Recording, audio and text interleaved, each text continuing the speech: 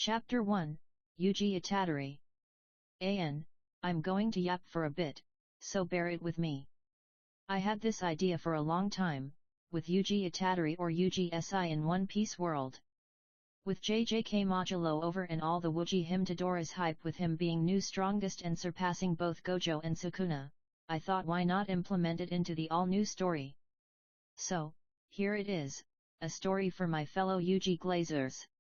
This first chapter was written way back in September 2025, that is why you may find few out-of-line elements here and there. English is not my first language, but I still have a good grasp over it. I write all my chapters by myself. I take different types of writing elements and blend it into my story, trying my best to make this story immersive and good. There were many grammatical errors in my writings, so, only for that particular section I use AI to correct it. Other than that, I didn't let AI tinker with my writings and storytelling or any of those things. I then proofread it multiple times to recheck everything, and if by any chance I found any AI-related wordings, I remove that part and then correct it. If any of you by any chance still finds anything wrong or AI-like wordings by your perspective, then please do comment on that paragraph. I had already learnt my lesson from my previous work, that AI kills the story and make it sloppy and sketchy. But please do not spam AI at everything. Now the important part, I am going to implement some of the live-action elements into the story too. Mixing some parts of manga and live-action together, I will try to deliver a good story for all of you. And now the second part, how would you like to take the casting? Original manga version or new live-action version? Because truth to be told, I myself wants to add some live-action casting into the story, but I also know that many of you will want me to stick with the original. So, here is the vote. Luffy. Manga. Live-action. Nami. Manga. Live-action. Zoro. Manga. Live-action. Usopp. Manga. Live-action. Sanji. Manga. Live-action. Robin. Manga. Live-action. Note the time of transmigration will be according to the first chapter, i.e., it was September 2025, and MC has no knowledge of Season 2 casting for live-action or how it was done. Okay, enough yapping, let's get started. Attendance please. First person POV. A groan escaped my throat as I collapsed into the chair, my body a single, protesting ache. Man, I'm wiped. I stretched my legs out under the desk, joints popping, and let out a sigh that seemed to come from my bones. Thud. Ugh, my friend dropped into the seat beside me, his bag hitting the desk like a sack of bricks. The smell of formalin clung to him, just as it did to me. I swear, the staff here are unbelievable, he groaned, twisting until his spine cracked like walnuts. 4 hours standing in that lab without a single stool. And that fan, that one sad, whirring fan right above the teacher's desk, blowing his papers around while the rest of us slowly baked. A dry chuckle escaped me. I folded my arms on the cool laminate surface and rested my head. What did you expect? Air conditioning and padded chairs? This is a community college, not some tech campus. Honestly, the fact that they let us eat chips in the back is a miracle. I met his eyes. Teachers here are much more laid back than most. A look passed between us, a silent understanding forged through shared hardship. We laughed, and for a moment, the exhaustion lifted. When the 15-minute break ended, we trudged back into the lab's sterile light for the final practical. I found my spot, marked by a peeling sticker with my roll number. On the vast blackboard, the list of experiments stared back at me. My eyes found mine. At least this one looks easier than the last, I hummed to myself, the tune meaningless, just a way to fill the quiet. 2 grueling hours later, it was over. I packed my tools slowly, my mind already drifting toward the empty weekend ahead. That same off-key hum returned to my lips. Hey, Nilu. My friend appeared at my elbow, his bag zipped and ready. Exams are finally over and done with. Want to catch the new Demon Slayer movie? I'll book tickets for Sunday evening. Yeah, sure, I said. The city at evening was quite busy. After dropping him off, I was alone on my bike, the engines purr my only companion. The usual noise of traffic had faded to a murmur. At a wide intersection, I slowed to a stop, my eyes fixed on the red light ahead. I waited. The cross street was empty. I waited longer. A cold, sharp prickle traced down my spine. The digital countdown was frozen, its red numbers were stuck at 02. Not a single car passed in any direction. There were no distant honks, no sounds from any direction, only an absolute, engulfing silence pressing down. What the hell? My gut clenched. I had read enough stories to recognize when a scene glitched, when something was deeply wrong. Instinct took over. I revved the bike, the sound violently loud in the quiet, and eased it forward across the deserted junction. I had barely traveled 100 meters, just enough for the frozen traffic light to vanish from my mirror, when the world dissolved. The light was bright, like a presence, searing and silent, that swallowed everything. It was the very essence of whiteness, erasing shape, color, and thought. There was no time to curse, no final revelation. My consciousness was simply erased. One moment I was there, and then, as gently as a page turning, I was gone. End POV. One Piece World, see Calendar 1522, East Blue, Orchids Island. Orchids Island truly lived up to its name. It didn't just grow flowers, it embodied them. A tapestry of vibrant purples, fiery reds, and delicate whites blanketed every slope, spilled from every windowsill, and filled the air with a sweet, heavy fragrance. The island's lifeblood was its blooms distilled into precious scents for the wealthy, woven into garlands, and loaded onto trading ships that departed monthly for ports across the East Blue. But such beauty was a beacon. Greed, worn in the polished boots of merchants and the tattered shoes of pirates, had long washed up on its shores. Monopolies were attempted, raids were launched. All failed. The island's protection came from a modest marine base, its presence quietly established long ago by the legendary Vice Admiral Monkey D. Garp, who was said to have once enjoyed a particularly fine orchid sake here. In the island's small hospital, the scent of antiseptic could not fully mask the subtle sweetness of flowers. Yuji Itadori, a 24-year-old man whose broad shoulders gently strained the seams of his simple shirt, walked steadily down the hall. He pushed open a familiar door and sighed a sound of fond exasperation. On the bed, an old man with a face like a wise, weathered apple grinned mischievously at a flustered nurse adjusting his IV line.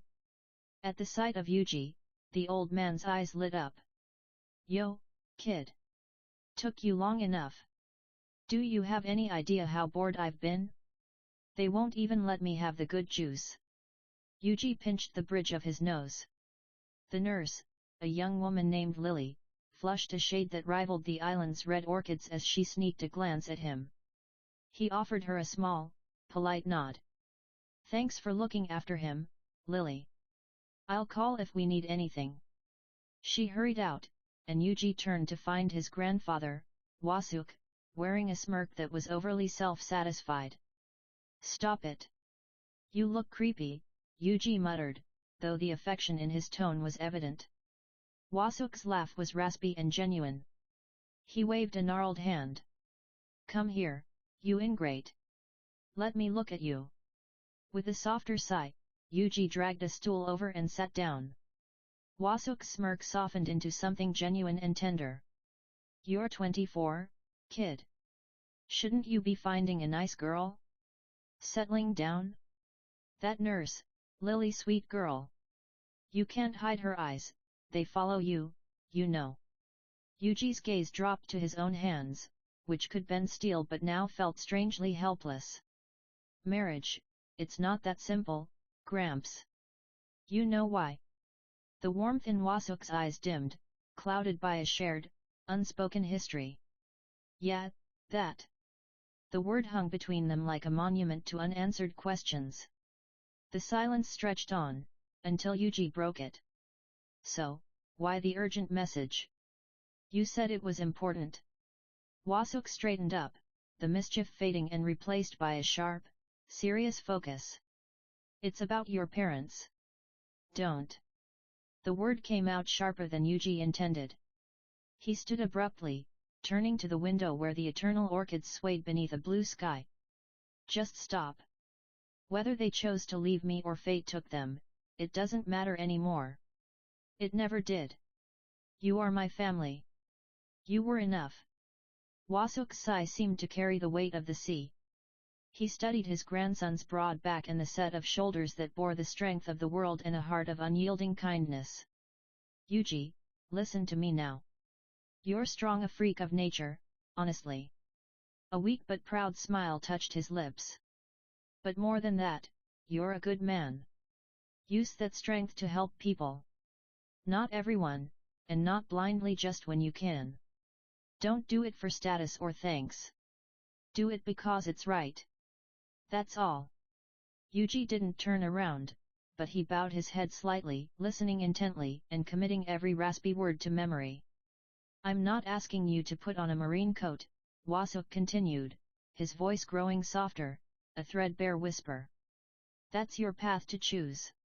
Whatever you do, wherever this crazy world takes you, you'll always be my grandson. My only wish is that when your time comes, you're surrounded by people who love you, just as I do now. He paused, drawing a shallow breath. Other than that, live, Yuji.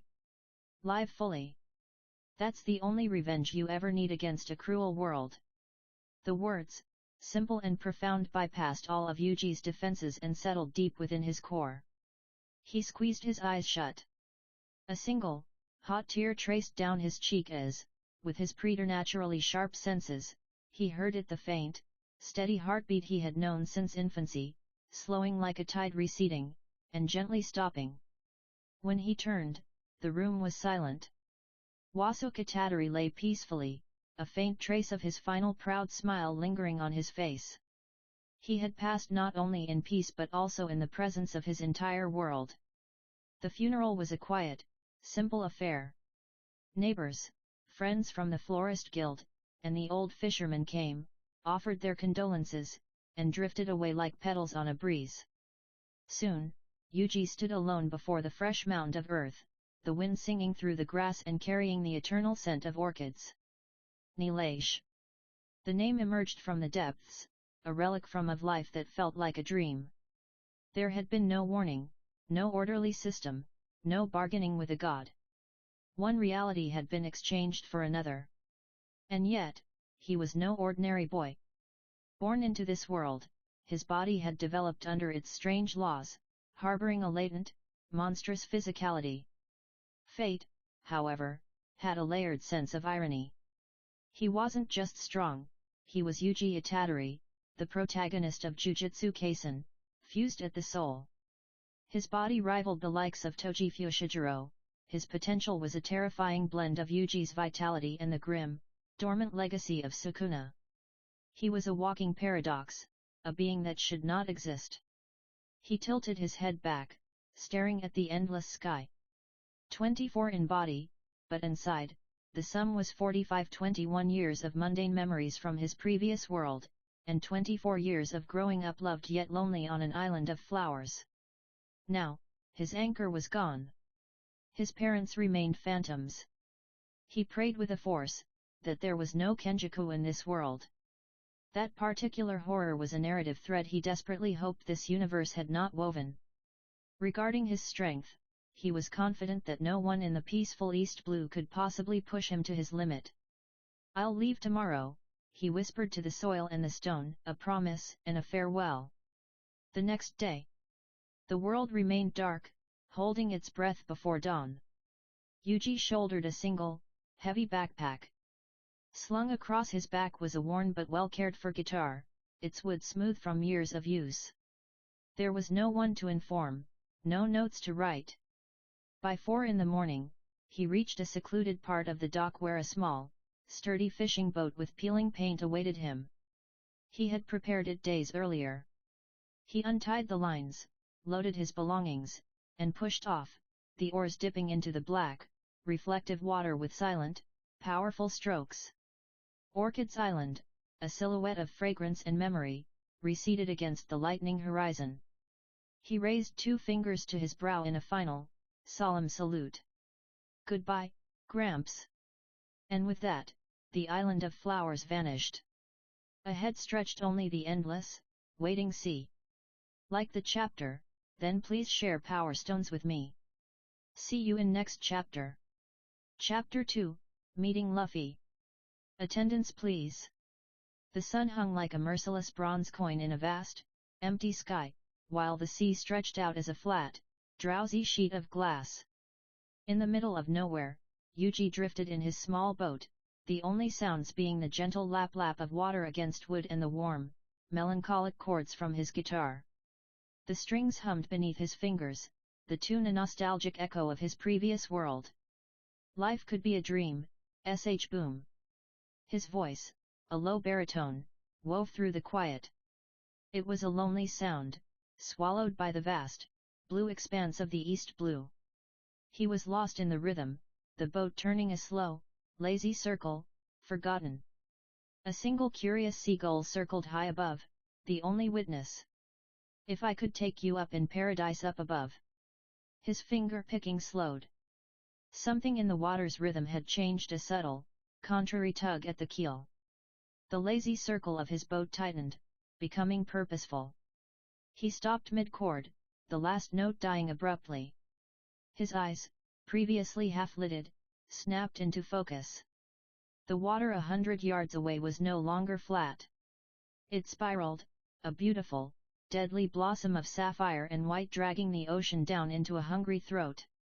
"Oh," Yuji breathed, "a whirlpool."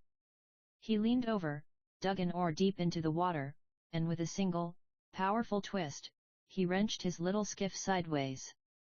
The boat groaned, skipping out of the gathering vortex's grip like a stone, leaving the whirlpool to swallow nothing but sunlight and salt spray. He watched it churn for a moment, then shouldered his guitar. Too close for comfort. Meanwhile, a few kilometers away, harmony was being shattered. The Ocean Pleasure, a VIP commercial vessel, echoed with screams. The Alvida pirates swarmed the deck like locusts. At their head stood a mountain of a woman wielding an iron mace the size of a man, Captain Iron Mace Alvida, her 5 million berry bounty a testament to her brutal might. "Ka-ha-ha-ha-ha! Faster, you maggots! Strip it clean!"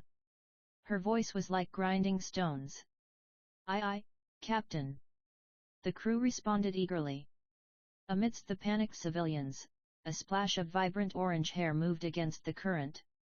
A young woman in a high-end dress watched the pirates with an intensity that burned brighter than fear. As a pirate hurried past, weighed down by a chest of silver, she did not cower.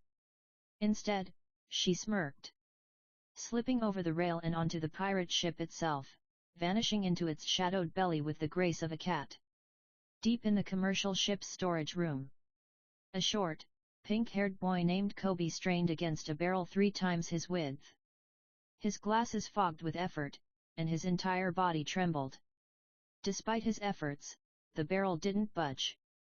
Well, look at the little shrimp trying to lift the ocean." 3 of Alvida's pirates filled the doorway, their laughter cruel and hollow. They circled him like a trio of sharks sensing weakness. "What's the matter, Kobe? Captain's pet not getting enough to eat," one sneered. "Maybe the captain keeps him around for other reasons," another sneered, a nasty grin spreading. "Got a thing for weaklings, does she?" They all glanced at Kobe's terrified, trembling form and dismissed the thought as more trouble than it was worth. However, their eyes lingered on the barrel. It was oddly heavy and sealed tight. "Rum," the third pirate decided, thumping the lid. "It's gotta be the good stuff. Keep this quiet. You know she'll drink it all herself and then blame us for not finding more." They turned as one to Kobe, their smiles devoid of warmth. You haven't seen anything yet, right, Kobe? Right. I didn't see anything. Kobe squeaked, shrinking back into himself. Please, just don't. Crash. The barrel exploded from within. Oak staves shattered outward as a figure punched straight through the lid, sending the three pirates flying into the walls, where they slumped unconscious. Kobe's jaw hung open. Standing amid a pile of splinters and dust was a boy wearing a straw hat and a red vest, blinking and stretching as if he had just woken from a pleasant nap. Wah! That was a great nap, the boy declared, scratching his head. I got so dizzy in there, I thought I was going to barf. Shishi. He looked at the unconscious pirates, then at Kobe, tilting his head. Yo, why are they sleeping on the floor? They'll catch a cold. You did this to them. Kobe screamed, his voice cracking. The straw-hatted boy, Monkey D. Luffy, ignored him, his stomach emitting a cavernous growl that echoed through the small room. Hey, do you have any meat? I'm starving. I could eat a whole sea king right now. He began rummaging, pulling out a barrel of apples and immediately devouring one, core and all. Mister, please, you have to go. Kobe hissed, fear cutting through his shock. This ship is being raided by pirates. Luffy stopped mid-crunch. His eyes, previously lazy, sharpened. He adjusted his straw hat, and a grin spread across his face. Pirates, hey? Well, you know what? I'm a pirate too. He jabbed a thumb at his chest. Name's Monkey D. Luffy. The man who's going to be king of the pirates. Yuji's small boat cut silently through the now calm water. The Ocean Pleasure and Alvida's hulking pirate ship loomed ahead, the sounds of commotion drifting across the waves. Right on schedule, he murmured. With practiced ease, he stood up, shouldered his backpack and guitar, and took 2 quick steps. On the third, he launched himself. He landed in a silent crouch on the broad wooden rail. Below him, civilians cowered while burly pirates stood triumphant. Then, with a roar of splintering wood, the deck erupted. Boom! Alvida herself burst through like a tsunami. Moments later, 2 more figures shot out of the hole, a straw-hatted boy and a pink-haired one, carried like a rag doll. Yuji's breath caught in recognition. Luffy, Kobe, and Alvida. His eyes swept over the pirate captain's immense, wart-covered form. The artwork in the manga did not do justice to the sheer, visceral horror of her presence. A genuine shiver of revulsion ran down his spine. Then, suddenly, Kobe, pushed beyond all endurance, found a courage he never knew he had. His voice ripped through the air, high and desperate, "You're the ugliest, meanest, fattest pirate in all the seas." A deathly silence fell. The air grew heavy. Alvida's face turned purple. Her mace whistled as she raised it high, aiming to smash Kobe across the deck. Luffy tensed, ready to spring. But before that, Yuji moved forward. One moment, he was on the railing. The next, he was behind Alvida, his hand gripping around her massive wrist. The descent of the mace stopped abruptly as if it had struck an invisible wall. "I think that's enough," Yuji stated, his voice calm. All heads swiveled. The pirates gaped. Kobe's eyes bulged. Luffy's eyes focused instantly, a spark of intense interest igniting within them. "What?" Alvida bellowed, twisting to face the pink-haired stranger. "How dare you touch Aoik?" Her rage erupted into a shriek of agony as Yuji tightened his grip. A sickening crackle of strained tendons echoed. The colossal mace slipped from her nerveless fingers, crashing onto the deck. The mighty Alvida collapsed onto her knees, whimpering. Yuji bent down, never releasing his grip, and picked up the weapon. He tested its weight with a few one-handed swings. Each pass tore through the air, creating a miniature gale that whipped the hair and clothes of the nearest pirates. Alvida, sweating profusely, attempted a coquettish smile. It was a ghastly sight. Mister, surely we can talk? A strong man like you could have a place on my ship. Yuji looked at her with something resembling pity. Yeah, sorry, lady. No hard feelings. In one fluid motion, he lifted the gigantic woman completely off the deck with one hand. He hefted the mace in the other, his stance shifting subtly. Thunder Bagua. He didn't speak the name, but the technique was evident in the devastating, precise economy of motion. The mace struck her midsection with a concussive, focused thud that expelled all the air from her lungs in a single, shocked oof. She was launched back like a cannonball that soared over the sea, growing smaller and smaller until she vanished into a distant speck on the horizon, accompanied by a faint, dying echo of her rage. Yuji blinked, the silence he left behind deafening. He turned to Luffy and Koby, the mace resting on his shoulder. I didn't overdo it, did I? The pirates were terrified. Koby's mind had completely blue-screened. But Luffy? Luffy threw his head back and laughed a pure, joyful sound that shattered the tension. Shishi. Nope. Yuji's smile then broke through, meeting Luffy's infectious grin. Boom. A cannonball tore through the space between the two ships, showering them with spray. A marine vessel, sails billowing, was bearing down on them. Marines. Luffy's eyes went wide. He snatched up Koby with one arm and, in a move of inexplicable instinct, grabbed Yuji's wrist with his other, his hand stretching out with rubbery ease. Gotta go. He leapt, dragging his two pink-haired companions with him. They soared over the side, landing in a messy yet perfect heap in the center of Yuji's small boat. Before the Marines could fire again, Luffy was already rowing with frantic, comical speed. Yuji, laughing, joined him, adding strong, synchronized strokes. Their combined effort sent the small skiff skimming over the waves like a frightened duck. Koby could only cling to the sides, his world a blur of sea, sky, and the sound of two lunatics laughing in defiance of the navy. Half an hour later, the sea was calm once more. The marine ship was just a dot on the horizon. Exhausted, Luffy flopped onto his back in the boat. Phew! I thought my adventure was going to end before it even began. He sat up abruptly, a surge of energy flooding back. His dark eyes locked onto Yuji with blazing curiosity.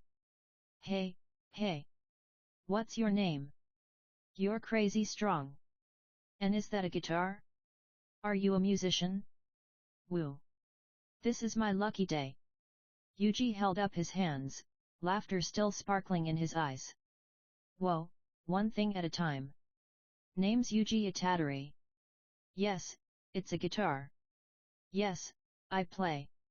Not a professional, but... He noticed Luffy's expression begin to fall and quickly added, I know my way around it. I'll play you something. Luffy shot upright. Yosh! A pirate song. Play a pirate song. One pirate song, coming right up. Yuji settled the instrument, his fingers finding the strings by muscle memory. He tapped his foot on the wooden hull, maintaining a steady, marching cadence. Thumb. Thumb. Thumb. Thumb. His voice began a rich, storytelling baritone that seemed to draw the very horizon closer. There once was a ship that put to sea, and the name of the ship was the Billy O.T. He sang the sea shanty.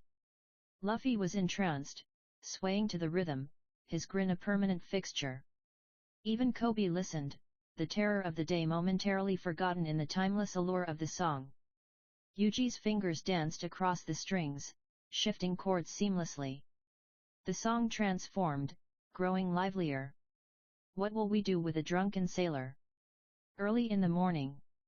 Luffy hooped, drumming on the side of the boat. As Yuji's voice rose and fell through the final verses. The last note hung in the salty air, mingling with the sigh of the waves. For a moment, there was perfect silence. Then Luffy and Koby erupted into applause, with Luffy's cheers loud enough to startle fish in the distance. Yuji gave a theatrical yet humble bow. Then Luffy stood up. The boat rocked beneath him. His face was utterly serious, every trace of childish glee replaced by an ironclad certainty that seemed to alter the very atmosphere around them. "Yosh," he said, the word a declaration. "I've made my decision." Koby looked up nervously. Yuji simply watched. Luffy pointed his finger directly at Yuji. "Join my crew." What? Koby squeaked. Luffy's eyes burned with the conviction. "Join my crew, Yuji. Let's sail together. Let's flip this whole world upside down." Koby looked frantically between them, shaking his head and mouthing no. Yuji leaned back, gazing at the boundless sky, then at the impossible, rubber-bodied boy who dreamed of becoming a pirate king. A wild excitement stirred in his chest as he met Luffy's unwavering gaze. "Ha," Yuji said, his grin matching Luffy's own. "Why not? I've got nothing better to do." The joy that exploded on Luffy's face was brighter than the Sunday yet. "That's two of us now." He laughed, pure and free. "Just you wait, Yuji. We're gonna be the greatest pirate crew the world's ever seen." He planted his feet firmly in the little boat, threw his arms wide, and shouted his promise to the sea, the sky, and the future. "And I'm gonna be king of the pirates." Like the chapter, then share your power stones with me. See you in next chapter. Chapter 3, Shell's Town. Attendance please. The small boat drifted in the vast, sun-drenched expanse of the east blue, a speck on a sheet of polished sapphire. Its 3 occupants basked in the stillness, the gentle lap of water against the hull the only sound for miles. Luffy was sprawled like a starfish, Yuji leaned back with his hands behind his head, and Koby fidgeted, the calm doing nothing to soothe his nerves. "A demonic beast, hey!" Yuji muttered, the words drifting lazily on the salt-tinged air. Koby had just finished describing a certain bounty hunter. Yet, Roronoa Zoro is his real name, but they call him Zoro the Pirate Hunter. Koby pushed his glasses up, the lenses flashing in the Sunday. He's like a bloodthirsty hound, roaming the seas, hunting men for the bounties on their heads. He swallowed, his voice dropping to a whisper, as if the name itself could summon its owner. "They say he's a demon in human form." Luffy just hummed, his straw hat tilted over his eyes. Luffy-san, he's a pirate hunter. Pirate hunters don't mix well with pirates." Koby pleaded, the effort clearly futile. He turned a desperate look to Yuji. "Yuji-san, please help me try to reason with Luffy-san." Yuji rubbed his chin in an exaggerated show of thought. "Well, Luffy is the captain, so it's his decision. But, if he's a good guy at heart, then... What are you even saying?" Koby cut him off, panic rising. "He's in prison because he's not a good guy. Why don't you both understand this?" Luffy's laugh broke the tension, a carefree ripple in the stillness. Shishi, well, we'll find out when we see for ourselves." Koby was completely disturbed, his gaze darting between Luffy's unwavering grin and Yuji's laid-back posture. A cold dread, different from his fear of Alvida, settled in his stomach. What kind of madness have I gotten myself into? After a few more hours of sailing, and Koby's increasingly frantic, ignored warnings, the coastline of Shell's Town resolved from the haze. The marine base loomed in the distance, a stark, imposing slab of white stone against the small town. "Yosh, we're finally here." Luffy launched himself from the boat, landing on the docks with a solid thump. He stretched, his bones popping, and scanned the quiet port with eager eyes. Yuji stepped off more carefully, tying the boat with a secure knot. "Thanks, Koby, for getting us here safe and sound." He shouldered his backpack and guitar, his eyes tracing the lines of the distant base. Koby smiled sheepishly, rubbing the back of his head. It's fine, Yuji-san. It's the least I can do for what you and Luffy-san did for me. Don't worry about it. I just helped." It was all Luffy, and your own courage, Yuji said, his smile genuine. So, if you want to thank someone, thank him. Why yet? Kobe muttered, his gaze dropping. Luffy spun towards them, his stomach issuing a loud, dramatic growl. Hey Yuji, Kobe. I'm starving. Let's go eat something. Well, I do have money. Yuji said, checking his wallet with a sense of looming doom. They found a local restaurant. The few customers ate in silence, eyes downcast. The trio took a corner seat, ordered food, and Luffy proceeded to devour enough for 5 men. After the meal, Luffy patted his heavily bloated stomach with profound satisfaction. Yuji, after paying the bill, looked into his now pitifully thin wallet and felt a deep tremor of despair. Geez, I should have known. Feeding him is like trying to fill a bottomless pit. He sighed, a sound of utter defeat. Well, Kobe, I guess this is where we part ways. Luffy spoke up, his tone uncharacteristically direct. I hope you join the Navy and become a great Marine. Tears welled up in Kobe's eyes. Thank you, Luffy-san. You and Yuji-san, for freeing me and helping me find my courage. And I hope you both become great pirates and achieve your dreams. He sniffed, rubbing his red nose. Even though that means we'll be enemies in the future. But I'll never forget your kindness. Yuji placed a firm hand on Kobe's shoulder. It's okay. We'll meet again. Maybe on opposite sides, just as you said, but our paths will cross. Kobe nodded, wiping his tears. Luffy hummed, rubbing his chin. Hey, I just remembered, that Zoro guy is supposed to be imprisoned here, right? A heavy, suffocating silence instantly fell over the room. Everyone, from the old man at the counter to the mother in the corner, froze. Slowly, as one, they turned their heads toward Luffy, their faces edged with pure terror. Luffy blinked. What? Kobe slowly leaned in, his voice a terrified whisper. Maybe you shouldn't say that name out loud around here. Oh. Luffy muttered, as if a minor puzzle piece had clicked. Trying to lighten the mood, Kobe offered a weak smile.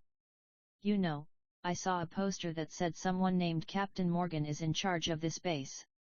Once again, silence descended, thicker and colder than before. This time, the customers didn't just look, they trembled. A spoon clattered to the floor, the sound like a gunshot in the quiet. Hey! Kobe stared, utterly bewildered. Some time later, the trio exited the restaurant, the bright sunlight feeling harsh after the gloomy interior. Luffy laughed, recounting how funny the people's faces were. Kobe walked slightly apart, deeply disturbed by the reaction to a Marine captain's name. You know, Kid Yuji's voice was calm but carried a new weight. It got Kobe's attention. Not all Marines are righteous. Some hide dark secrets behind the coat of justice they wear. Kobe stopped dead, looking at Yuji with wide, disbelieving eyes. What? How can you say that? Marines are heroes who protect peace and fight criminals and pirates. Luffy's grin faded. He said nothing, but the air around him seemed to grow heavy for a moment before he continued walking, his sandals slapping the cobblestones. Yuji sighed, a hint of sadness in his eyes. I don't blame you for believing that. The world needs its heroes. He paused, then added softly, almost to himself, it's always more complicated up close. He then followed Luffy. Kobe stared at Yuji's back, the words churning in his gut. Surely it's not like that, he muttered to no one, before scurrying after them. A few more minutes of walking brought them to the front gate of the Marine base. It was even more imposing up close, the walls radiating cold authority.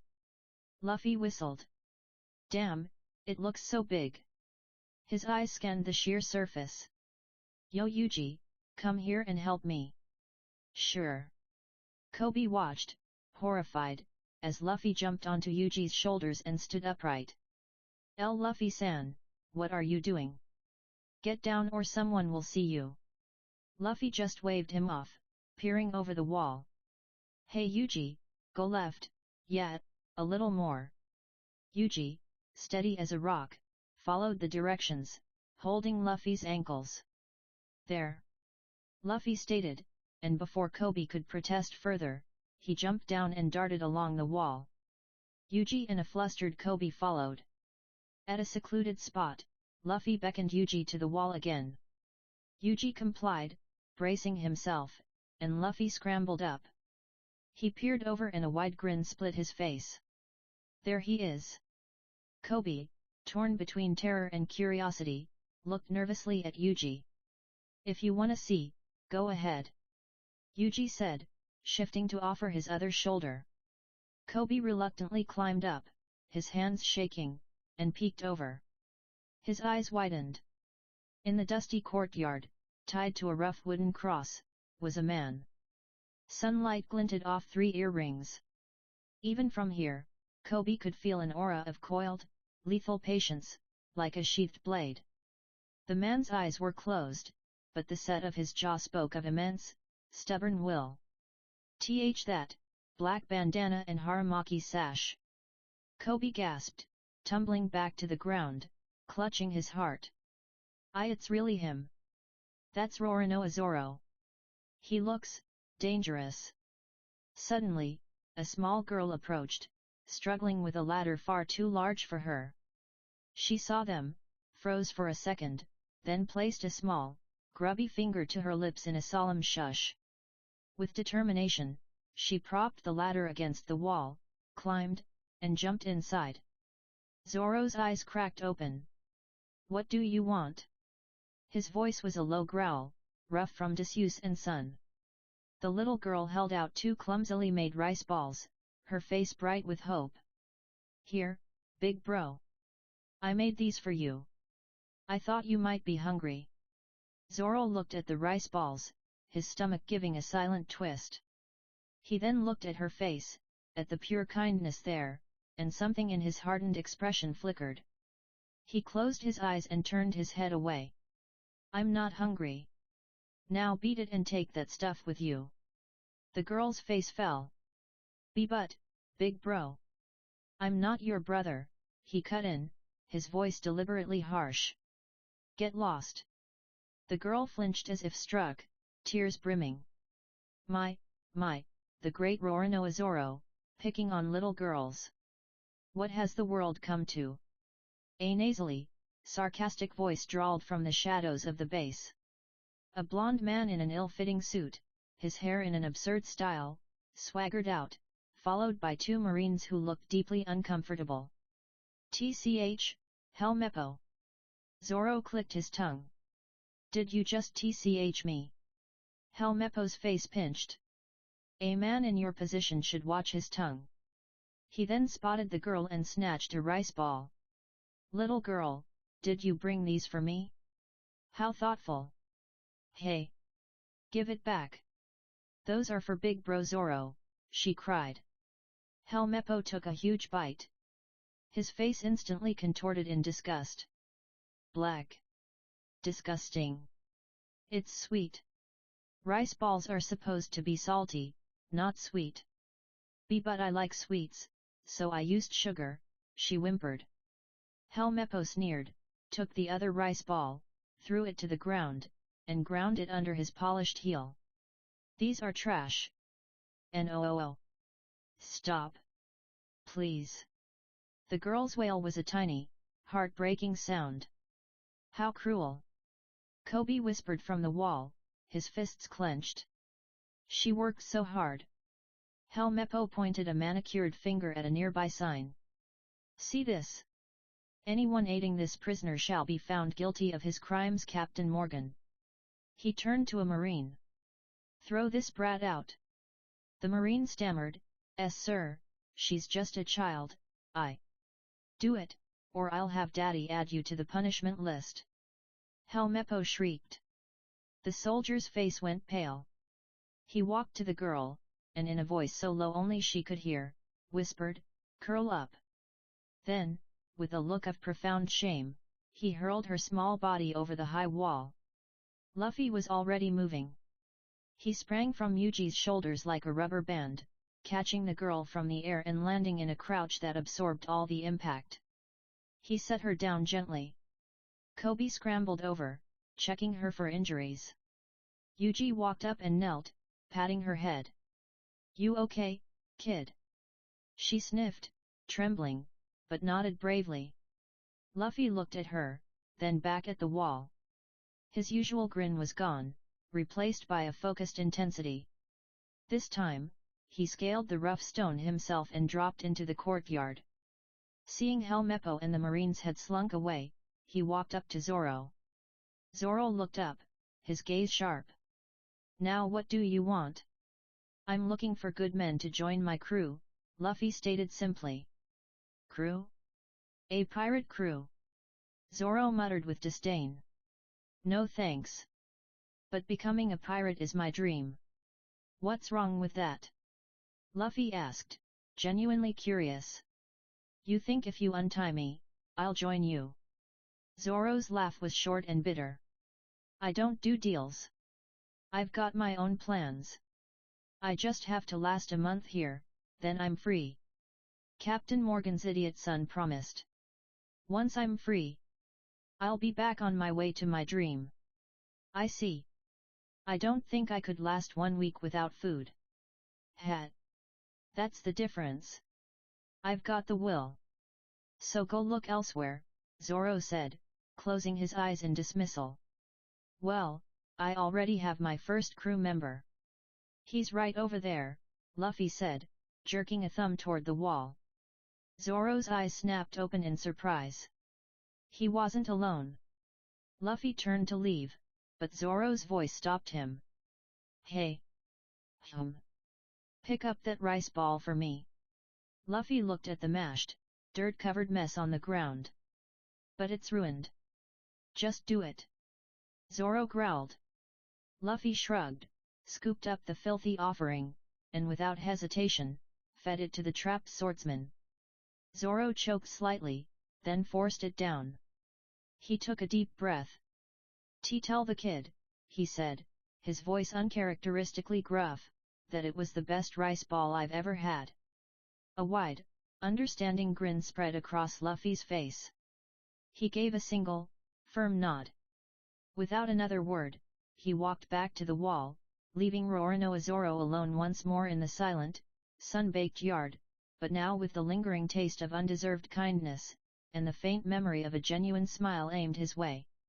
Like the chapter, then please share your power stones with me and help this FIC to grow more. See you in next chapter. Chapter 4, Facing Marines. Attendance please. The salty air of the restaurant, once warm with the scent of stew, had gone cold. Luffy, Yuji, and Kobe sat with the little girl, Rika. In a small, steady voice, she told her story. She told them of her mother Ririka's struggling restaurant, of Helmeppo's wild dogs, and of the green-haired man who had cut them down to save her. She explained the trap. Zoro had been blackmailed into surrendering to protect the very people he'd defended. "That's why Big Bro Zoro is in prison, because he hurt that guy's dogs to save me and the others." Rika finished, her small fists clenched on the table. A piece of the puzzle clicked for Kobe. "That makes sense," he muttered. "Zoro's really scary, but he only goes after criminals with bounties. He wouldn't get thrown into prison for that." Rika nodded hard. "Yet, Captain Morgan and his son are the bad ones. They execute people for no reason. Everyone's afraid of them." The fragile quiet shattered as the restaurant door smashed inward, splinters flying across the floor. "Ha ha ha ha ha. You're not bowing your heads low enough, scum." Helmeppo's sneering voice came first.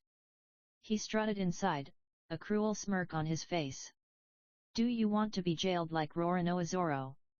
He dropped into a chair and kicked his boots onto the table. "We're going to execute him publicly in 3 days. We'll make an example of him. I can hardly wait." Luffy, sitting beside Yuji, blinked slowly.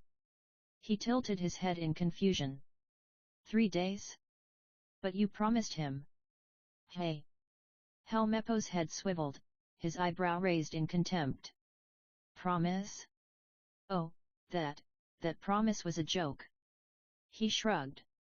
He's just a stupid beast for believing it.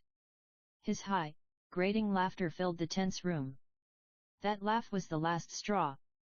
Luffy's hand, resting on his knee, clenched into a tight fist. He stood up slowly. The wooden floorboards creaked under his sandals as he walked toward Helmeppo. The blond man's laughter died, replaced by a sneer. You got a prob. The crack of Luffy's punch was sickeningly loud. Helmeppo's head snapped back, a spray of spit and blood flying through a sunbeam. The restaurant froze. Everyone held their breath. Patrons shrank back in fear. The two marine guards, stunned for a second, fumbled for their weapons and took a shaky step forward. A heavy hand landed on each of their shoulders, stopping them. They looked back, eyes wide, to find Yuji standing behind them, his face calm.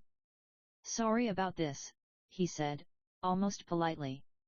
Then, with two quick chops to the back of their necks, he dropped them to the floor, unconscious.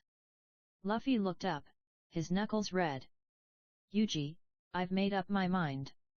I'm going to ask Zoro to join my crew. Kobe stood frozen, a silent scream on his face. Whispers spread through the crowd. He really did it. He punched the captain's son. Captain Morgan will skin us all. Yuji heard them and clicked his tongue. A scumbag is a scumbag, no matter who his father is. On the floor, Helmeppo groaned, spitting out two teeth that clattered like dice. He looked up, his face twisted with shocked rage. Why you hit me? No one ever hits me. Not even Daddy. He scrambled backwards. I'm Captain Morgan's son. I'm telling my father about you. Don't run crying to your papa. Face me. Luffy shot back, as Kobe desperately clung to his arm. Luffy-san. Please, stop. Helmeppo stumbled toward the broken door, his threat fading as he retreated. You'll die begging for mercy. You're a walking COR. Thwump. He collapsed face first, joining his men. Yuji stood over him, lowering his hand. The restaurant was so quiet they could hear distant seagulls. Did he kill him? Someone squeaked.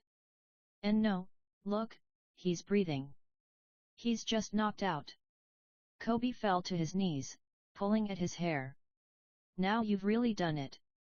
But Rika broke the tension, darting forward with a bright smile. Wow, big bro Luffy, Mr. Yuji, you two are so brave. I feel a lot better now. Luffy's angry look vanished. Then I wish I'd hit him a few more times for you. Before the mood could lighten, a woman rushed from the kitchen, her face pale. Rika. Get over here. She hugged the girl tightly, then stared at Luffy and Yuji in terror. Please, leave. You've caused enough trouble. We don't want any more. But, Mommy, they are good people. And Big Bro Zoro is good, too, Rika pleaded. Her mother's voice dropped to a horrified whisper. What? You didn't go to the parade ground, did you? Rika's eyes darted away. Well, no. She looked back at the trio, her face falling. Luffy and Yuji shared a look. They just waved and turned for the door. Kobe followed, apologizing over and over to the mother, the daughter, and everyone else. Outside, the sun felt heavier. So, what now? Yuji asked, falling into step beside Luffy, his tone relaxed. Luffy stared at the stark shape of the naval base in the distance. Let's go talk to Zoro. Yuji just nodded. Naval base. The base courtyard was a bare, silent cage of dirt. Luffy and Yuji vaulted the wall easily, landing softly. Kobe scrambled over behind them, panicked. They walked toward the crucified figure. Yo, Luffy greeted, raising a hand as if meeting a friend. Yuji gave a solid nod. Zoro's head lifted, his eyes sharp under his bandana. You again? He muttered. His gaze swept over Yuji. And he's with you. Yuji Itadori, Yuji said, pointing a thumb at Luffy. This guy's first mate. Zoro clicked his tongue. So, are you just visiting, or are you still trying to recruit me? If so, my answer is still no. Luffy ignored the refusal. Call me Luffy. I'll untie you if you join my crew, okay? Zoro gritted his teeth, the ropes digging into his wrists. You don't listen. I've got my own mission. I'm not becoming a pirate. You think you're too good to be a pirate? A bounty hunter everyone calls a demon. Luffy asked, tilting his head. I don't care what people think. I live by my own code. Zoro's voice was low and intense. I've never done anything I regret. That's why I'll never be a pirate. Sorry, but I've made up my mind. You're joining my crew. Luffy declared. A visible vein throbbed on Zoro's temple. I don't care what you decide. Zoro's roar echoed off the walls, making Kobe jump. Luffy just smiled, making Yuji chuckle. Hey, you're a swordsman, right? Yuji cut in. Zoro's glare shifted. Yet. If I wasn't tied up, I'd show you. So where are your swords? Luffy asked. They took them. The captain's idiot son. Genuine pain flashed across Zoro's face. Next to my life, those swords are my most precious treasures. Treasures? Hey. Luffy muttered. He snapped his fingers. I know. I'll get your swords back. Hey. Zoro stared, confused. Then, if you want them back, you'll have to join my crew. Luffy grinned. You little. Ignoring him, Luffy turned to Yuji. Hey Yuji. Stay here and keep an eye on him. I'll be back soon. Yuji gave a thumbs up. As Luffy bounded toward the marine tower, Zoro watched him go, then looked skeptically at Yuji. You're just letting your captain walk into a marine base like that. He can handle himself, Yuji said, leaning against the sun-warmed post. A heavy silence fell, broken only by Kobe's nervous shuffling. Then, from deep inside the base, came a tremendous crash, followed by the sound of splintering wood and shouts. Zoro's eye twitched. What is that guy doing? His curiosity got the better of him. He looked at Yuji, who was now talking quietly with the pink-haired kid. So, what are you? What's your job as first mate? Yuji looked back, a little puzzled. Well, I'm not sure yet. Hey? What do you mean? Right now, it's just Luffy and me. So, yet. Yuji shrugged. Zoro's mouth fell open. What? He looked to Kobe, who just nodded solemnly in confirmation. Humph, well, it doesn't matter to me. Zoro grumbled, looking away. Oh, I think it does, Yuji replied, his tone shifting. Hey.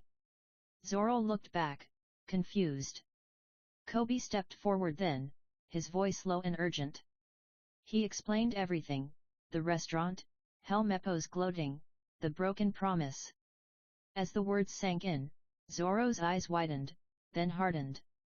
A low growl rumbled in his chest. That bastard! The scream tore from him, raw with fury. He strained against the ropes, the wooden beam groaning. Hey, if that's true, untie me now. I can't die here like this. The thunder of marching boots cut him off. Squads of Marines flooded the courtyard, rifles aimed at the trio. Stay where you are. Captain Morgan has ordered your execution. Then Morgan himself stomped forward. Surround the fortress. Don't let the one in the straw hat escape. He glared at Zoro. Roronoa Zoro. Peasants may fear you, but you're no match for me. You may be a barracuda, but I'm a great white shark, he bellowed. Take aim. The sound of dozens of rifle hammers clicking back filled the air. Zoro's mind raced. I can't die yet. I still have a promise to keep. Beside him, Kobe whimpered, sinking down. Yuji stepped forward, placing himself between the firing line and the two behind him. His hands stayed at his sides. Morgan sneered. You want to die first?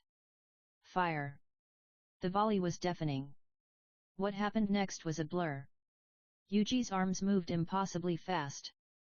His hands snatched through the air left, right, left again. The sound changed from gunfire to a rapid ping-ping-ping as something rained down at his feet.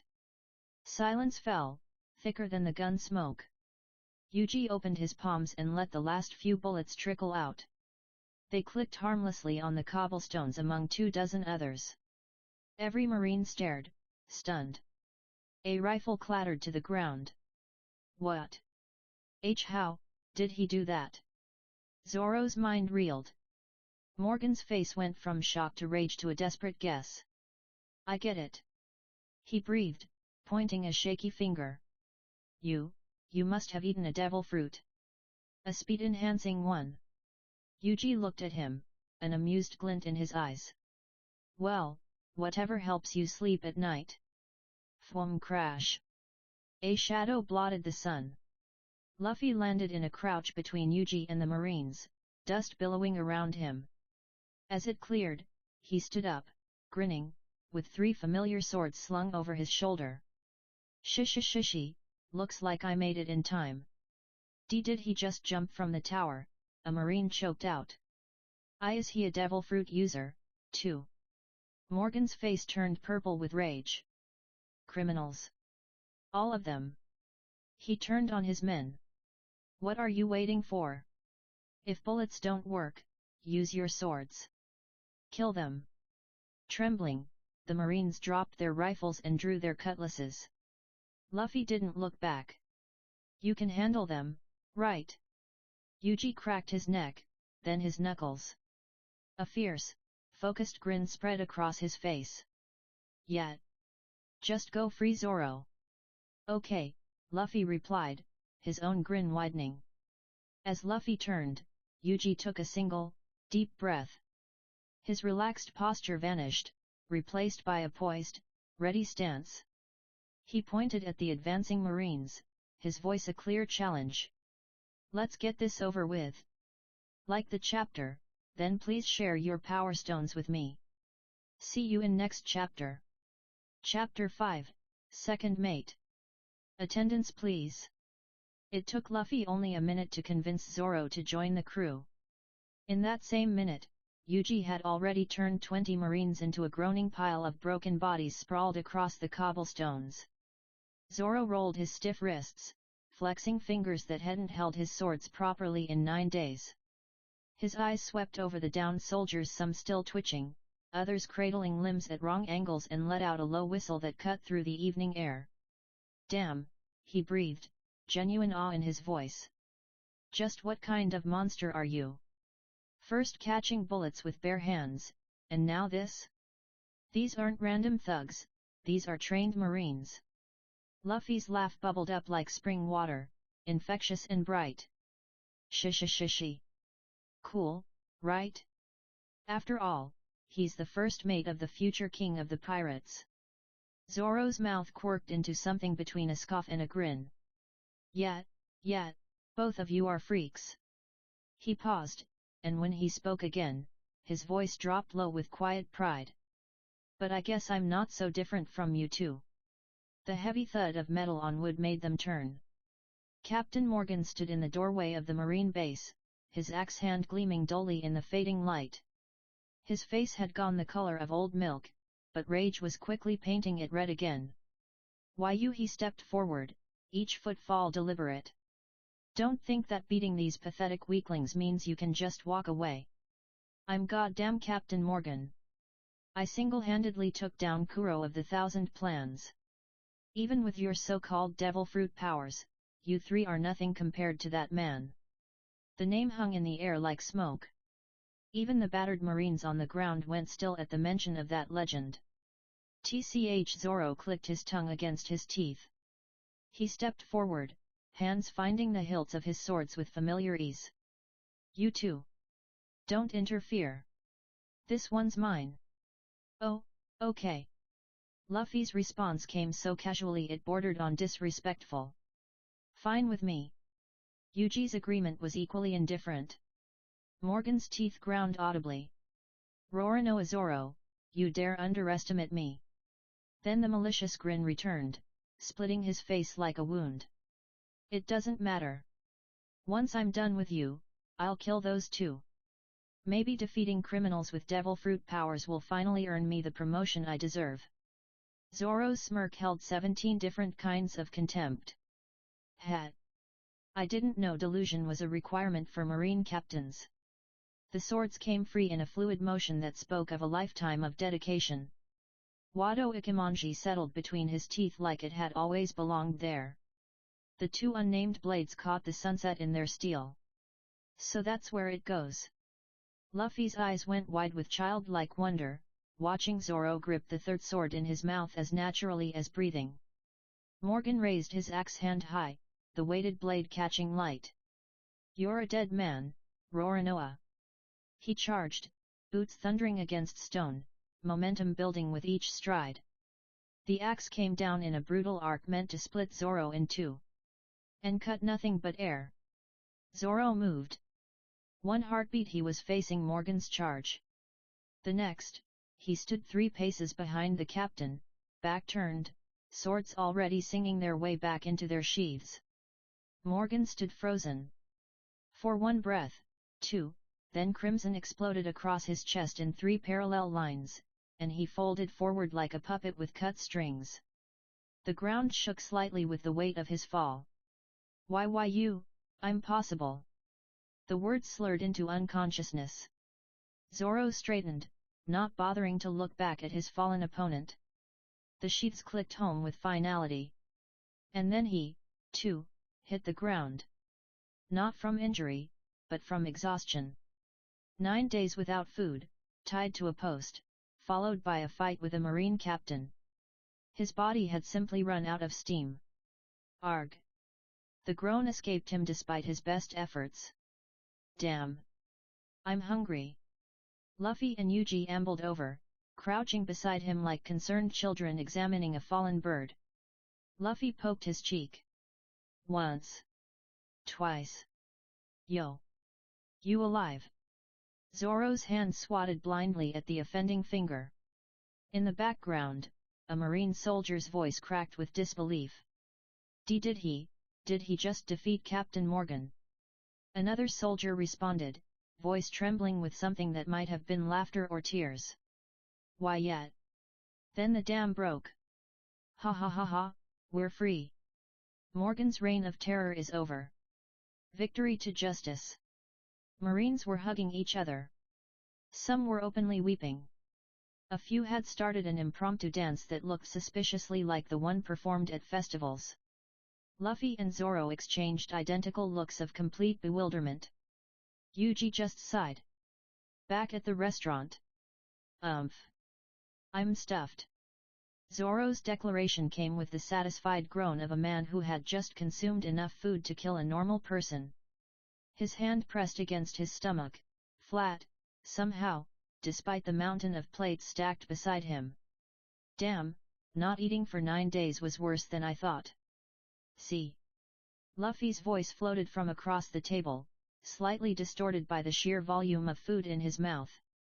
His stomach had expanded to truly absurd proportions, a rubbery balloon threatening to consume the entire table. Told you. You'd never have survived the whole month. Funny you say that, Zoro noted, his eye fixed on the anatomical impossibility before him with remarkable calm. Considering you seem even hungrier than me. I didn't know you ate a legendary devil fruit, Luffy-san. Kobe's voice pitched high with excitement. I thought they were just rumors. Luffy blinked, as if remembering something trivial. Hey? Oh yeah. I didn't mention it earlier, did I?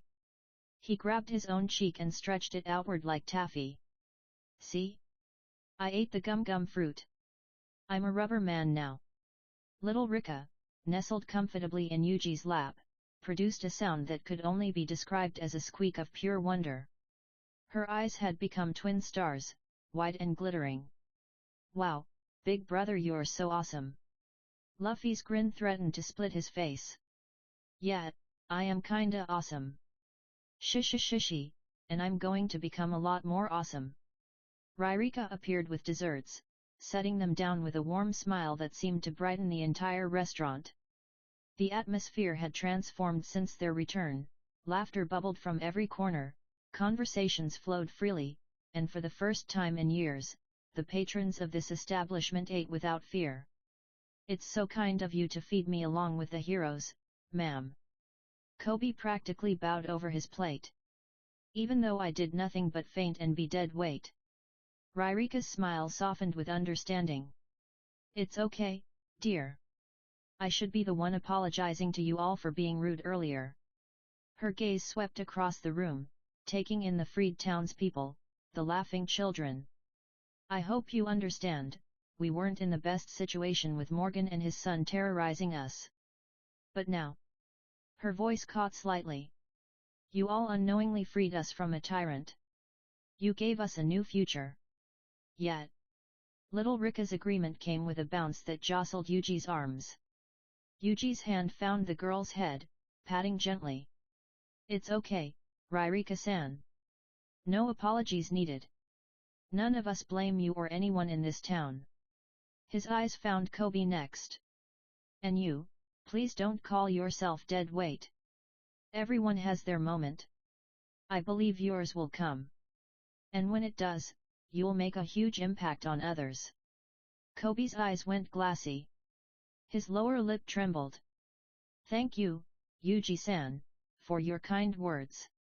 I promise to live up to your belief in me. Oh my, phew. Ririka's chuckle was warm as fresh bread. You certainly know how to deliver your words, Yuji-san. Yuji rubbed the back of his neck, suddenly bashful. Hehe, you think so? Well, I try to be kind. Like my grandfather. Then he must be a very proud grandfather. The words hung in the air. Yuji's smile didn't fade, but something behind his eyes shifted. He was. Ririka's hand flew to her mouth. Oh.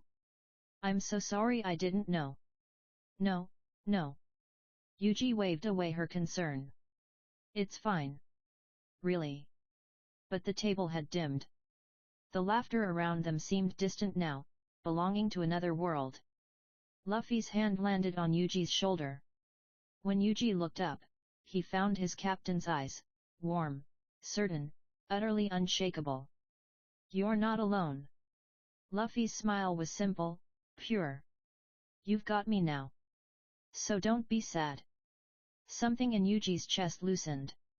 He smiled back. Thanks, Captain. Luffy's laugh rang out like a declaration. Shishi. Zoro watched the exchange with an unreadable expression. Then he cleared his throat deliberately, pulling attention to himself. So. One eyebrow raised. What's next? Luffy's grin turned toward the horizon, even though they were indoors. Now? We're headed for the Grand Line. The reaction was immediate. Ririka gasped, hand pressed to her heart. Kobe's face drained of color. Grand Line. Ririka's voice held genuine fear. Luffy-san. Kobe's words tumbled out in a desperate rush. Why can't you understand? That's suicide. There are only 3 of you. If you go there, you'll be sailing to your death. The most bloodthirsty pirates in the world are there. Zoro's lips curved into something predatory. Well. If we're after the One Piece, the Grand Line's where we have to go. Kobe whirled on him, betrayed. Zoro-san. How can you agree to this? Zoro's eyebrow climbed higher. Hey? What's it to you? You're not coming with us. The words landed like a slap. Kobe went silent, staring down at the table. Yet. His voice was small. That's true. But when he looked up, his eyes held a desperate shine. Can't I even worry about my friends? He turned to Luffy and Yuji, words tumbling over each other. Luffy-san, Yuji-san, we haven't known each other long, I know. But, we're friends. Aren't we? Luffy met that desperate gaze without flinching. For a long moment, he simply looked at the pink-haired boy who had been a slave, who had been nothing, who had found the courage to dream. We're going separate ways, Luffy said. But we'll always be friends. Kobe's eyes overflowed. Tears traced paths down his cheeks, but he didn't wipe them away. Luffy-san. His voice cracked. You and Yuji-san are the first real friends I've ever had. No one else ever stuck up for me. Even I wouldn't stick up for me. But you taught me to fight for what I believe in. A pause. Even you, Zoro-san. Zoro blinked, genuinely puzzled. He hadn't done anything. Had he? Luffy nodded as if this made perfect sense. Well. That's why I'm going to the Grand Line. Zoro nodded sagely. Makes sense to me. Yuji's hand met his face with a soft smack.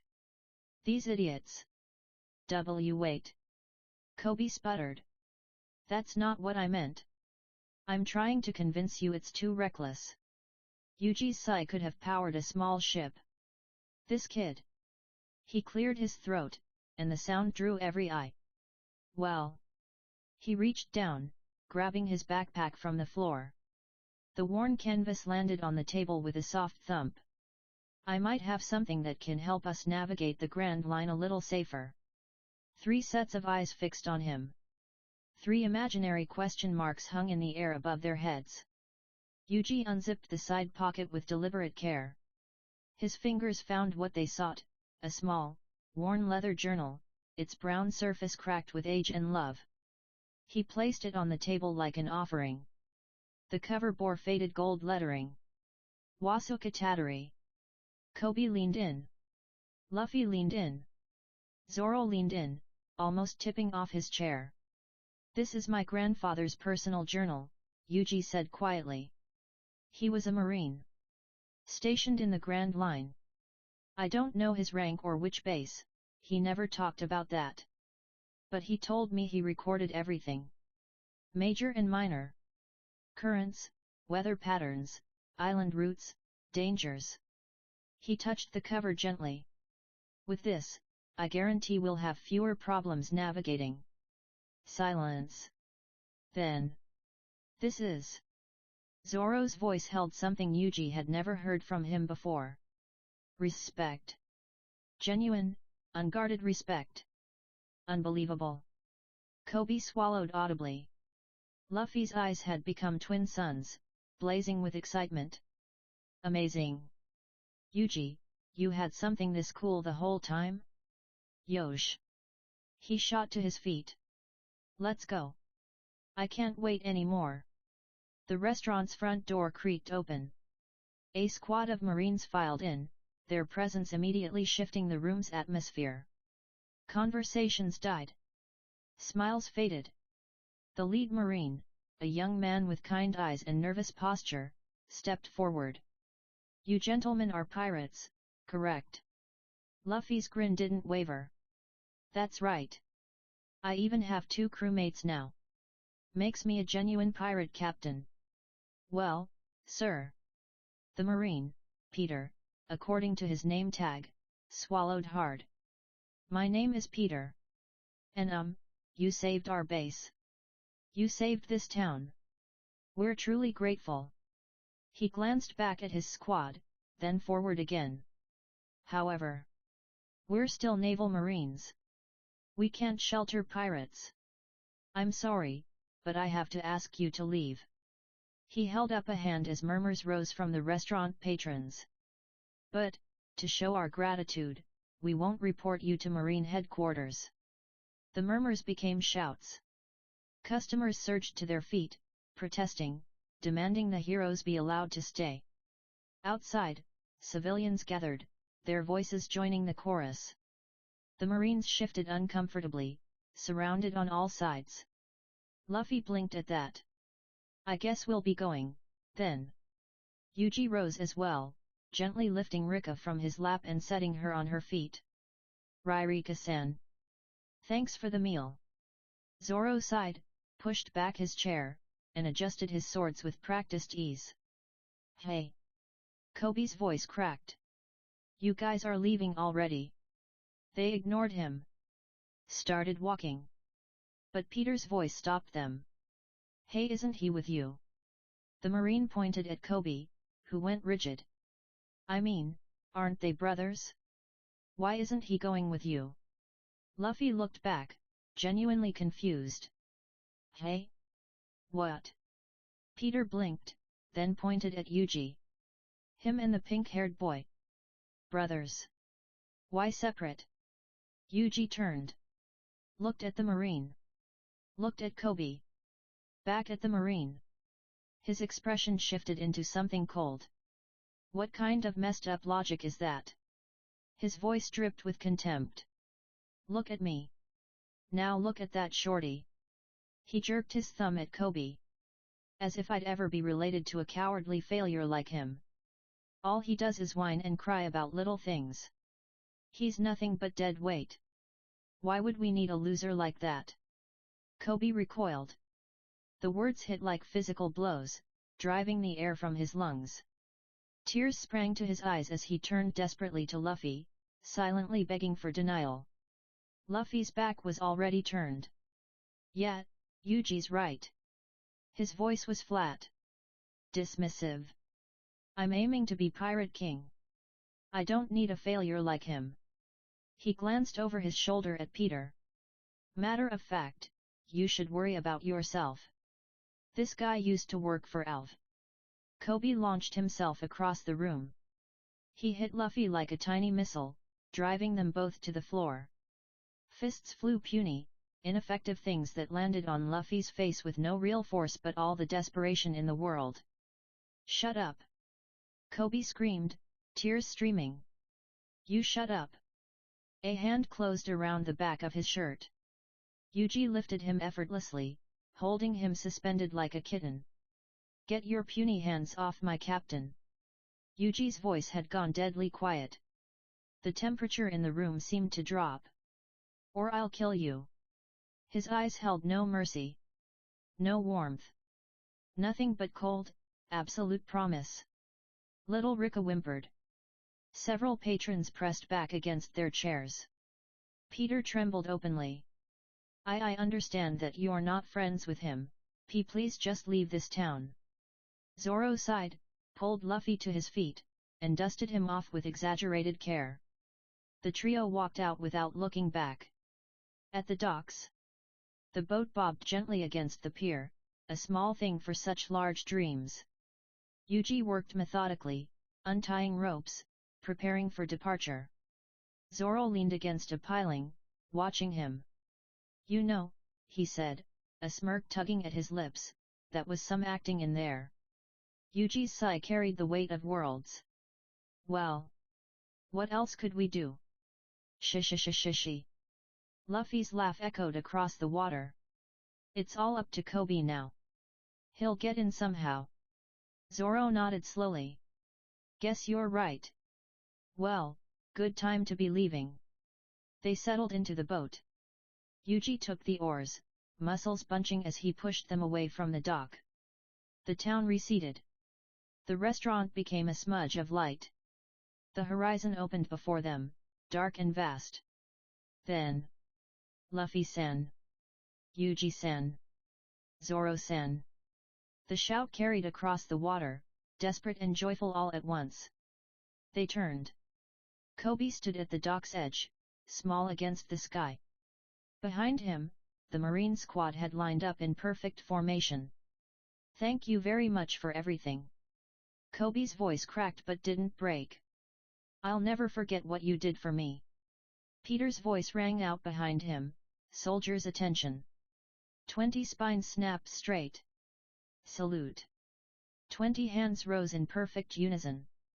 20 Marines honored 3 pirates with the deepest respect their code allowed. Zoro's eyebrow climbed. Well, this is a new one. Pirates being saluted by the navy. Yuji's lips curved. Everything has its first time. Luffy's grin split the darkness. He raised his hand and waved. A simple gesture. A promise. The boat grew smaller. The figures on the dock grew smaller still. And then the horizon swallowed them whole, and there was only the sea and the stars and the beginning of everything. On the dock, long after the boat had vanished, Koby stood with tears streaming down his face and a smile he couldn't have stopped if he tried. In his pocket, unnoticed until now, his fingers closed around something small and hard. A folded piece of paper, pressed into his hand during the chaos of the restaurant. He pulled it out. Unfolded it. On it, in hasty script. Get stronger. Become someone worth knowing. We'll meet again on the Grand Line. Yuji. Koby's tears fell faster.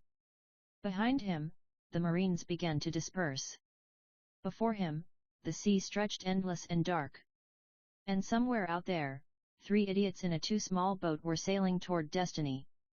Koby clutched the note to his chest and laughed through his tears. I will, he whispered to the wind. I promise. I will. Like the chapter, then please share your power stones with me. See you in next chapter. Chapter 6, about Grand Line. Attendance please. The first light of dawn crept over the horizon, painting the calm sea in shades of gold and rose. The small boat drifted on waters so still they resembled glass, disturbed only by the gentle rhythm of Yuji's breathing as he kept watch. The cool morning air played with his pink hair, carrying the salty scent of the ocean. He turned his gaze to his sleeping companions.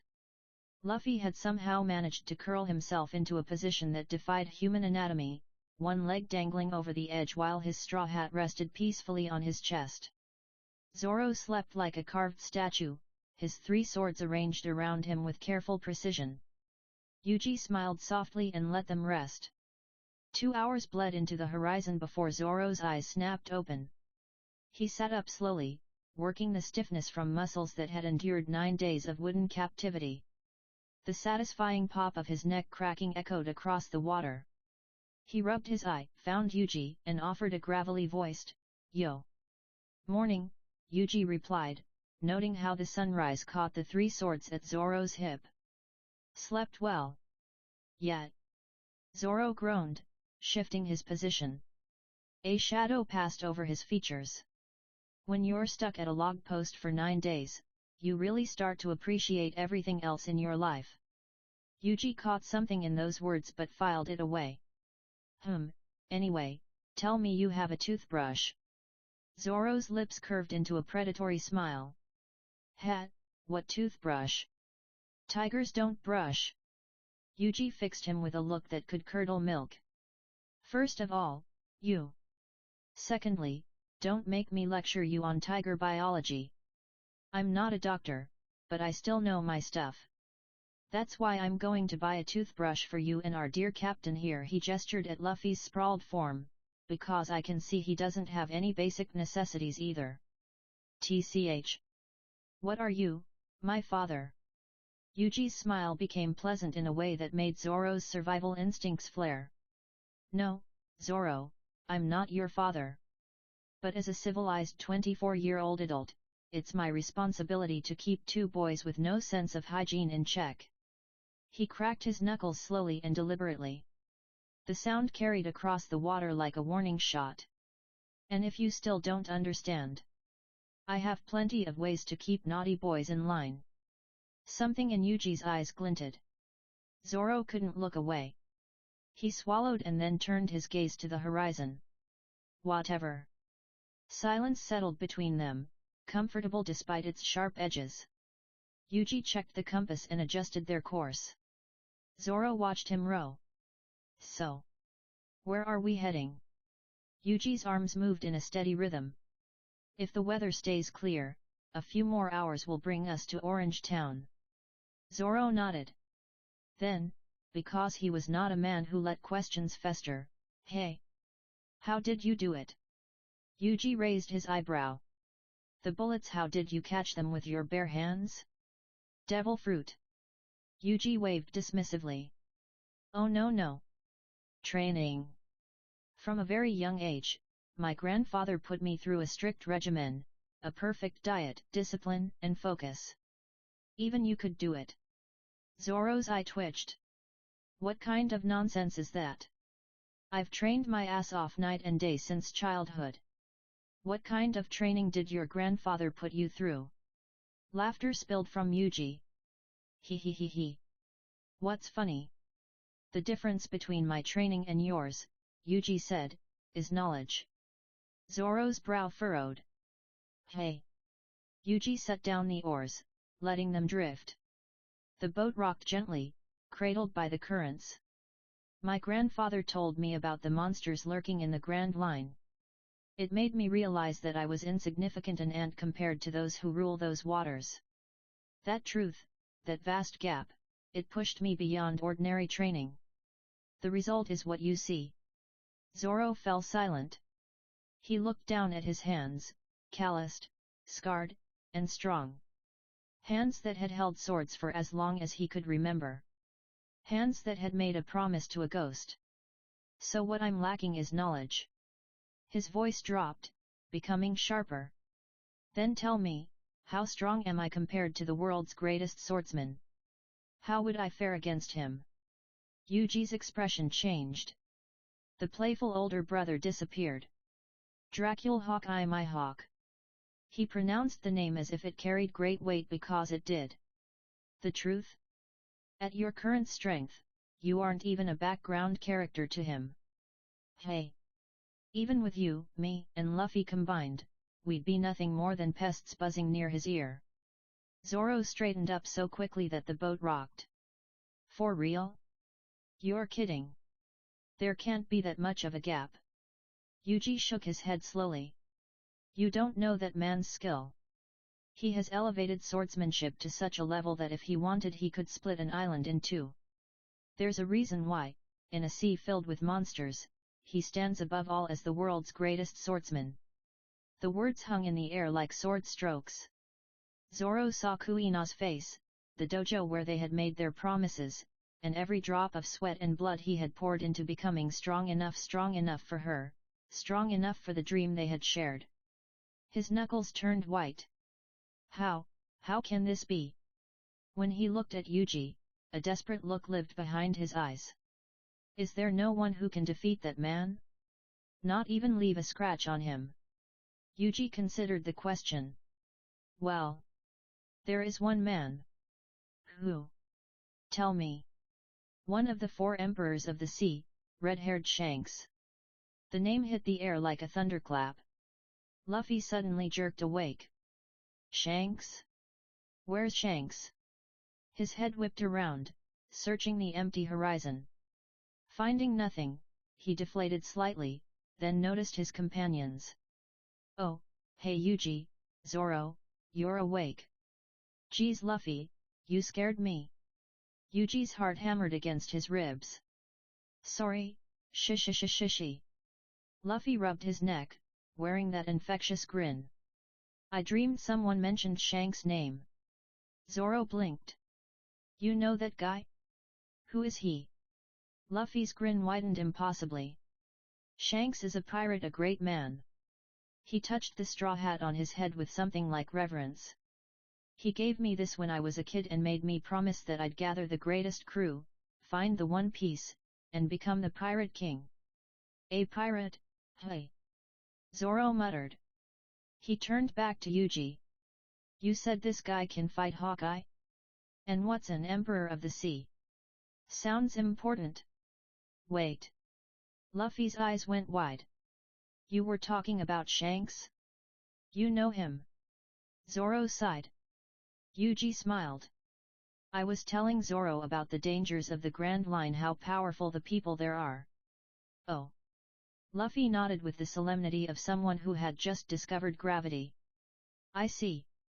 Both Zoro and Yuji shook their heads. As I was saying, Yuji continued, red-haired Shanks is the only man who can truly fight Hawkeye. They're rivals, the only one who make the world's greatest swordsman feel the thrill of battle. Whoa! Luffy's eyes sparkled with genuine admiration. Zoro swallowed hard. Now, your second question. The Emperor's. Yuji's expression grew serious. He turned to Luffy, his gaze heavy with meaning. Luffy, what I'm about to tell you is vital. To reach your goal, to become Pirate King, you must first defeat the Emperors of the Sea. The air thickened. Both listeners straightened, leaned in, and became fully attentive. Before I explain the Emperors, you need to understand the three great powers of the Grand Line, the Marines, the 7 warlords of the sea, and the 4 emperors. Luffy and Zoro swallowed simultaneously. First, the Marines, the world government's military arm, led by the fleet admiral and 3 admirals. They enforce justice across the Grand Line. Yuji's tone suggested his skepticism about that justice. Second, the 7 warlords, powerful pirates allied with the world government. In exchange for hunting other pirates, they receive immunity and certain privileges. He paused, letting that sink in. And finally, the 4 emperors, the 4 most powerful pirate captains alive. They rule the New World, the second half of the Grand Line. Independent forces so strong that each one rivals the combined strength of the Marines and warlords. He pointed at Luffy. Your great man, red-haired Shanks, is one of the emperors. Then there are 3 others, Edward Whitebeard Newgate, the strongest man alive, Kaido of the Beasts, the strongest creature alive, and Charlotte Big Mom Linlin, a walking natural disaster. His voice dropped. If these 4 ever joined forces, they could conquer the entire world. Silence crashed down like a wave, even the seabirds seemed to hold their breath. Zoro wiped the sweat from his brow. That's too much to process. So Shanks is that important? Luffy murmured. His eyes grew distant, processing and deep in thought. Yuji nodded solemnly. I'm sorry to unload all of this at once, but it's better to be humbled early than to die in the Grand Line. Both young men nodded reluctantly. Zoro's jaw tightened. So there's no way we can ever match them? There must be some way. There is. Both perked up. Haki. Haki, they echoed in unison. Yuji leaned forward as the boat rocked gently. Haki is a mysterious spiritual power present in all living beings. It represents a person's willpower, ambition, and inner strength. It is not a supernatural ability like devil fruits but a manifestation of spirit. In theory, it is accessible to everyone, but only a few awaken it through intense training or life or death moments. So, a mysterious power. Luffy declared sagely. Zoro sighed. Yuji smiled. That's right, a mysterious power. Zoro's mind was already racing. These strong people from the Grand Line use Haki? Does Hawkeye? Technically, not all strong people use it. Many rely purely on devil fruit powers. Yuji's voice hardening. But those who do use Haki? Absolute monsters. The admirals. The 4 emperors. Some warlords. Including Hawkeye. I see. Then Luffy asked the question they had both been avoiding. Hey Yuji, do you know how to use Haki? Zoro held his breath. Yuji's expression flickered. Actually, no. Both visibly deflated. With all my training, I hit a wall. About 8 years ago, my growth stagnated. The reason? He met their eyes. Lack of challenge. No one to push me beyond my limits. That's why I'm here seeking something real, something that will force me past this plateau. And I can guarantee you, I'm closer than ever to awakening my Haki. So we just need to push past our limits. Zoro's grin returned, sharp as his swords. Correct. But Yuji's eyes narrowed pointedly, taking care of your body is essential. Rest is not a sign of weakness. If you break yourself without recovery, you're just destroying your potential. Zoro nodded, understanding. Luffy nodded as well, although whether he had truly absorbed the wisdom was debatable. Yuji smiled at both boys, two young dreamers carrying ambitions heavy enough to sink ships. Always remember, work hard, study diligently, and get plenty of rest. That is the path to true growth. Like the chapter, then please share your power stones with me. See you in next chapter. Chapter 7, Orange Town. 50 power stones for a bonus chapter. I know you guys can help me reach that goal.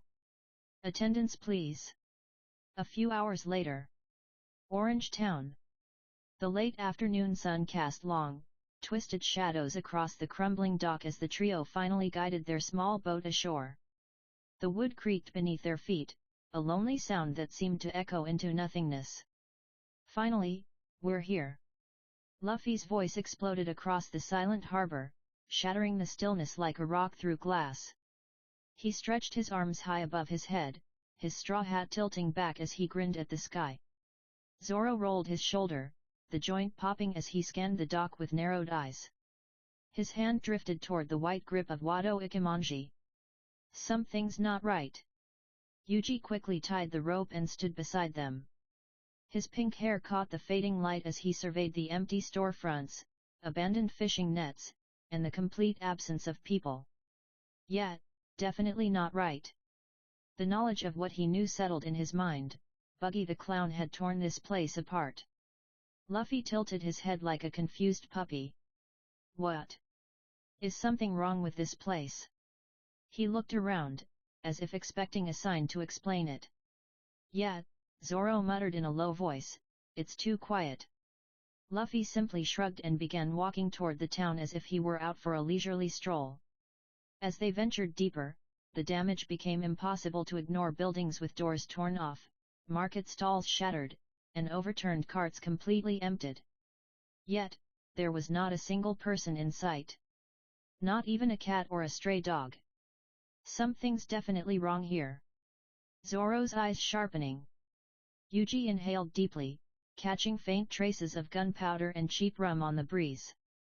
Smells like pirates. At that word, Luffy's entire mood shifted. His eyes lit up, and a grin spread across his face. Pirates? Hey! He sped up, nearly bouncing past the wreckage. Yoi, Luffy, calm down. What's gotten into you? Zoro said, sounding annoyed. Luffy glanced back, his grin softening. Well, if they are pirates, then this will be our first real fight as an official pirate crew. TCH, of course, that's what you're thinking. Zoro shook his head, though there was no real anger in it. Yuji patted Zoro's shoulder and followed Luffy. Zoro grumbled under his breath but complied, his hand never leaving his sword.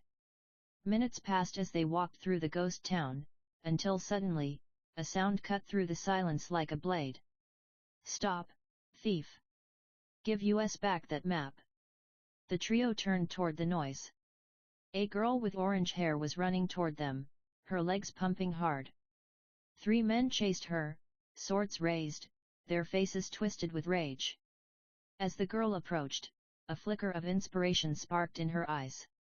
They brightened suddenly, and a sly grin curved her lips. Boss, you finally came to rescue me, she exclaimed, trying to dart past them, her voice dripping with feigned relief. I'll let you handle those guys. But before she could slip away, Yuji's hand shot out and grabbed her wrist like a steel cuff. She jerked back, staring at Yuji with genuine shock, then at the approaching swordsman. Her expression shifted from triumph to grim understanding. Hey, what are you? The 3 men skidded to a stop in front of them, their chests heaving. One of them, a stocky man with a broken nose and a missing ear, pointed his sword at Luffy. So you're her boss, hey? Spit flew from his mouth. Luffy blinked, completely confused. He pointed at himself and exclaimed, me. Zoro's hand tightened on his sword. Damn it, she set us up. He glanced at the orange-haired girl, who was now struggling in Yuji's grip. Good catch, Yuji. Let me go. She sank her teeth into Yuji's hand, then jerked back with a yelp. Arg, what are you made of? It's like biting a rock. Yuji sighed, more annoyed than hurt. Hey, cut it out. I'm not trying to hurt you, and stop biting me. But the girl had already wrapped herself around his arm like an angry cat, biting whatever skin she could reach. Luffy watched and laughed. She's funny. The three swordsmen, realizing they were being ignored, felt their faces flush with anger as veins bulged on their foreheads. Damn you! Stop ignoring us! One of them, a lanky man with a scar on his cheek, swung his sword at Luffy's head. Luffy ducked easily, but the blade caught the edge of his straw hat, sending it tumbling to the dusty ground. The world seemed to freeze. Yuji and Zoro exchanged a look, then glanced at the fallen hat and the man who had hit it. Their expressions said it all. Well, he's dead. And sure enough, Luffy's cheerful mood vanished.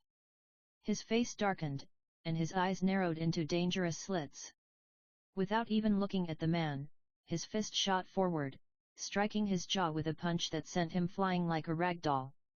Don't touch my hat! Tony. The second man stared at his unconscious friend, then back at Luffy. Rage quickly replaced shock.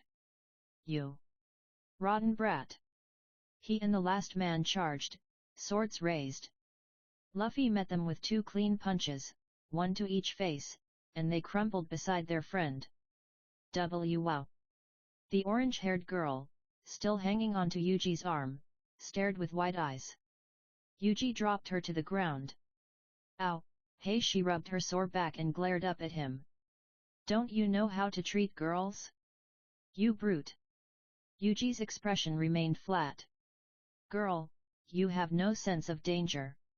She huffed, then her eyes landed on Luffy. As if a switch had flipped, her annoyance vanished, replaced by bright energy. She scrambled up and ran to him, grabbing his hands. You're pretty tough. You defeated those sword-wielding guys with your bare hands. Luffy blinked down at her. Who are you? She flipped her orange hair with practiced flair. The name's Nami. I specialize in robbing pirates. She winked. Wanna team up with me? Luffy frowned. Robbing pirates? Nami nodded eagerly. That's right. I steal treasure from pirates. Together, we could make a fortune. Zoro stepped forward, his voice dripping with suspicion. Hey, Luffy, don't listen to her. She's a money-hungry witch trying to trick you. Luffy's eyes widened with understanding. He pointed at Nami and exclaimed, so you're a bad girl. Yuji's lips twitched as he held back a smile. Nami's expression soured as she turned to Zoro. You, stop calling me that. Then her eyes caught the three swords at his waist. Recognition dawned. Wait, three swords, green hair, scary face. Why, Yuri, the famous bounty hunter Roronoa Zoro. She gasped, then looked at Yuji, and back at Luffy. No way. Are you here for the pirates on this island? Luffy, hearing only the word pirate, nodded happily. Yeah, we're here to fight the pirates. Nami's eyes sparkled. Then we should definitely team up. You handle the pirates, and I'll steal their treasure. It's a win-win. What do you say? No, Zoro said flatly. Okay, Luffy agreed. Okay, Yuji shrugged. Zoro whipped his head toward them. What? You two for real? Yuji spread his hands. We were already going to fight the pirates, if there were any, which this orange cat just confirmed there are. What Yuji said. Luffy nodded wisely. I'm not a cat, you brute. Nami yelled at Yuji, who remained completely unfazed. Zoro looked between them, saw Luffy's excitement and Yuji's calm acceptance, and let out a long sigh. Fine. Whatever. Yet. Luffy pumped his fist. Our first pirate fight. Let's go. His stomach roared like a wounded beast as he crumpled to the ground. Nami's eyes widened with panic. Ah, what happened? Is he dead? Ugh! I'm hungry. Luffy's voice came from the dirt. What? Nami's panic turned to stunned confusion. Yuji stepped forward and hoisted Luffy onto his shoulder like a sack of potatoes. Yeah, he's just hungry. Zoro pinched the bridge of his nose. Didn't he eat our last supplies? How is he still hungry? Nami shook off her confusion. Well, there's a restaurant nearby, but it's probably empty. Yuji thought for a moment. If there are any ingredients left, I can make something. Zoro raised an eyebrow. You're a cook. Not professionally, but I know enough to feed anyone. Yuji said, adjusting Luffy on his shoulder. Lead the way, Orange Cat. Hey, stop calling me that. Nami's eye twitched, but she turned and led them toward the restaurant. Zoro allowed himself a small, approving smirk at the nickname. The restaurant was indeed empty, with tables overturned and chairs scattered. However, the kitchen surprisingly still contained a decent amount of ingredients. Whoever had looted the place had either missed them or simply didn't care about the food. Yuji got to work while Luffy and Zoro sat at a table near the window. Nami sat across from them, her eyes scanning the empty room. This town is practically deserted, she began. Everyone wants to stay as far away as possible from Buggy and his pirate crew. Luffy rubbed his chin. Buggy? I think I've heard that name before. Buggy the Clown. That's what everyone calls him. They say that once, some kids in a village made fun of his nose. Buggy got so angry that he blew the whole village to pieces with his famous Buggy cannon. And what's more? She leaned in, lowering her voice. I've heard Buggy has some mysterious powers. Zoro's eyes narrowed thoughtfully. I've heard about him. Apparently, he has a 15 million berry bounty on his head. Luffy's eyes widened. Really? Just then, Yuji emerged from the kitchen carrying a large tray with 4 plates. The aroma alone made even Nami's stomach growl. Luffy practically vibrated in his seat. Yes, food. Yuji set down the tray, revealing plates of pasta in a rich red sauce. Well, there wasn't much in the kitchen. Looks like someone already raided this place. Using whatever fresh ingredients were left, I made this. Hope you don't mind. He pulled a bottle from his pocket. I only found this one bottle left. Here. He tossed it to Zoro, who caught it with one hand, uncorked it, and took a long drink. A satisfied sigh escaped him. Thanks. Yuji nodded and served the pasta. Luffy attacked his plate like a wild animal. Good. He managed to say through a mouthful. Yuji smiled softly at their reactions, then glanced at Zoro and Nami. Zoro took a bite, chewed thoughtfully, and hummed in approval. Nami, more hesitant, twirled some pasta on her fork and took a small bite. Her eyes widened. This is delicious. She looked at Yuji with a newfound respect. Thanks for the food. Yuji nodded and finally sat down with his own serving. Silence reigned for several minutes as they ate. Then Nami spoke up, her tone deliberately casual. So I was thinking. After you guys take care of the Buggy pirates, we could team up again, take down more pirates, and I could loot their treasures. What do you all say? Zoro took another swig of his drink. What's with the treasure? Do you have some secret obsession or something? Nami sighed, shaking her head. No. It's just. I need to get 100 million berries. Once I collect all the money, I'm going to buy a certain village. Zoro's expression shifted slightly. 100 million, hey? That's a lot. Even if you plundered pirates from the entire East Blue, it still wouldn't be enough unless you robbed some nobles. I know. Nami said, leaning forward conspiratorially. That's why I've got a plan. She lowered her voice to a barely audible whisper. I have a map of the Grand Line that I just stole from Buggy. She leaned back, a smug grin spreading across her face. I'm thinking of entering the Grand Line and stealing treasures from bigger pirates. If you want, I could take you three with me. We could make a fortune. At her words, both Zoro and Luffy instinctively looked at Yuji. Since Yuji's world-shaking revelations, they had come to trust his judgment regarding the dangers ahead. Yuji set down his fork with a soft clink. He met Nami's gaze, seeing the ambition, the desperation, and the carefully hidden pain behind her eyes. He sighed. I think you should know something, Nami. The Grand Line is a very dangerous place filled with people so powerful you can't even imagine. Moreover, sailing its waters is incredibly difficult. One small mistake, and you're dead. Nami's expression flickered surprise, then defensiveness, followed by something harder. Are you trying to scare me? Her voice dropped, becoming cold. First of all, I've seen strength you can't comprehend, monsters 100 times stronger than any human. Her fists clenched on the table, knuckles white. And as for sailing the Grand Line? I'm the best navigator in the entire East Blue. Luffy perked up immediately. Wait, really? You're a navigator? He jumped to his feet, arms thrown wide. Wow! That's great! Then we're heading for the Grand Line. Nami's smile returned, triumphant. Really? She glanced at Yuji with barely concealed smugness.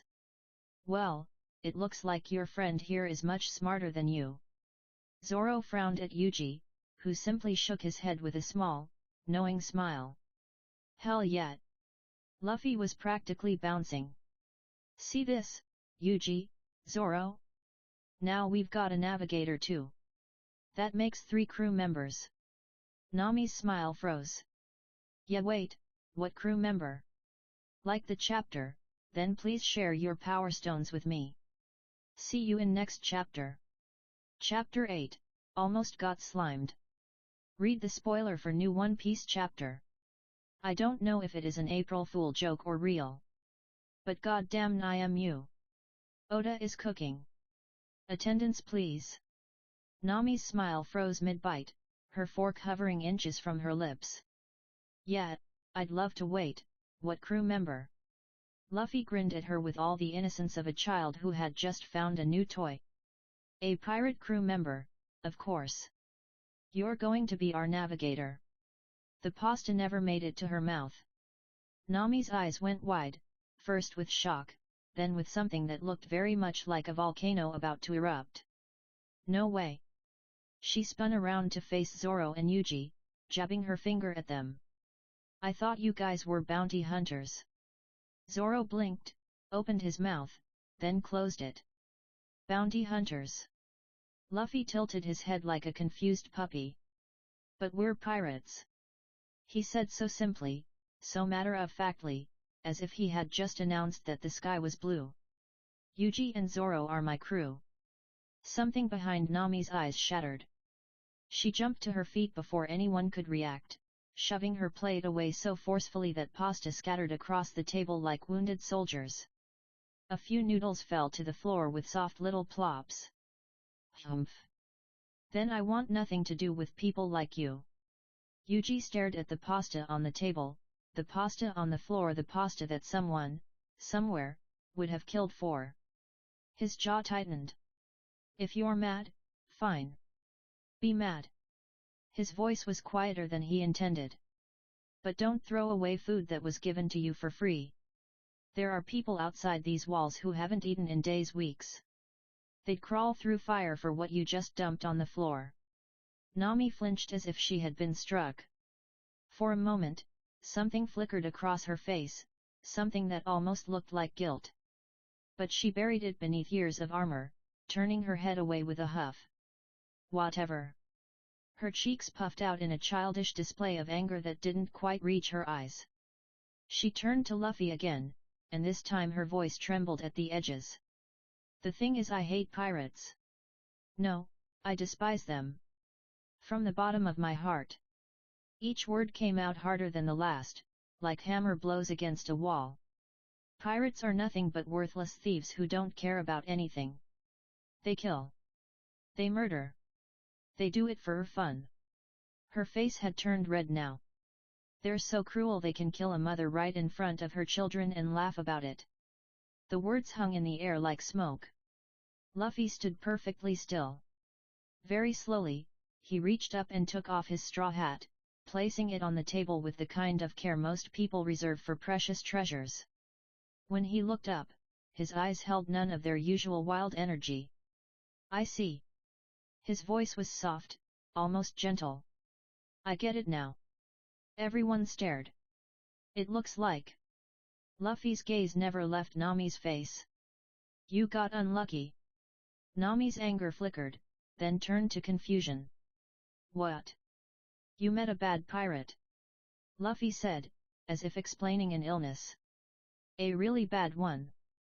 I can tell, this bad pirate did something terrible to you. That's why you hate us.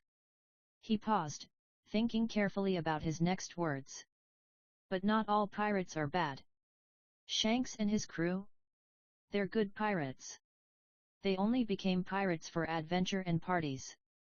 Nami's mouth opened, then closed, and opened again. What kind of stupid logic is that? She exploded. Bad pirates? Good pirates? There's no such thing. Pirates are pirates, and they're all evil. That's just a fact, you hear me, you stupid. She pointed at Yuji and then at Zoro. Her hand trembled. Then, she stormed out. The door slammed shut behind her with a satisfying crack. Zoro exhaled slowly. Well. He scratched the back of his head. That was something. He glanced at Yuji. So, what now? Yuji was still staring at the door through which Nami had disappeared, then he shook it off. We go take on the buggy pirates. Simple. Luffy, who had already pulled Nami's abandoned plate toward him and was systematically devouring the remaining pasta, rubbed his chin thoughtfully. Or, slurp, we could find Nami. Choo-choo, and bring her back to join us. Zoro's eye twitched. You idiot. She just literally said that she wants nothing to do with us. Yab. Luffy grinned, sauce on his cheek. But I've already decided, she's going to be our navigator. Zoro opened his mouth to argue, then closed it. He opened it again but finally just shook his head in defeat. Arguing with Luffy was like arguing with a brick wall, except the wall was dumber and somehow more stubborn. Yuji chuckled at that, but then suddenly, the entire restaurant exploded. One moment, Yuji was sitting in a restaurant. The next, he was flying through the air, debris swirling around him in a hurricane of wood and glass. His back slammed into something hard, a wall, perhaps, or the ground, he couldn't tell. When his vision cleared, he found himself staring at the sky through a haze of dust. Cough. Cough. He pushed himself up. The restaurant, what remained of it, lay in ruins around him. A long, straight trail of destruction stretched through the town like a scar, with buildings collapsed on either side and smoke rising from a dozen different spots. Luffy. Yuji's voice was hoarse. Zoro. Movement to his left caught his attention. A figure emerged from the debris, coughing violently and clutching a straw hat to his head. Oi! Yuji! Luffy's eyes went wide as saucers. Where's Zoro? Where's Zoro? They found him. Or rather, they found his legs. The rest of Zoro was buried beneath a particularly large chunk of rubble, with only his green hair visible above the debris. For a dreadful moment, Yuji's heart stopped. Then Zoro's leg twitched. Ah! Zoro! Luffy shouted as he grabbed Zoro's legs and pulled. Zoro emerged from the rubble like an angry cork from a violently shaken bottle, spitting out dust. Arg, damn it! He rubbed his head, wincing. What the hell just happened? Yuji pushed a ceiling beam off his shoulders and stood up, testing his limbs. Everything was still working. He moved toward them, checking for injuries. You two okay? Are you hurt? Just a headache.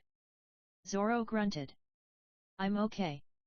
Luffy announced, grinning once again. Yuji sighed with relief and looked around as the dust finally began to settle. However, his relief soon turned into something colder. The trail of destruction stretched in a perfectly straight line through the town, with buildings reduced to splinters and the ground itself torn up. This is... Yuji's voice dropped. This must be the buggy cannon. Luffy's eyes lit up. Wow! Look at all the damage. Nothing to be amazed about, something that almost killed us. Zoro's voice dripping with irritation. Yuji shook his head. Remember what Nami told us, Buggy used this cannon to destroy an entire village. No ordinary weapon could cause this much damage. Something shifted in Zoro's expression. His eyes sharpened, the irritation replaced by something far colder. Then we take down Buggy the clown. Fast. Luffy settled his hat back on his head and grinned. Then let's do this. They ran. The trail of destruction guided them like a bloody fingerprint, leading straight to the heart of town toward the plaza, toward wherever Buggy was. Yuji's feet pounded against the cobblestones. Luffy. Zoro and I can handle the crew. That Buggy guy is your problem. Fine with me. Luffy's grin remained unwavering. Yuji spoke to Zoro. I'll take the first mate. You take the second mate. Sound good? Silence. Yuji frowned. Zoro. Nothing. He looked back. The road stretched empty behind them, no green hair, no three swords, no grumpy swordsman.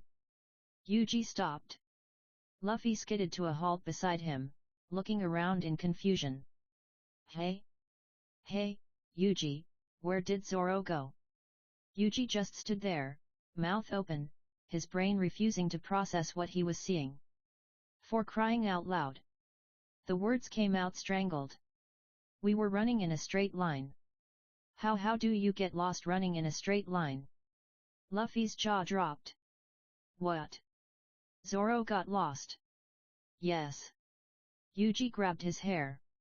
Yes, he got lost. We need to find him before he ends up in another ocean. He pointed down a side street. Luffy, you go left. When you find him, grab him by the back of his shirt and drag him to the plaza. That's where Buggy will be. Luffy nodded seriously and gave a thumbs up. Got it. Where will you go? I'll run back and see if that idiot somehow made a U-turn into a different dimension. They separated. Yuji ran. The wind screamed past him as he pushed his body harder and faster, the ground cracking beneath each step. He found something. Not Zoro. A voice shouted with desperate fury. Arg! Don't you dare harm Chaochu, you pirate bastard! Yuji veered toward the sound. The scene that greeted him stopped him cold. A massive lion with green fur and a purple mane, easily the size of a small house, reared back on its hind legs, poised to strike. Before it stood an old man clad in makeshift armor, a pathetic-looking spear trembling in his hands. In front of him, barely larger than a loaf of bread, a small white dog stood its ground, growling at the lion. On the lion's back sat a man wearing a fur vest and an animal skin hat, his face twisted in cruel amusement. Well, well. What do we have here? He leaned forward, savoring the moment. A pathetic old man, protecting a dog in a store? Aren't you the mayor of this town? What's your name? Noodle. Doodle. It's Boodle, you freak, the old man's voice cracked with defiance. Whatever. The lion tamer waved a dismissive hand. I'm Mochi, Buggy's first mate. They call me the lion tamer. He nodded toward the store behind the dog. My friend Richie here is hungry. That pet food store looks like the perfect place for a snack. So move. The little white dog, Chaochu, growled louder. Boodle raised his feeble weapon. Back off, pirate. This is my best friend's store, Chaochu's treasure. I won't let you put a single scratch on it. Mochi laughed. Richie. He pointed. Get them! The lion roared. Its paw came down. And then stopped. Yuji stood behind the beast, one hand wrapped firmly around its tail. The lion strained against his grip, confused and unable to move. Not so fast. Yuji's voice came out calm. You overgrown house cat. Moji's eyes went wide. Wah! Too late. Yuji spun around. The lion and its rider became a blur, the tail serving as an improvised handle as Yuji whipped them in a complete circle. Once. Twice. On the third rotation, he slammed them into the ground. The impact cratered the street. Dust billowed into the air. When the smoke cleared, Moji lay sprawled in the depression, his eyes spinning. Beside him, Richie the lion whimpered once before going still. Boodle stared. Chaochu stared intently. Yuji dusted his hands off. How? Boodle's voice trembled. Who are you? Yo. Yuji offered a small wave. Name's Yuji. Hey, have you seen a guy with green hair? Like, really green? Carries 3 swords. Looks permanently annoyed. Boodle blinked. And no. Yuji sighed. Of course not. That would be too easy. He walked toward the unconscious Moji, hoisted him onto one shoulder like a sack of potatoes, then grabbed the lion's tail with his free hand and began dragging him. Wait! The old man's voice stopped him. Yuji looked back. Boodle stood there, trembling, tears welling in his eyes. Why? Why did you help us? I don't know you, and you don't know me. So why? For a long moment, Yuji simply looked at him, the old man who had been willing to die for a dog in a store, and the little white dog who had stood up to a lion. He smiled. You don't need a reason to help others. Then he turned and walked away, dragging an unconscious lion behind him. Behind him, Boodle repeated the words like a prayer, you don't need a reason. He looked down at Chaochu. Do you think the same thing, my boy? Chaochu barked. Boom! Yuji's head snapped up. In the distance, near the plaza, a massive fireball soared into the sky, followed by a cloud of dust large enough to engulf entire buildings. He was moving before the sound had finished echoing. Moji bounced on his shoulder, while Richie the lion bounced behind him, dragged by the tail. Neither of them seemed to mind. Yuji burst into the plaza. And then stopped. Destruction. That was the only word for it. The entire plaza had been devastated, buildings collapsed, cobblestones torn up, and smoke rising from a dozen craters. In the center of it all lay a massive cannon in pieces, its barrel twisted and broken. Yuji. You finally made it. Luffy's voice.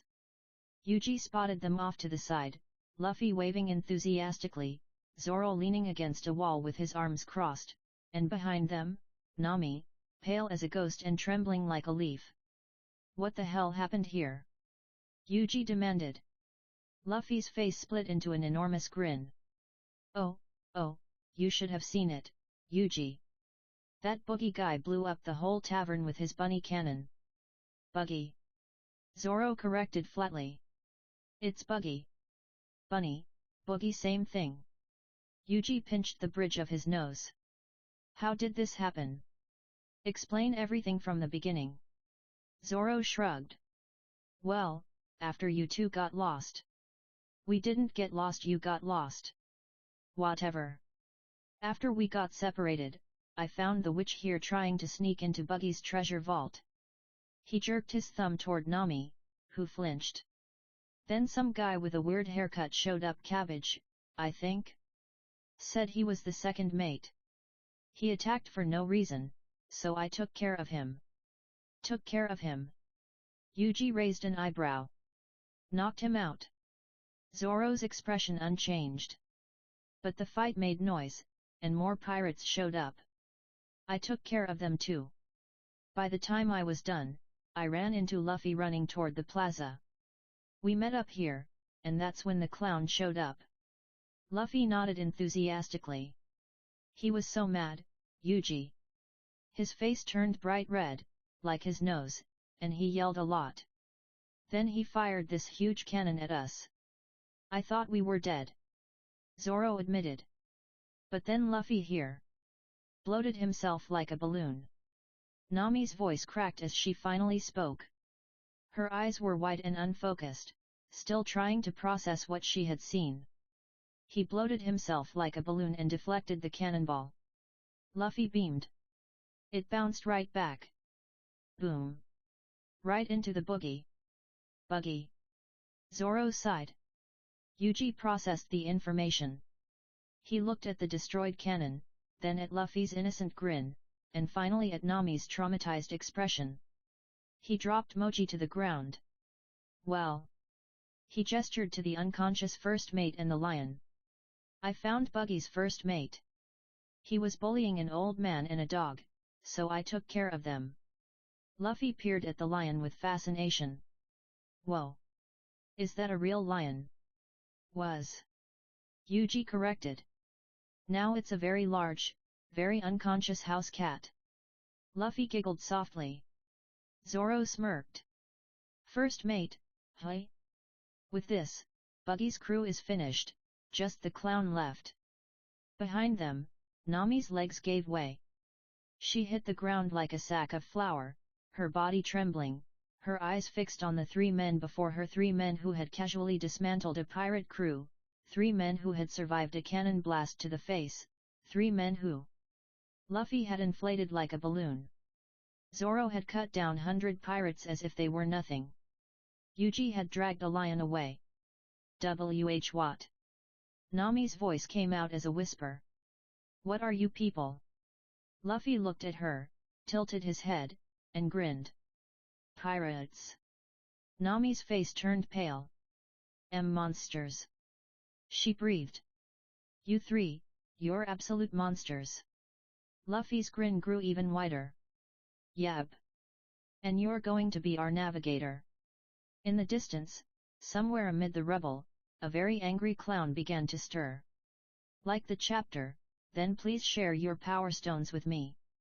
Pow-ah-ah-ah-ah. See you in next chapter. Chapter 9, Buggy the Clown. Pow-ah-ah-ah-ah. Oh great agenda lord, make my agenda spread wide and far. The Rat King. The Rat King is real. You're seeing this, Imu. Yes, I'm seeing this, Joy Boy. I'm also seeing this, Joy Boy. Uneasy face, what the hell are you doing here, Zoro? This is absolute cinema -- Davy Jones. I don't know what the hell I'm even writing. But we must push the agenda forward. I don't know which one, but my agenda not must pass down to the future generations. Fuck K. Attendance please. The air was thick with dust and the sharp scent of splintered wood as Buggy the Clown clawed his way out of the rubble. A broken beam slid off his shoulders with a clatter, revealing his signature red nose. He should have been crushed, but at the last second, his hand found an ankle, a loyal, unsuspecting crewmate's ankle, and he yanked the man on top of him like a human shield. The crewmate hadn't made a sound, he was probably still under there. Buggy didn't check. Arg! Damn you bastards! He brushed plaster off his captain's coat, his eyes darting furiously from Luffy to Zoro to Yuji, then landing on Nami. He jabbed a finger at Luffy. Who the hell do you think you are, punks? And you, another devil fruit user. In the East Blue. Nami, who had been peeking from behind Luffy and Zoro, felt her blood run cold. Devil fruits? They're real? They're not just fairy tales. Buggy's sneer widened as he found a new target. He. You don't know how things work out there in the world, little girl. You think this is some grand adventure? This is a sandbox. He swept his gaze across the wreckage, his crew lay scattered like broken toys. Some were unconscious, others groaned faintly beneath the debris. His jaw clenched so tightly his teeth creaked. Look what you did to my crew. Zoro raised an eyebrow. Dude, you're the one who used your own crew as a human shield. Yet. Luffy's voice was flat, lacking its usual bounce. His eyes had hardened. How can you do that to your own crew? You don't deserve to be a pirate captain. The words hit Buggy like a slap. His face turned purple with rage. What did you say, you punk? What do you know about being a pirate? Luffy's hand drifted up to the worn brim of his straw hat. A small, defiant grin tugged at his lips. Well, I'm a pirate captain myself. He gestured at the others. And they're my crew. I am not your crewmate. Nami shrieked from behind. Luffy simply laughed. Buggy's eyes narrowed. Pirate, you say? That's right. Luffy's grin widened. So that's why that girl stole my map of the Grand Line. Buggy's voice dripping with contempt. A couple of no-name pirates like you won't last a day on the Grand Line. What do you plan to do there? Go sightseeing.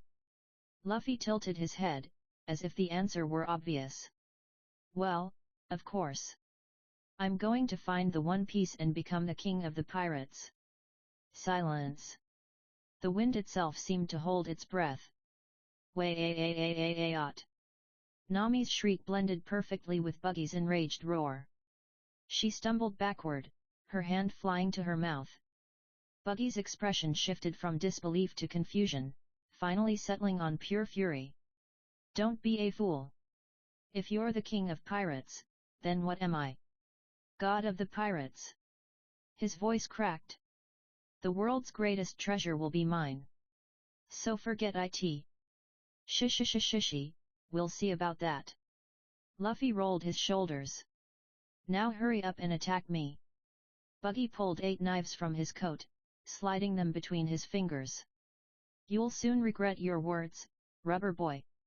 His eyes caught sight of the straw hat, and something flickered in them, something old and buried. TCH, you and that hat remind me of him when we were younger, that stubborn dog with red hair. Luffy froze mid-stretch. Wait, red hair. His eyes widened. Ah. I remember you now. You're Red Nose Buggy. Who are you calling Red Nose? You rubber-brained idiot. But Luffy kept going, oblivious. You used to be on the same crew as Shanks. He told me you two were like brothers and did everything together.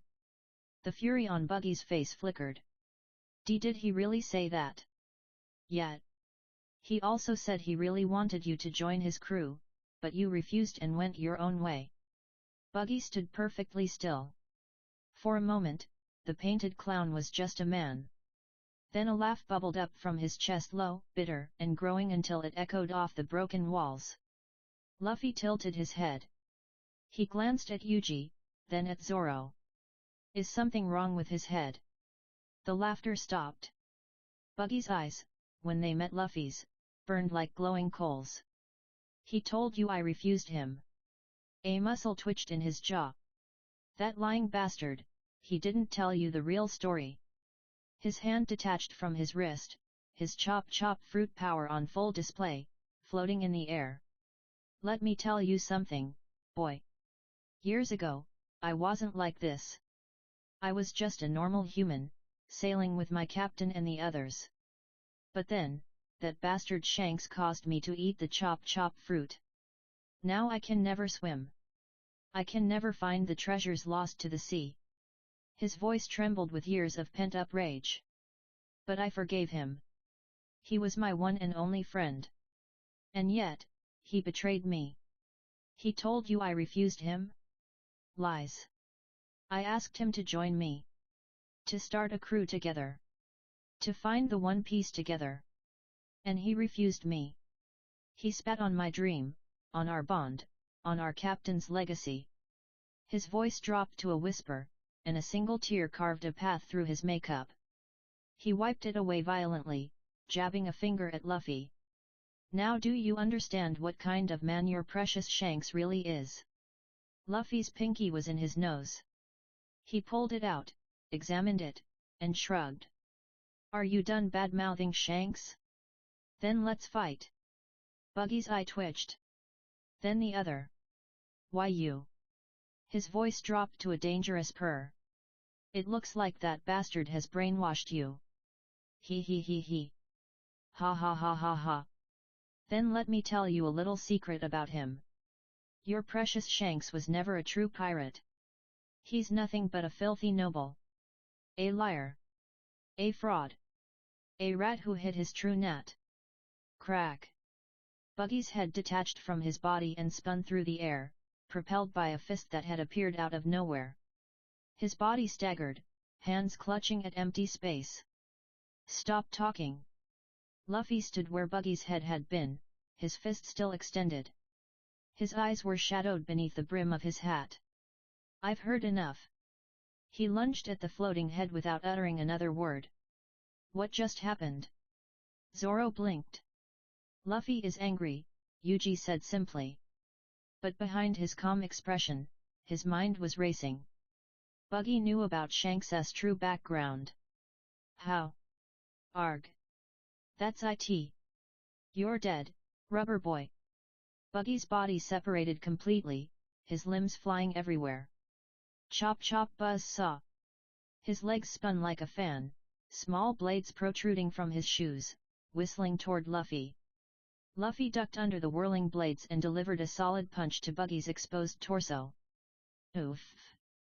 Before Buggy could recover, Luffy's hand shot out and grabbed his floating head by the hair. With the practiced ease of someone who had kicked many things, he punted it like a soccer ball. Buggy's head flew through the air and crashed through the wall of a nearby building. Luffy grabbed the remaining floating body parts of Buggy, legs, arms, and torso, and tied them all together in a knot. Buggy's head popped out of the rubble, his eyes wild. Damn you, boy! His head snapped back toward his body, only to find it hopelessly tangled. What? What did you do to my body? Luffy didn't answer. He threw both arms back, stretching them to their limits. Buggy's eyes went wide. Hey, boy, we can talk about this. Look, I take it back. I take it all back. Gum gum. Wait. Bazooka. Buggy became a shooting star of color and curses, arcing across the sky until he was just a tiny dot and then nothing at all. Luffy dusted his hands off and turned back to his companions, the storm in his eyes already beginning to clear. Zoro stared, his mouth slightly open. He looked at Yuji and asked, "What the hell was that?" Yuji shrugged, a small smile playing on his lips. Buggy hit the wrong nerve. He got what he deserved. Nami just stood there, her mind struggling to comprehend that a boy who picked his nose had just launched a man into the sky with his bare hands. Luffy trudged back to them. That guy was really irritating. I thought if Shanks mentioned him, he would be cool. But he wasn't cool at all. Yeah, sure, three of them thought it simultaneously. Yuji turned to Nami, his expression becoming businesslike. Hey, now that we've dealt with Buggy and his crew. Nami straightened immediately. I already told you, I don't work with pirates. You saved my life twice fine.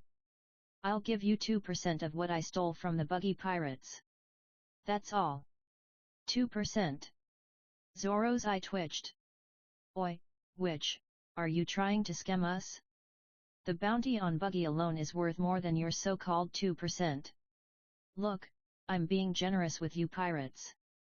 Take it or leave it. I'd be happy to keep my money. Your money? Zoro looked at her as if she had grown a second head. Yuji's hand landed on Zoro's shoulder, a silent signal to stand down. We'll take it. Good. Luffy's eyes widened and became moist, like a puppy denied a treat.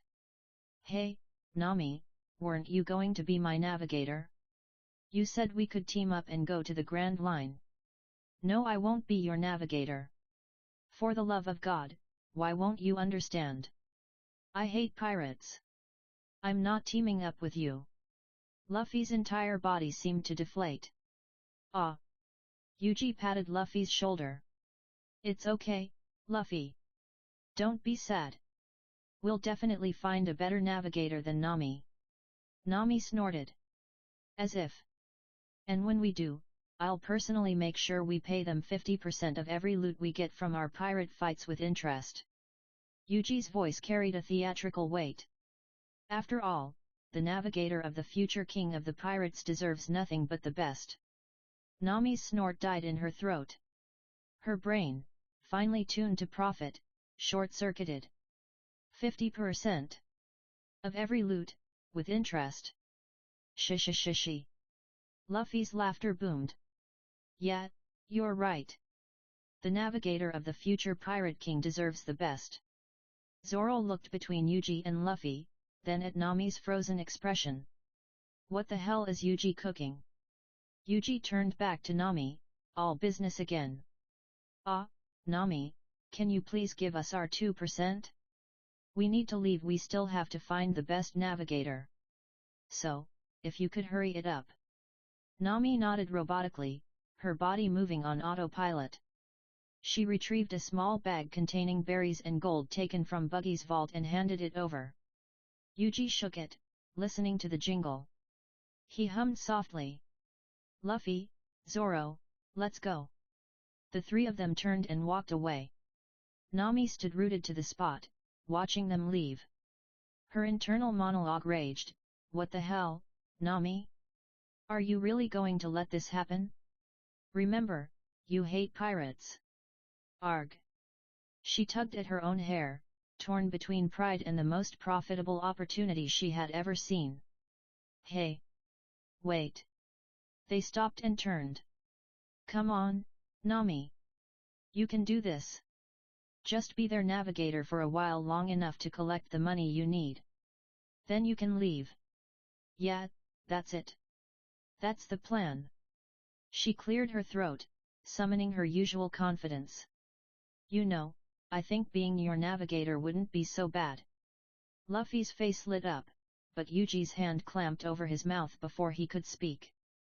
I thought you hated pirates, Yuji said, raising an eyebrow. Why the sudden change of heart? Nami flipped her hair back. Well, everyone has a first time. I do hate pirates, but you three don't really look like pirates to me, more like thugs wandering around, calling yourselves pirates. You don't even have bounties. By official standards, you're not real pirates yet. She warmed to her story. So, as your navigator, I can help you find other pirates. You can gain more popularity by defeating them and build your reputation. What do you say? Yuji's smile widened until it seemed to split his face. You know what? You're absolutely right. He removed his hand from Luffy's mouth. Oi, Luffy, what do you think? Yeah. We should definitely do that. Luffy said, bouncing on his heels. Yuji extended a hand toward Nami. Well then, Nami, looks like it's your lucky day. Welcome to the crew, our best of the best navigator. Zoro watched the exchange, his jaw slack. His mind replayed the last 2 minutes, trying to pinpoint the exact moment Yuji had herded Nami into a trap of her own making. This guy's brain is really dangerous. Nami took Yuji's hand, a triumphant smile on her face. She had no idea she had just walked into a trap baited by her own greed. Somewhere in the distance, a red-nosed clown was still falling, cursing the name of a red-haired man he once called brother. Readers, give me your power stones. And I shall give a bonus chapter in return. See you in next chapter. Chapter 10, Leaving, bonus chapter. We have hit 50 power stones, and as promised. A bonus chapter. Guys, I got a massive migraine. It's like my head will split apart. I won't be writing any chapters for 2 days. So, there may be some delay in uploading next chapter. Just give me some time to rest and recover. Thanks for supporting me. Attendance please. As the group left the plaza, Luffy led the way, his straw hat bouncing with every step as he enthusiastically explained to Nami why meat was the perfect food group. Behind them, Yuji and Zoro trudged along, large sacks of treasure slung over their shoulders, spoils from the buggy pirates' fallen stronghold. The afternoon sun cast long shadows across the cracked stone plaza when hurried footsteps echoed nearby. A crowd of townspeople rounded the corner, stopping abruptly as they took in the destruction. Makeshift weapons, pitchforks, clubs, kitchen knives, trembled in uncertain hands. Eyes darted from the collapsed buildings to the four strangers standing amid the rubble. For a moment, the only sound was the creaking of damaged structures settling. Then, the weapons swung toward Luffy and the others. But before anyone could speak, the old Mayor Boodle stepped through the crowd, with little Chaochu padding faithfully at his side. The dog's tail began wagging the moment he spotted Yuji. "Put your weapons down," Boodle commanded, raising a weathered hand. "It's this pink-haired boy who saved Chaochu and me from one of Buggy's pirates." A murmur rippled through the crowd. Slowly and hesitantly, the weapons were lowered. Zoro shifted his sack to one shoulder and glanced toward the pair. "Is this the old man and dog you saved before?" "Yet." Yuji stepped forward, his expression calm. "I'll handle it." Boodle studied Yuji for a long moment, then let his gaze drift across the destruction, the crater left by Buggy's cannon, the shattered storefronts, and the scattered debris. His eyes finally settled on the four of them. "Kid, what happened here? Where's Buggy and his crew?" Yuji met his gaze evenly. "We took care of them. You don't have to worry about it anymore." The silence that followed was deafening. Then, "Did he say they defeated the Buggy pirates?" a man whispered.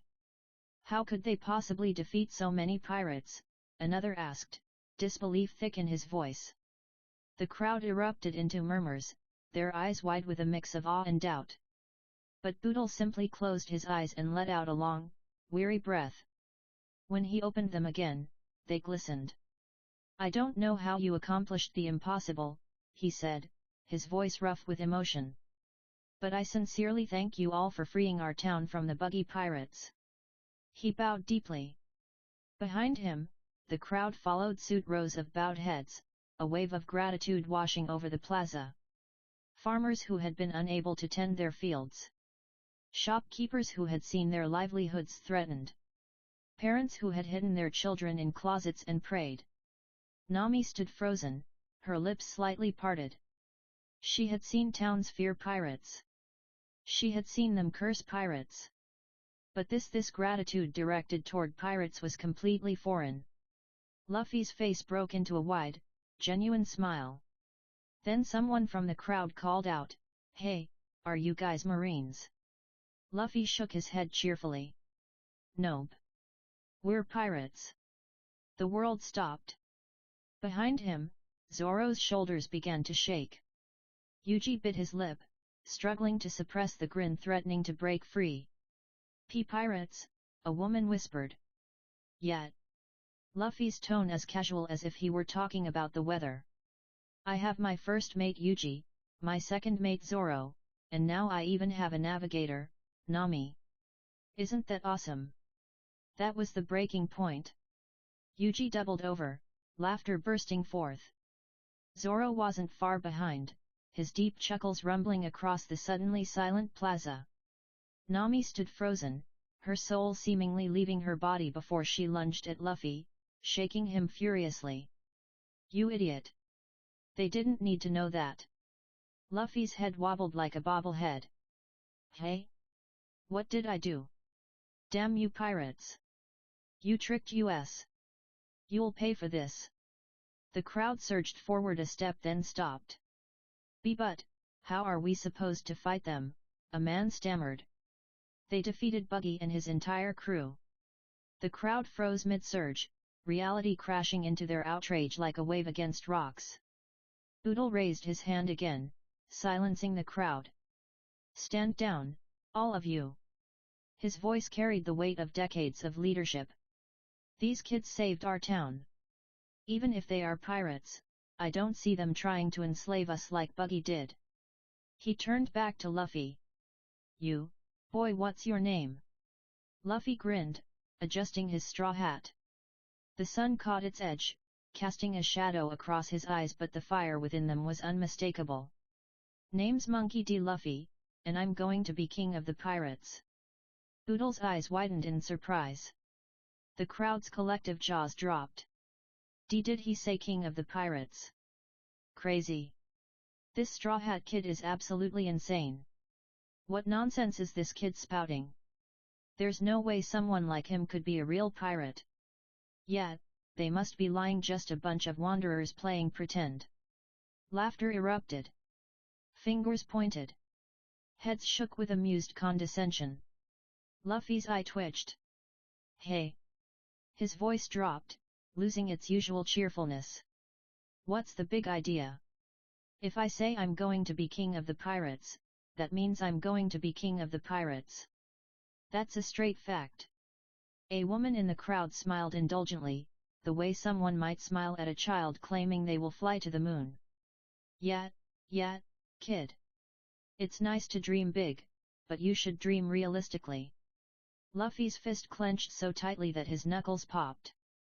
His shadow seemed to grow, stretching across the plaza as he took a step forward.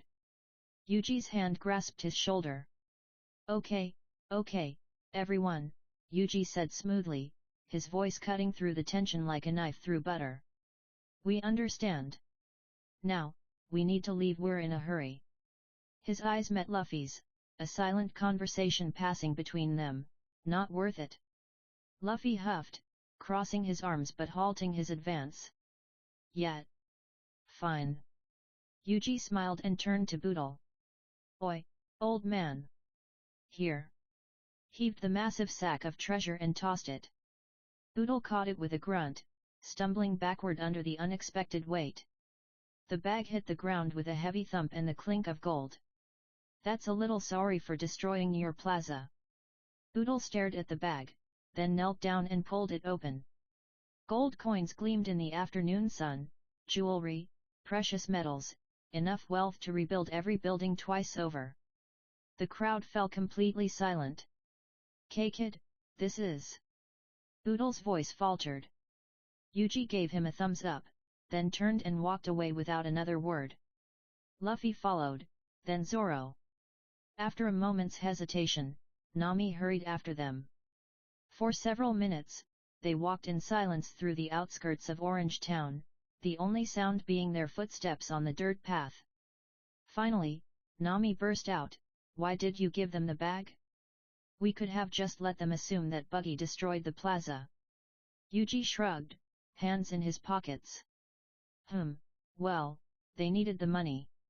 With all the property damage from Buggy's cannon, the food he stole, and the goods he took, that money will help them restart and repair everything."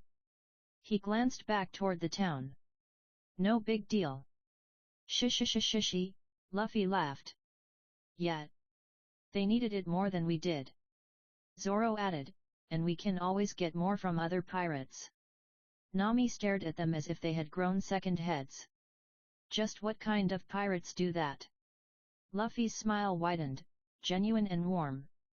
Shishi, a good pirate." Nami looked at his face, at the simple, absolute certainty in his eyes, then turned away. "What did I get myself into?" Beneath the frustration, something else stirred, something she hadn't felt in a very long time. Half an hour later, at sea. "Yo ho ho ho, yo ho ho ho. Yo ho ho ho, yo ho ho ho." The small boat glided through calm waters, propelled by a gentle breeze. Yuji sat at the bow, guitar in hand, fingers dancing across the strings as his voice carried over the waves. Beside him, Luffy drummed on the boat's edge with wild enthusiasm, completely off rhythm but utterly undeterred. "Gather up all of the crew, it's time to ship out Binks Brew. Sea wind blows, to where, who knows? The waves will be our guide." Behind them, on a slightly larger boat stolen from Buggy's fleet, Nami hunched over a map of the Grand Line. Her finger traced possible routes, her lips moved in silent calculation, and her eye twitched with every offbeat drumbeat and cheerful lyric. O'er across the ocean's tide, rays of sunshine far and wide. Birds they sing, of cheerful things, in circles passing by. "Oi, Zoro. Luffy abandoned his drumming to shake the sleeping swordsman. Sing with us. Sing with us. Zoro didn't open his eyes. Don't you ever get tired? Shishi, nope. On her boat, Nami's pencil broke. Can't you shut up? I'm trying to concentrate. She whirled on Yuji. And you? Don't you have any other song besides that one? Yuji's fingers stilled on the strings. He raised an eyebrow. Well, do you have any preferences you'd like to share?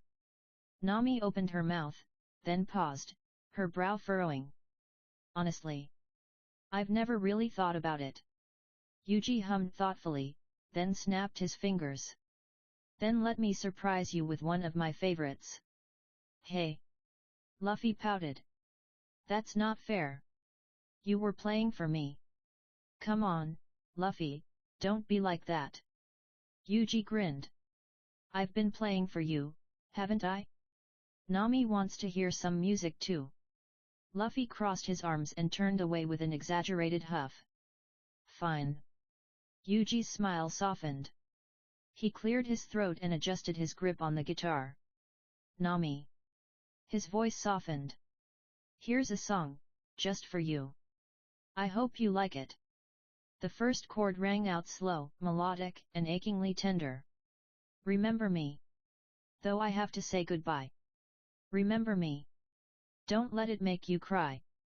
The sea seemed still. Even the wind quieted, as if listening. For even if I'm far away, I hold you in my heart. I sing a secret song to you. Each night we are apart. Nami's pencil slipped from her suddenly numb fingers. The map blurred before her eyes. Remember me. Though I have to travel far. Remember me. Each time you hear a sad guitar. Yuji's voice wrapped around each word like an embrace. His eyes were distant. And know that I'm with you. The only way that I can be. Until you're in my arms again. Remember me. On the other side of the boat, Luffy had stopped pouting. He sat perfectly still. Even Zoro had opened one eye, his usual scowl softening almost imperceptibly. If you close your eyes. And let the music play. Keep our love alive. I'll never fade away. A single tear traced down Nami's cheek. She didn't wipe it away. Her hand pressed against her chest, where something warm, painful, and beautiful had cracked open. Remember me. For I will soon be gone. Remember me. And let the love we have live on.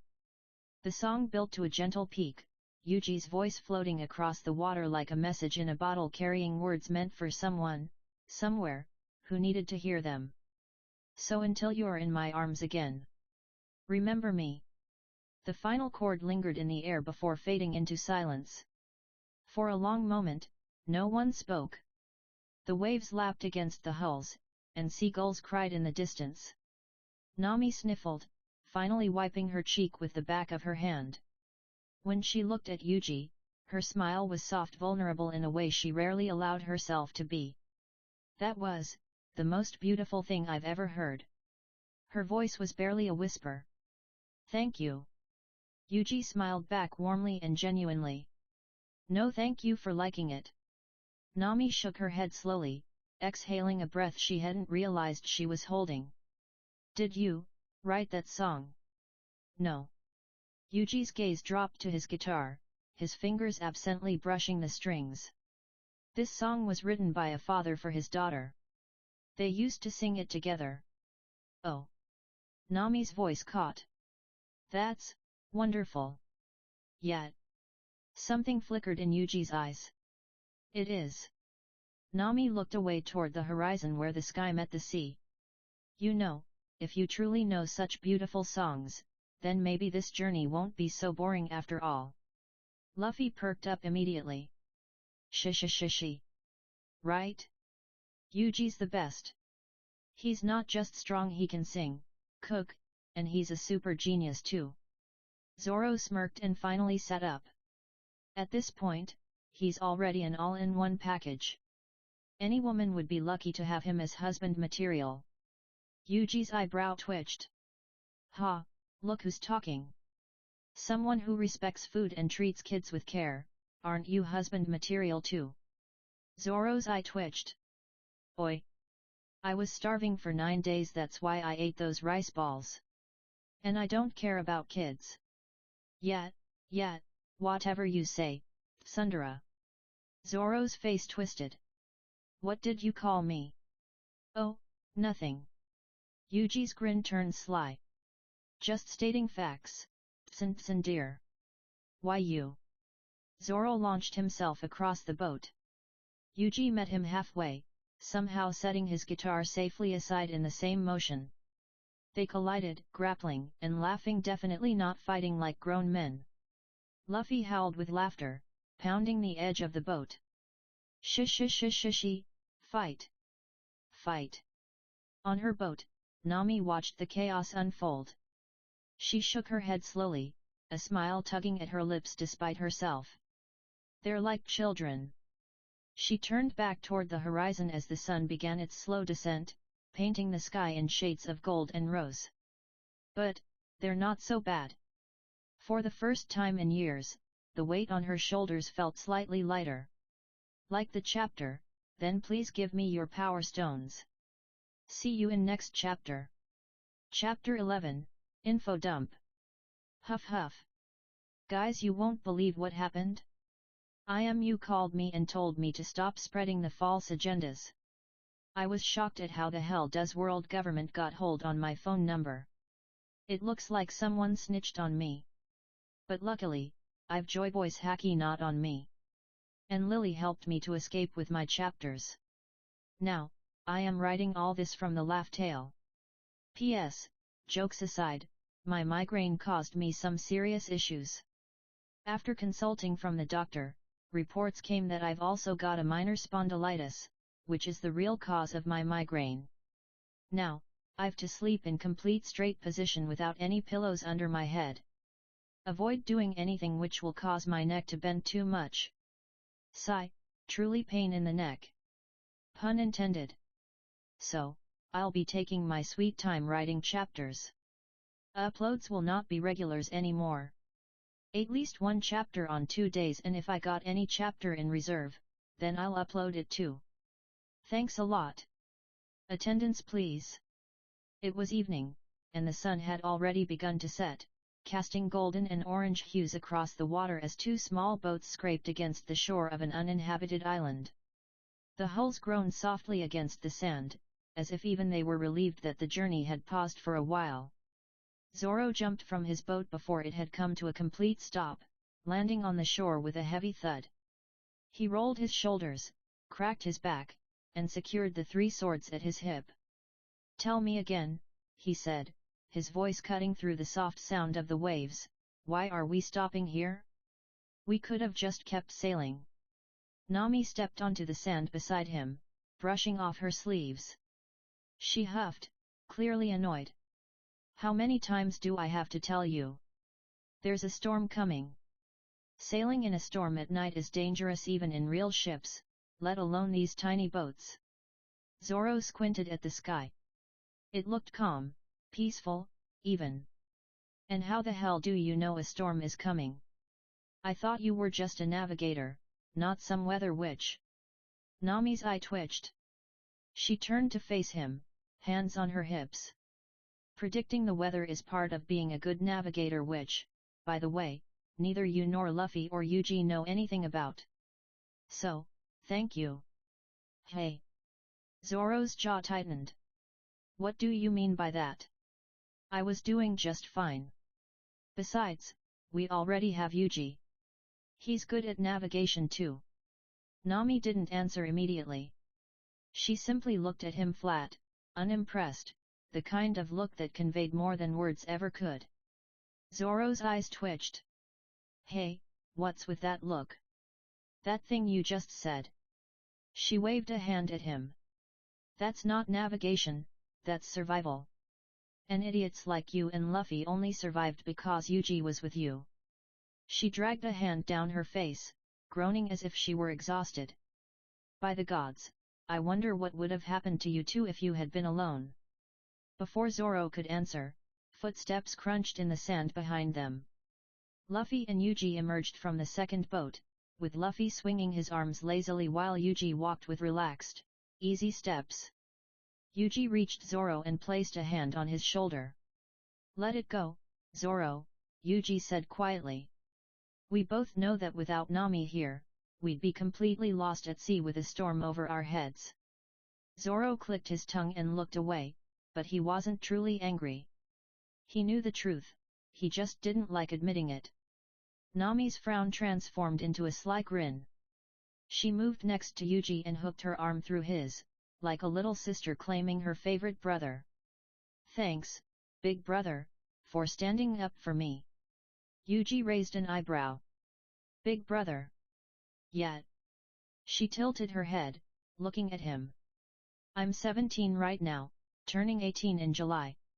And you're kind of the tallest one here, so I figured you're the oldest too." "Het." Yuji smiled. "Is that so? Well, I turned 24 this March." Nami's eyes widened. "Wow, really? I didn't know you were almost 30 already.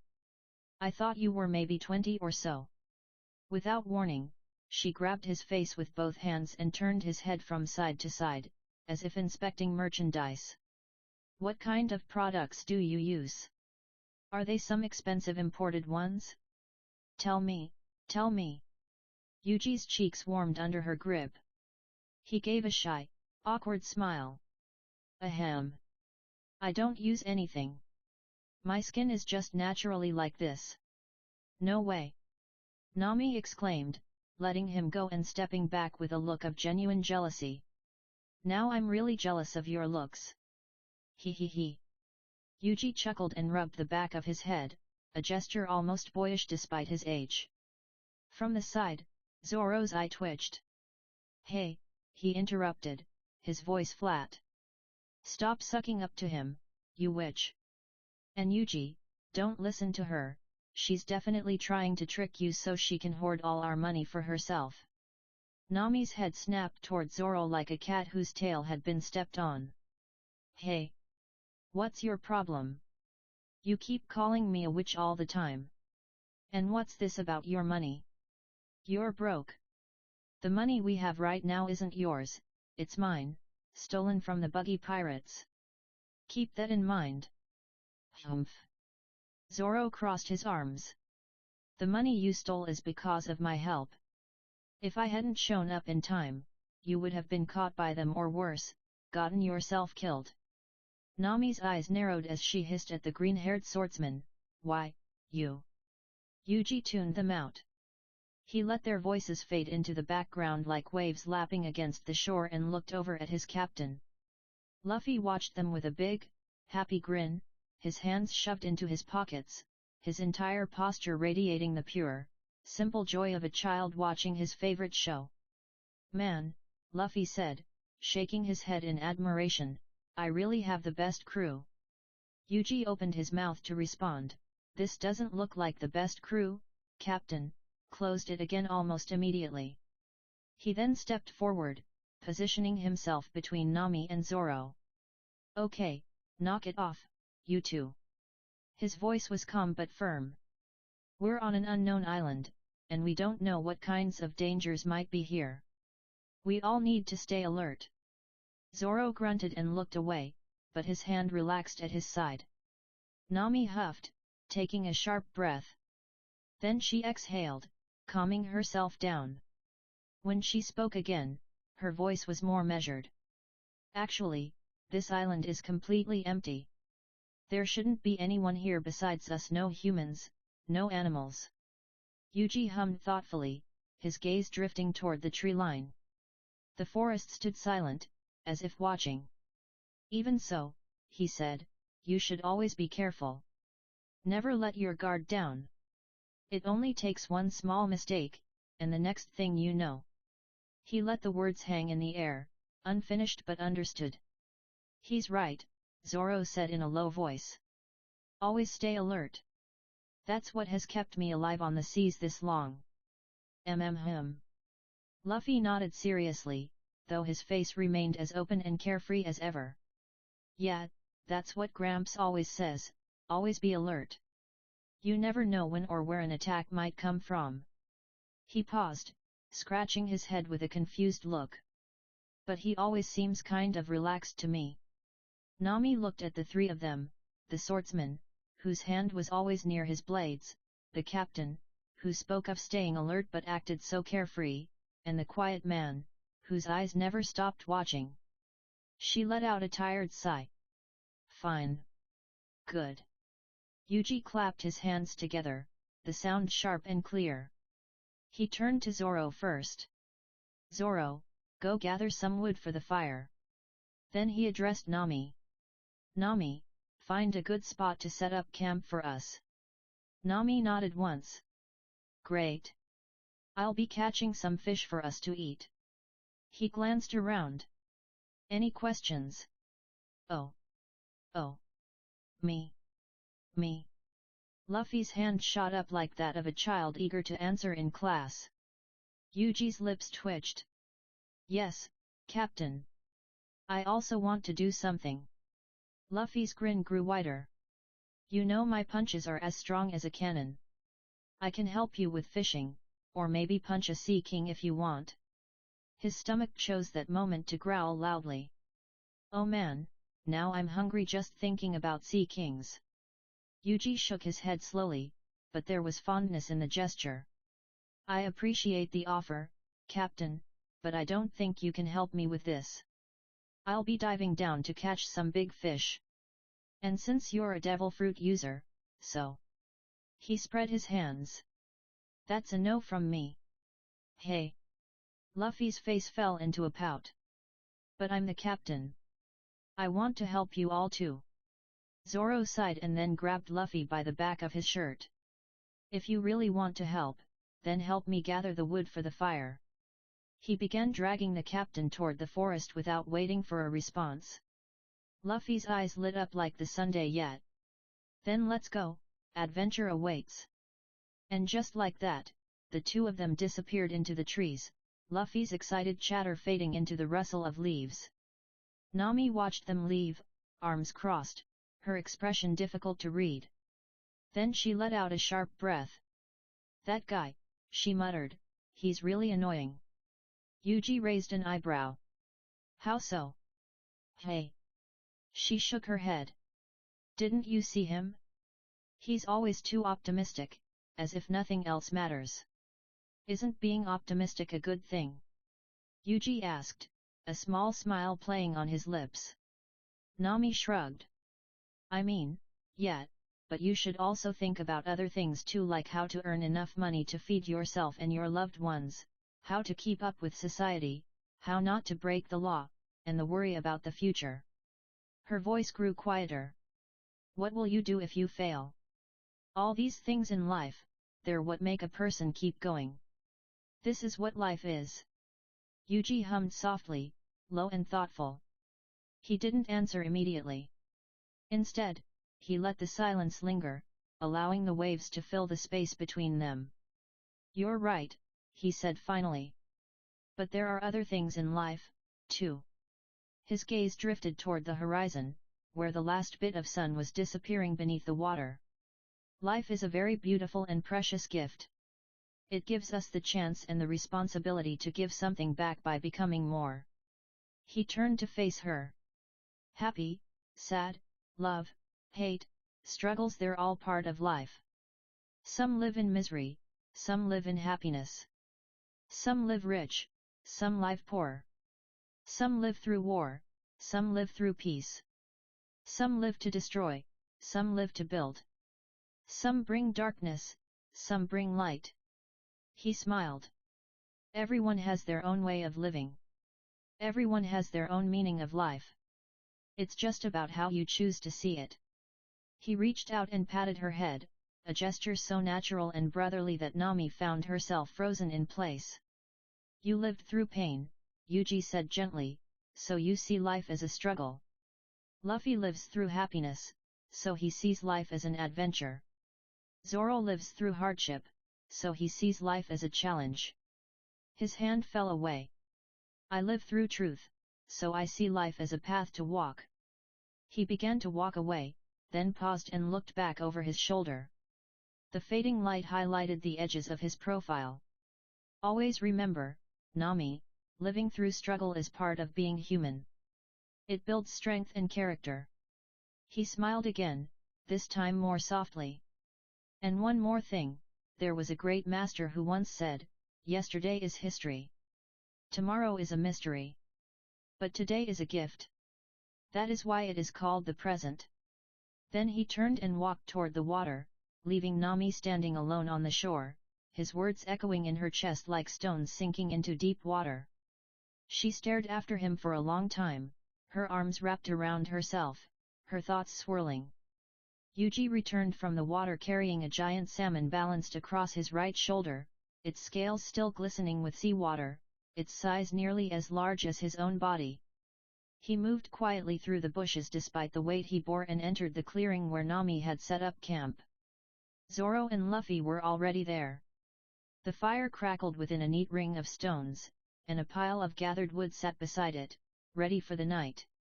He lowered the salmon to the ground, its weight landing with a soft thud, then straightened up slowly.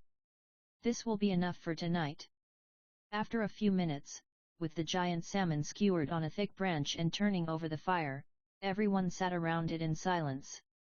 The fat dripped and hissed in the flames, sending up sparks that spiraled toward the stars like tiny, dying embers. Nami was studying the map while Luffy boredly picked his nose. Zoro looked at Yuji and asked a question that had clearly been on his mind. So, when are we going to start the Haki training? At that, Nami looked up from her map, confused. Haki? Luffy nodded at her. Yeah, it's that mysterious power that strong people on the Grand Line use. Mysterious power? Nami muttered, looking at Yuji for an explanation. Seeing that everyone's attention was on him, Yuji cleared his throat. I told Luffy and Zoro before, to truly survive the Grand Line, you need to know Haki or possess a really strong devil fruit. At that, both Luffy and Zoro nodded, while Nami looked at him with a curious expression but continued to listen. To learn Haki, you should first understand its different types, said Yuji. Haki has different types? Asked Zoro. Yuji nodded. That's right. Haki is mainly divided into 3 types, each of which is further split into basic and advanced levels. So, what are these 3 types? Observation, Armament, and Conquerors. Observation Haki grants the user a 6th sense of the world around them, allowing them to sense the presence, strength, and emotions of others, even if they are out of sight or far away. It also provides limited precognition, enabling the user to sense their opponent's intentions and predict their actions and attacks before they occur. At the advanced level, Observation Haki allows the user to actually see a short period into the future. Wait, what the hell? See the future? How is that even possible? Asked Nami, shock written all over her face. Zoro nodded in agreement. Luffy, however, tilted his head, clearly not understanding what it truly meant. There are things in the world you haven't seen yet, Nami, Yuji said. As for seeing the future, that's a very advanced skill, and only a few Haki users in the world can do it. Seeing Nami reluctantly nod, Yuji continued, now, Armament Haki allows the user to use their own spirit as an invisible armor to defend against attacks, as well as to strengthen their own attacks. It can also be used to bypass devil fruit defenses, such as the intangibility of a Logia. A person can apply armament to a part of their body, their entire body, or even coat their weapons with it. An advanced level of Armament Haki enables the user to project the armament a short distance without touching anything. An even higher level allows the user to send that projected armament into a target's body and destroy it from the inside out. An invisible armor, hey, muttered Zoro as he looked at his swords. So, I can coat my swords with this Armament Haki to make my attacks stronger and more deadly. Exactly. With this, you can send flying slashes, cut large ships in two, split entire mountains, just like my hawk, said Yuji, to which Zoro grinned wildly. Then I can't wait to learn it. Yuji nodded. Now, finally, Conqueror's Haki. This Haki allows the user to unleash their willpower to overpower the will of others. As a result, victims are mentally overwhelmed, with weak-willed individuals instantly passing out. It can also exert pressure on objects and damage them. A clash between two powerful Conqueror's Haki users is strong enough to split the sky. Unlike other types of Haki, which anyone can learn, Conqueror's Haki is a rare ability possessed by only 1 in several million people. The Emperors of the Sea all possess this type of Haki. He then pointed at Luffy. If you truly want to become the Pirate King, you too need to have this type of Haki. He then pointed at Zoro. And you as well, to become the greatest swordsman in the world. Those who dream the impossible and have the courage to pursue that goal even with the whole world against them possess the true qualities of a king and can awaken Conqueror's Haki. I believe that you too, my friends, are those kings. Like the chapter, then please share your power stones with me. See you in next chapter. Chapter 12, Sparring, Bonus Chapter. Pow-ah-ah-ah-ah. We have again crossed the 50 power stones, and as promised, here's a bonus chapter for my lovely readers. Remember to spread my agendas with everyone. P.S. Hey guys, can you help me with something? I don't know what I am doing wrong, but it looks like something is wrong with my algorithm. It looks like my story is not reaching to the other readers on web novel. I mean, I did put on the perfect tags and even written good synopsis. I am not using AI to write my story, and giving you guys a good length of chapters too. Yes, I understand that English is not my first language, but it's not like it is that bad, it is? If you guys have any suggestion for little me, then please go ahead and comment on this. Thanks a lot.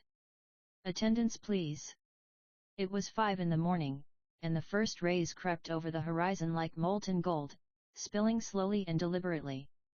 Yuji stood at the water's edge, feeling the cool sand shift beneath his feet, watching the light bleed orange and crimson into the underbelly of scattered clouds. Both he and Zoro had woken half an hour earlier, moving quietly through the pre-dawn stillness. Nami was curled on her side, one hand tucked beneath her cheek, her breathing deep and untroubled. Luffy lay sprawled on his back, mouth wide open, a thin line of drool tracing a path toward his ear. The two men exchanged a glance and let them rest. They moved to a stretch of beach farther from the camp, where the sand was firmer and the only witnesses were gulls too sleepy to care. Their exercises were methodical, Zoro counting sit-ups under his breath, the muscles in his abdomen coiling and releasing, Yuji performing sets of jumping jacks. Zoro paused at his 100th sit-up, hands still locked behind his head, and watched Yuji's silhouette against the brightening sky. You sure you want to do this with real blades? Yuji stopped mid-motion, then folded forward to touch his toes, his spine curving like a drawn bow. His face disappeared between his knees, and his voice was muffled but sharp. Don't tell me you're scared of hurting me. He straightened back up, a lazy smirk tugging at his lips. Zoro's eyes narrowed. TCH. I'm not scared of anything. He sat up, reaching for his swords. It's just, I don't want you to get hurt too badly and become dead weight for us. Yuji's smirk deepened. Oh, you don't need to worry about that. He turned and walked toward the secluded curve of the beach, where the tide had retreated, leaving a stage of damp, packed sand. Zoro followed, his boots leaving deep impressions. Behind them, the camp was quiet except for Luffy's snoring. They faced each other 20 paces apart. Zoro unsheathed his two swords, unnamed, and settled into his stance, feet planted firmly, center low, the swords like extensions of his arms. Yuji stood with one hand in his pocket. The morning breeze lifted strands of pink hair. Zoro's brow furrowed. Getting cocky, are we? It's not cockiness, Zoro. Yuji's voice came almost gentle. Because I know I will win. After all. He tilted his head, and a wide smirk spread across his face. You're weak. The words landed like a stone in still water. Zoro's eyes narrowed to slits, his jaw tightening until the muscle twitched beneath his skin. I'll show you who's weak. He lunged forward. The first strike came from the right, a diagonal slash intended to test distance and reaction. Yuji's body swayed like a reed in the wind, the blade passing so close it should have grazed his clothing but did not. Zoro followed with his left sword, delivering a horizontal cut at waist level. Yuji's open palm met the flat of the blade with a sharp smack, redirecting it harmlessly past his hip. Zoro reset and attacked again, faster this time, unleashing a two-sword flurry that left no room to breathe. Steel whistled through the salty air. Each strike was met with the same infuriating casualness, a sidestep here, a backhanded deflection there, as if Yuji was swatting away flies. What's wrong, Zoro? Yuji's voice carried over the clanging of metal. I thought you were a proper swordsman, not just swinging your swords like a child. Is this all you've got? He punctuated the taunt with a kick to Zoro's midsection, hard enough to send him stumbling back across the sand, his heels digging furrows into the ground. Zoro planted his feet firmly, chest heaving, and clicked his tongue against his teeth. The irritation burned in his throat like swallowed fire. Looks like I was taking you lightly.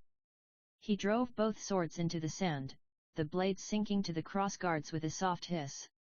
His hands moved to his left forearm, unwrapping the black bandana with deliberate slowness and tying it around his head. Finally, his hand closed around the Wado Ikemonji. The white blade caught the morning light as he drew it. He placed it between his teeth, the familiar weight settling against his tongue, and pulled his other two swords from the sand. Get ready, Yuji. His voice was rough against the steel. This is my full strength. He attacked without hesitation. The barrage was relentless, countless swings, each feeding into the next, forming a storm that should have overwhelmed any defense. The three-sword style blossomed like a dark flower, with strikes coming from impossible angles, the Wado held in his mouth serving as the center around which the other two swords spun. But Yuji was different. He moved around Zoro's attacks like water, dancing between them. Then he stepped forward, flowing inside Zoro's guard. His palm connected with Zoro's chin, the force lifting him off his feet and sending him hurtling backward. Wado Ikemonji flew from his mouth, tumbling end over end through the air, and landed point first in the sand 10 feet away, quivering like a spear. Zoro hit the ground hard, the breath driven from his lungs. He rolled onto his back, one hand moving to his chin, fingers probing for damage. Nothing was broken. Nothing even dislocated. Just the sting of impact and the deeper sting of humiliation. Arg! He sat up slowly, watching Yuji walk over to where Wado stood in the sand. The man bent down, plucked the sword free, and gave it a few experimental swings. Then Yuji tossed it back. The hilt struck Zoro's palm with a familiar weight, and Yuji pointed at him, curling a single finger in the universal gesture of come again, smirk never leaving his face. Zoro's teeth clenched tightly. He placed Wado back between his teeth, feeling the cold steel against his lips, and charged forward once more. An hour passed. The sun had climbed higher, burning away the morning mist and transforming the sand from grey to gold. Seagulls circled overhead, indifferent to the drama unfolding below. Zoro stood hunched forward, his swords hanging loosely in his grip, his breath coming in ragged gasps. Sweat plastered his hair to his forehead and ran in rivulets down his chest. His arms trembled from the effort of holding his blades, and his shoulders ached with deep, bone-deep fatigue. He had tried everything. Every technique he knew, every trick he had learned through years of relentless training, every desperate move born of frustration. Yuji had countered each one with the same calm, untouchable grace. The man hadn't even broken a sweat. He stood with his hands in his pockets once more, watching Zoro with an expression that was almost bored. Zoro assumed his final stance. Arms crossed, swords aligned, body coiled like a spring the onigiri, his signature move, was the attack that had ended countless fights before they truly began. He poured everything into the charge, moving faster than he ever had in his life, the world narrowing to a single point, the space where Yuji stood.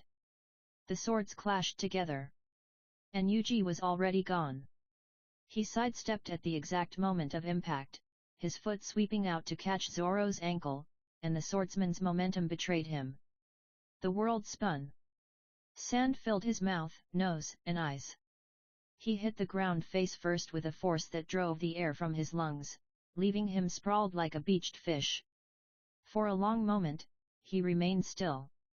He lay there, tasting grit and defeat, listening to the gentle lap of the waves and the distant cries of gulls. His swords were scattered somewhere to his left, and his pride was in even smaller pieces. A foot connected to his backside. "Hey, get your ass up!" Yuji's voice called from somewhere above him. "I know you're not dead, so stop sulking." Zoro's voice was muffled by the sand. "I am not sulking."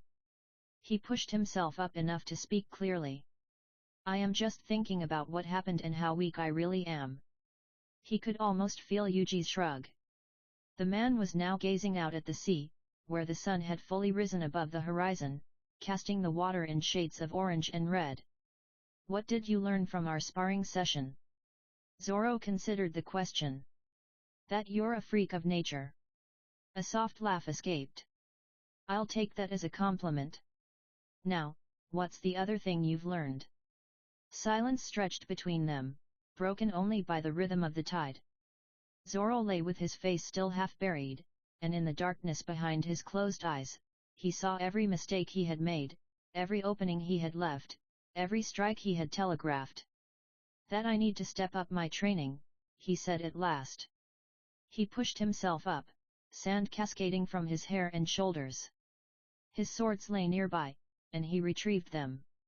When he stood, he met Yuji's eyes directly. "That thing you said last night, was it true? That Luffy and I can awaken this conqueror's haki?" he asked. Yuji just shrugged. "Maybe yes, maybe no. Just say it clearly, damn it," Zoro said irritably. Yuji gave him a serious look. "Look, Zoro, whether you and Luffy can do it depends entirely on both of you. It's your own willpower. It may come easily, or it may never come at all. You just need to keep pushing forward and never stop what you're doing." Zoro remained silent for a few minutes, digesting Yuji's words. He glanced at the slowly rising Sunday. "My willpower," he muttered under his breath. Yuji slapped the back of his head. "Oi, stop overthinking. Whether you can do it or not, only the future will tell. For now, focus on your basic training and building your strength to reach that level." Zoro nodded. "You're right. Even if I don't possess Conqueror's haki, I will train harder and surpass everyone through my skills and strength alone." Yuji grinned. "Now that's what I call real motivation." "So, when do we start our real training?" asked Zoro. "Soon. But first, tell me, can you cut steel?" Yuji asked in return. Zoro opened his mouth, then closed it. A memory surfaced, his master's words about the breath of all things and listening to the rhythm of steel. He understood the concept, but the execution eluded him. He shook his head in frustration. "Then we'll start with that. After you can cut steel, we'll begin your haki training." Zoro nodded, sheathing his swords. He looked at Yuji, and something in his expression shifted. "Tell me," he said quietly, "were you going all out in our spar?" Yuji answered without hesitation, "No." Zoro's eye twitched. "If I were really going all out," Yuji continued, "I could have easily broken your two unnamed swords." Zoro stared at him. "Hey? Really? Really?" Zoro let the information sink in. "You know, I was thinking of letting Luffy join too," Yuji said, glancing toward the camp. "That way, both you and he can grow stronger. Having a good sparring partner speeds up growth. What do you say?" Zoro considered it. Luffy was chaos incarnate, unpredictable and relentless. Training with him would be less about discipline and more about managing a controlled disaster, which, he supposed, was exactly what he needed. Met. He shrugged. Fine by me. The more, the merrier. Yuji nodded. Good. Now, we should wake them up and get ready to set sail again. Like the chapter, then please share your power stones with me. See you in next chapter. Chapter 13, Syrup Village. Howdy, everyone. We've finally crossed 100k on this FIC, yeah. Anyways. Yesterday, Sunday, was my pop's 50th birthday, so I was super busy with my family, decorating and preparing the stuff for the birthday party. I didn't get any chance to write anything because of that. And tomorrow, Tuesday, I've booked a service for my bike, so I don't know how much time it will take. If I got free early, then yay, if not, well, no chapter then. Currently it's 9:30 p.m. India time, as I am doing the final touches to the chapter. So, yeah, that's all. P.S. The Syrup Village arc is going to be quite dark. And I mean, semi-berserk level of dark. So, fair warning. And I am going to give Usopp a massive character development that even Great Oda is not ready for. You just wait. Pow. Attendance please. Syrup Village. What a beautiful day. The sun is so bright and warm over the sea, said a village youth named Usopp, as he stood near the cliff outside the village, gazing out at the ocean. He bent down, picked up a small pebble from the ground, and tossed it up and down a few times. Then, without looking, he flicked it backward. The pebble hit the tree, bounced off, and flew toward the bush. Ow!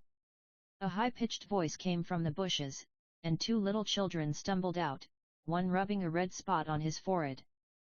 How did you know we were hiding in that bush? Asked the boy named Carrot, while his friend Pepper kept rubbing his forehead. Hat. Usopp smirked. Trying to sneak up on the great Captain Usopp?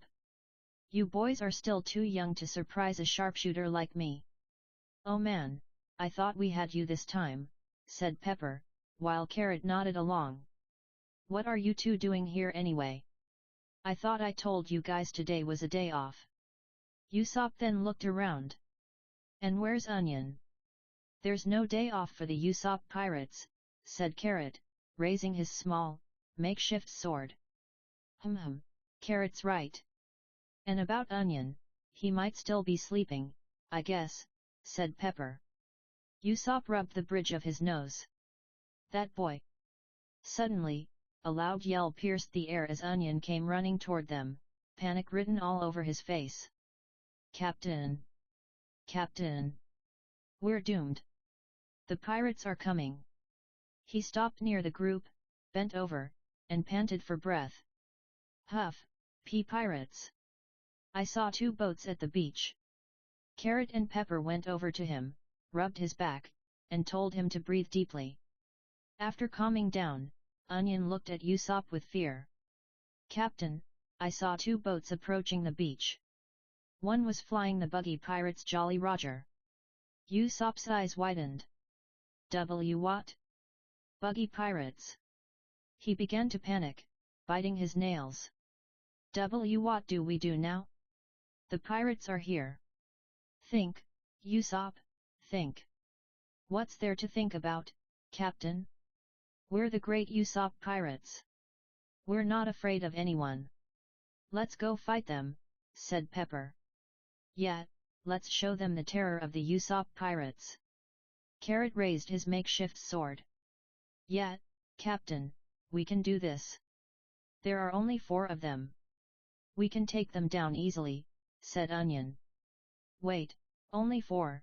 Asked Usopp. Onion nodded. Usopp's entire mood shifted. He straightened up, and his usual confidence returned. All right then, Usopp pirates, get ready. We'll defend our village. Aye, Captain. At the beach, Luffy jumped off the boat and landed on the sand with a soft thud. He adjusted his hat and looked around. Well, what do you know? There really is an island here. Of course there is. It's right here on the map, replied Nami, showing it. And it looks like there's a small village too. She then jumped off her stolen boat, her feet sinking slightly into the warm sand. Yuji and Zoro jumped off Luffy's boat and landed on the beach. Ah! Solid ground at last, muttered Zoro, looking around. A gull cried overhead, and somewhere in the trees, insects buzzed in the afternoon heat. Yuji hummed and rubbed his chin, feeling a bit of stubble already growing. Looks like I need to shave and then have a nice bath. Yeah. I need that too, said Nami, stretching a bit, her arms reaching toward the sky. What? Shaving? Teased Zoro. Nami's eyes twitched. No, you idiot. I meant a bath, a nice, warm bath, she huffed. Zoro just kept smirking. Yuji shook his head and then cleared his throat. We should push our boats further up onto the sand so they don't float away with the waves. Everyone nodded in agreement. Zoro pushed the first boat onto the beach, while Yuji pushed Nami's boat ashore. He then took his bag and guitar from the first boat and slung them over his shoulder. Nami packed her maps and picked up her treasure sack. All set, said Nami as she came over and stood beside Yuji. Yuji looked at her and saw that her hands were full of maps in her sack. If you want, I can put the maps in my bag. It will be easier for you to carry just the treasure. Nami shook her head. No, it's okay. I can carry it. But thanks anyway. Yuji nodded. Hey, if you two are done, I want to ask, what's up with those guys up there? Asked Zoro, tilting his head toward the slope where someone was clearly trying to hide. A bush shook nervously. They've been watching us since we got here. Nami just shrugged. Who knows? It's none of our business. Luffy tilted his head. Do you think they're guards or something for the village? Nami mentioned. Just as Luffy finished speaking, 4 black flags bearing pirate skulls were raised from that direction. Usopp then stepped out from hiding, standing tall with his head held high. Fear me, pirates. I am the great Captain Usopp. A feared pirate and ruler of this land. So you'd better think twice before you invade. I have 80 million men under my command. Luffy's jaw dropped, and his eyes widened in shock. What? 80 million? Nami clicked her tongue. TCH, idiot, that's obviously a lie. Ah. She found out. The kids following Usopp threw their pirate flags away and ran without looking back. One of them Onion tripped over a root but scrambled up so quickly it was almost like a somersault. Usopp's face fell as he watched Carrot, Pepper, and Onion run away. Hey, you guys! Don't run away! Sweat poured down Usopp's back as he slowly turned toward Luffy and the others. He gulped, then took out his slingshot and aimed it at them. It doesn't matter. I'm more than enough to take you all on. Seeing this, Yuji, Zoro, and Nami stared at him with blank expressions, while Luffy's face grew serious. He pushed his straw hat down slightly, shading his eyes. Now that you've aimed your weapon at us, are you ready to put your life on the line too? What? Usopp asked shakily, his fingers trembling on the slingshot. Nami raised an eyebrow at Luffy's sudden serious tone. She opened her mouth to speak, but Yuji put his finger to his lips, signaling her to be quiet. Zoro glanced lazily between Luffy and Usopp, though his hand had subtly moved closer to one of his swords. Luffy spoke again. I mean, when you aim a weapon at someone, you should also be ready to put your life on the line, because that thing in your hand is not a toy. So, what's your answer? Usopp began shaking. The slingshot slipped from his hand and clattered to the ground. His knees buckled, and he fell forward, but instead of collapsing, he caught himself in a deep bow, his forehead nearly touching the dirt. Our real pirates are really scary. Luffy burst out laughing. Shishi, got you. Usopp looked up at Luffy laughing, then at Zoro and Yuji smirking, and Nami chuckling. What? He asked, confused. I stole that line from Shanks. He was so cool when he said it to a bandit who was pointing a gun at him, explained Luffy with a grin. He then walked over to Usopp and held out his hand. Hey, you said your name is Usopp, right? You wouldn't happen to be Usopp's son, would you? Usopp's hand froze halfway to Luffy's. His eyes widened. Hey! He took the offered hand and pulled himself up, suddenly energized. Hey, how do you know about my dad? Wait, did you meet him? What was he like? Is he really a great pirate? The questions poured out one after another. Yeah, I met him when I was 7. He's really cool.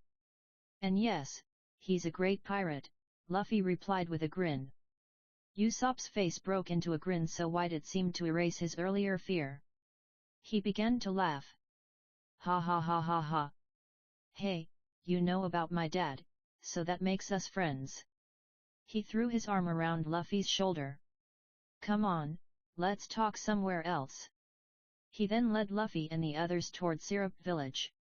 Come on, this is my village. It may look small, but the people here have big hearts. They are very welcoming and generous, he explained with a big smile. Luffy grinned back and nodded eagerly. Zoro and Nami followed behind with steady steps, while Yuji stared at Usopp, imaginary question marks floating above his head. Nami, walking beside him, glanced over and nudged him. You've been staring at him for a while. What's wrong? Where's his nose? Yuji asked absent-mindedly. What? Nami asked, confused. She looked at Usopp talking with Luffy, then at his nose, which appeared perfectly normal. His nose should be longer, muttered Yuji, and Nami looked at him as if he had lost his mind. But what she didn't know was that after Yuji took a closer look at Usopp and didn't see his famously long nose, he began questioning reality. He then looked at Luffy, Zoro, and Nami. They look exactly like their manga versions, so why does Usopp resemble live-action version? Interesting, very interesting. Usopp led them to the local restaurant.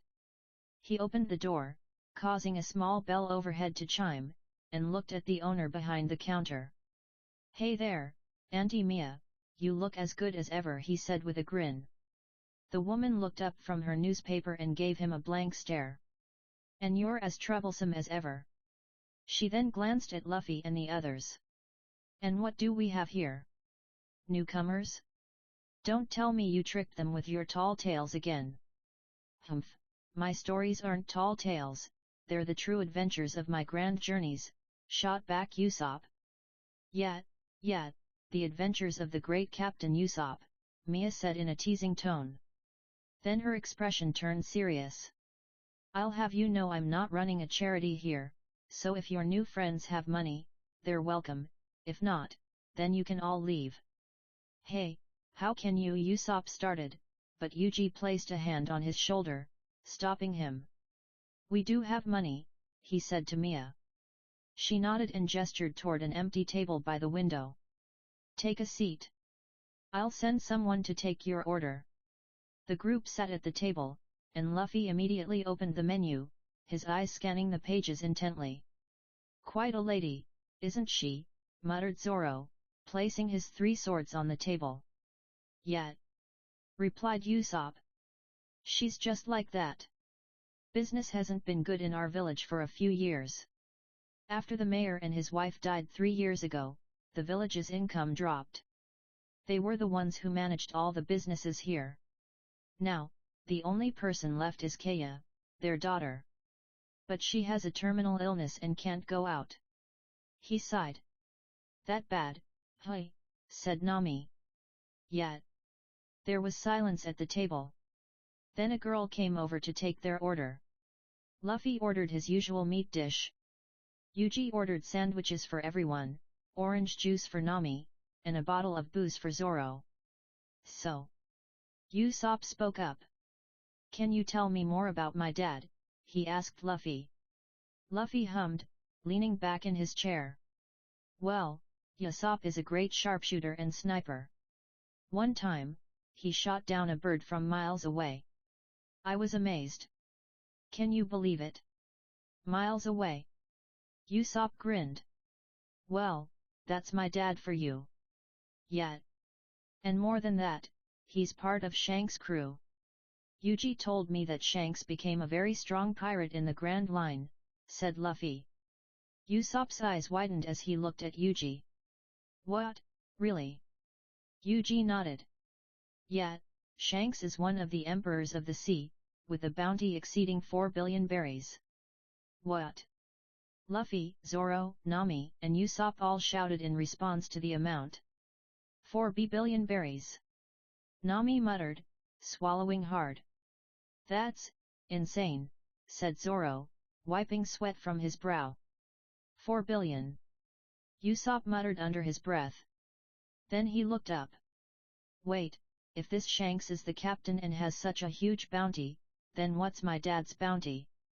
Yuji hummed, taking a slow sip of water before answering. Well, there's the first mate, Ben Beckman, whose bounty is 2.5 billion, and then there's your dad, the second mate. His bounty is 1.8 billion. Wow! Usopp's voice cracked slightly. He blinked, then leaned forward. My dad has a 1.8 billion berry bounty? That's so cool! He spun toward Mia at the counter, nearly knocking over his water glass. Take that, you old hag! My dad's a world-famous pirate. Yet, whatever, she replied, but her voice was softer this time, almost a smile. Usopp turned back to Yuji and gave him a thumbs up. My man, you just made my day. He leaned back in his chair and looked at the ceiling. 1.8 billion. He muttered with a soft smile. Then his smile faded into sadness. I wish Mom was here to hear it. Then the girl returned with the order and placed it on the table. Luffy immediately dug into his meat dish, while Zoro opened the bottle of booze and took a sip, his eyes closing in appreciation. Yuji and Nami each picked up a sandwich and began eating. The bread was fresh, and the filling was generous despite Mia's gruff manner. After a few more minutes of comfortable silence, Usopp turned to Luffy. So, what's the real reason you guys came here? I mean, it was really nice to meet someone who knows about my dad, but just chatting can't be the only reason, right? Luffy hummed between bites and then said, well, I'm looking for people to join my pirate crew. Wait, really? Asked Usopp. And a bigger ship, added Yuji. At that, Usopp rubbed his chin. I don't know about crew members, but if it's about a ship, I know just the right person who can get you one. Who? Asked Nami. Kaya, replied Usopp. Zoro raised an eyebrow. The same terminally ill girl. Usopp nodded. Yet. She has a shipyard on the other side of the village. You can ask her and look at any ship you like, well, for the right price, that is. At that moment, Luffy, Yuji, and Zoro all looked at Nami. What? Why are you looking at me like that? Wait a minute. She then clutched her treasure sack tightly, pulling it close to her chest. I'm not giving you any of my money. Ah! Luffy slumped, his shoulders sagging. TCH, the witch is showing her true colors, muttered Zoro. Nami shot him a sharp look. What did you say? Yuji sighed, setting down his sandwich.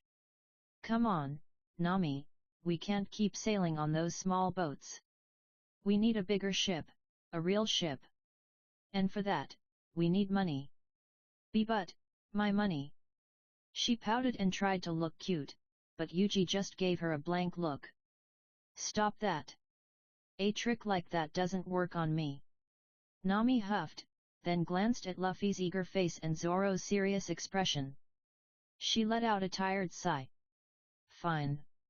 But I'll be the one negotiating with this girl, she said. I'm fine with that, said Yuji. Okay, Luffy chimed in with a grin. Whatever, grumbled Zoro. Nami nodded, satisfied, then looked at Usopp. Take us to Kaya. Like the chapter, then please share your power stones with me. See you in next chapter. Chapter 14, A Shattered Bond, Bonus Chapter. Pow-ah-ah-ah-ah. I am thinking of taking this story to very different direction. I mean, the story of One Piece will be same and all, but with dark elements of JJK. You know, my hands are itching to off someone randomly. Sigh, my inner gig is tempting me again. Jokes aside, I'll be adding some important characters from other anime/manga into this FIC too. No, I'll be not adding any other reincarnators or Isekai characters into this. The power level will follow the One Piece verse rule. Well, truth to be told, even before I started to write this FIC, I have already decided the ending of this story long time ago. So, I just need to write it on the paper. With my own One Piece theory and imagination. Sometime, my own genius scares me. P.S. I might have to add the dark tag too. Attendance please. In the expansive backyard of the mansion atop the hill, the afternoon sunlight filtered through the leaves like scattered gold coins. A sickly 17-year-old girl named Kaya sat beneath an old oak tree, a newspaper spread across her lap. However, she hadn't read a single headline in the past 10 minutes. Instead, she kept glancing at the back door, once, twice, 3 times, as if she could make it open simply by wishing it hard enough. The wind carried the scent of roses and freshly cut grass. Somewhere beyond the hedge, a bird called twice, then fell silent. Ahem. Miss Kaya, your lunch will be ready soon. We should go inside now. The voice came from behind her, smooth and steady. Kaya didn't need to turn around, she knew Clahatteri's footsteps by heart, the soft click of polished shoes, the deliberate rhythm of a man who never tripped, never hurried, and never did anything without reason. He stood there in his neat black butler suit, every crease sharp enough to cut. His slicked back black hair caught the light, and the round glasses rested perfectly on his nose, as if held in place by an invisible hand. I'd like to stay here a little longer, Claudor, Kaya said softly. Claudor looked at her, then at the back door, and then back at her hopeful eyes. He let out a tired sigh. You want to see that boy, Usopp, don't you? Kaya quickly looked away, her fingers tightening on the edge of the newspaper. Miss, do I have to explain it again? Claudor stepped closer, his shadow falling across her lap. It's not proper for a lady like you to hang around the biggest liar in this village. He's a bad influence. Phooey, Claudor. The word came out sharper than she intended. Kaya felt her cheeks flush. Don't say that. I like his stories. They make me happy. The lady is right, Claudor. They both turned. Mary walked toward them slowly, like an old man. His uniform was slightly wrinkled at the collar. A small smile played at the corners of his mouth. If that boy makes Lady Kaya happy with his stories, then who are we to stand in the way? Claudor didn't blink. That boy's nonsense stories are too much for Mrs. Health. Besides, he's not a good person either. Mary huffed, and what do you know about that boy? I've watched him grow from a little kid into the young man he is now. Yes, he lies all the time, but he has his reasons. Whatever the reason, Claudor said, his voice dropping, a person who lies all the time has no truth left in them. He paused. The pause stretched. Then he added, and we all know what kind of blood runs in his veins. His deadbeat father left him and his sick mother to become a pirate. And who's to say this boy won't do the same? Leave our sweethearted miss to chase after some stupid dream. He turned back to Kaya. Miss, please understand, your late parents trusted me to take care of you, and I will watch over you. Kaya looked down at her hands, which were trembling slightly. She pressed them flat against the newspaper to steady them. Yes. I know. Claudor nodded once, a small, pleased motion. I'm glad you understand. He looked at Mary with a gaze sharp enough to cut glass. Using the palm of his hand, he pushed his glasses up. I hope you understand what is truly best for Miss Kaya and her health. He walked away. Mary stared at Clahattery's back for a long moment. The old butler's hands, knotted with age and years of labor, curled into loose fists at his sides. You still don't like him, do you? Kaya asked with a gentle smile. Mary looked at her, worry filling his eyes. It's not about liking or disliking, my lady, he said slowly. It's just, he's too extreme. Perfection means everything to him. Kaya chuckled softly. The sound was thin, like paper crumpling. Well, that's Claudor for you. Mary hummed, but it wasn't a sound of agreement. Then they heard footsteps at the back door, accompanied by muffled voices. Hey, are you sure this is the right way in? A female voice asked, impatient and sharp. SHH. You don't know anything, a male voice said, confident and loud. This is my VIP door. Only I'm allowed in. It looks less like a VIP door and more like a thief's favorite way in, a gruff voice said, amused in a lazy way. Mary frowned. But Kaya had already sat up straight on her blanket, her eyes once again catching the light. Usopp, she exclaimed. And the name emerged like a prayer answered. The gate swung open dramatically as Usopp strode into the garden, exuding confidence. 4 people followed behind him. A boy wearing a straw hat grinned as if the sun had taken human form. A young man with green hair and 3 swords at his hip looks bored. A girl with orange hair was already scanning the garden as if she were calculating its value. A pink-haired man walked with lazy steps. Usopp's grin widened when he saw Kaya. Well, if it isn't my favorite friend. You're looking as beautiful as ever, madam. Kaya's hands flew to her face, her cheeks flushing with unfamiliar emotions, feelings that made her chest feel less empty. Mary chuckled, well, my boy, it looks like you've brought some new friends to meet Lady Kaya. All right, I'll leave you young folks alone. He walked away. Kaya lowered her hands, and her smile faded slightly. I'm sorry I can't welcome you properly. Claudor won't allow it. She paused, picking at the edge of the newspaper. He's not really a bad person, though. Usopp waved his hand as if swatting a fly. I don't care. I like being out here anyway. I wouldn't feel comfortable in your fancy old mansion. He puffed out his chest. After all, I'm a brave and gallant pirate. Kaya laughed, then glanced past Usopp at the 4 strangers. They stood in a loose group, observing the 2 of them with varying degrees of interest. Well, Usopp, aren't you going to introduce your new friends to me? Usopp straightened up so quickly that his spine cracked. He grinned widely. Oh, they heard about my reputation from far away and came to find me. They're the newest members of my crew. No, they all said at once. Usopp's face fell. Hey, guys, at least pretend you care, he hissed over his shoulder. Kaya pressed her hand to her mouth to stifle another laugh. Thank you, she said softly, for being friends with Usopp. He may be.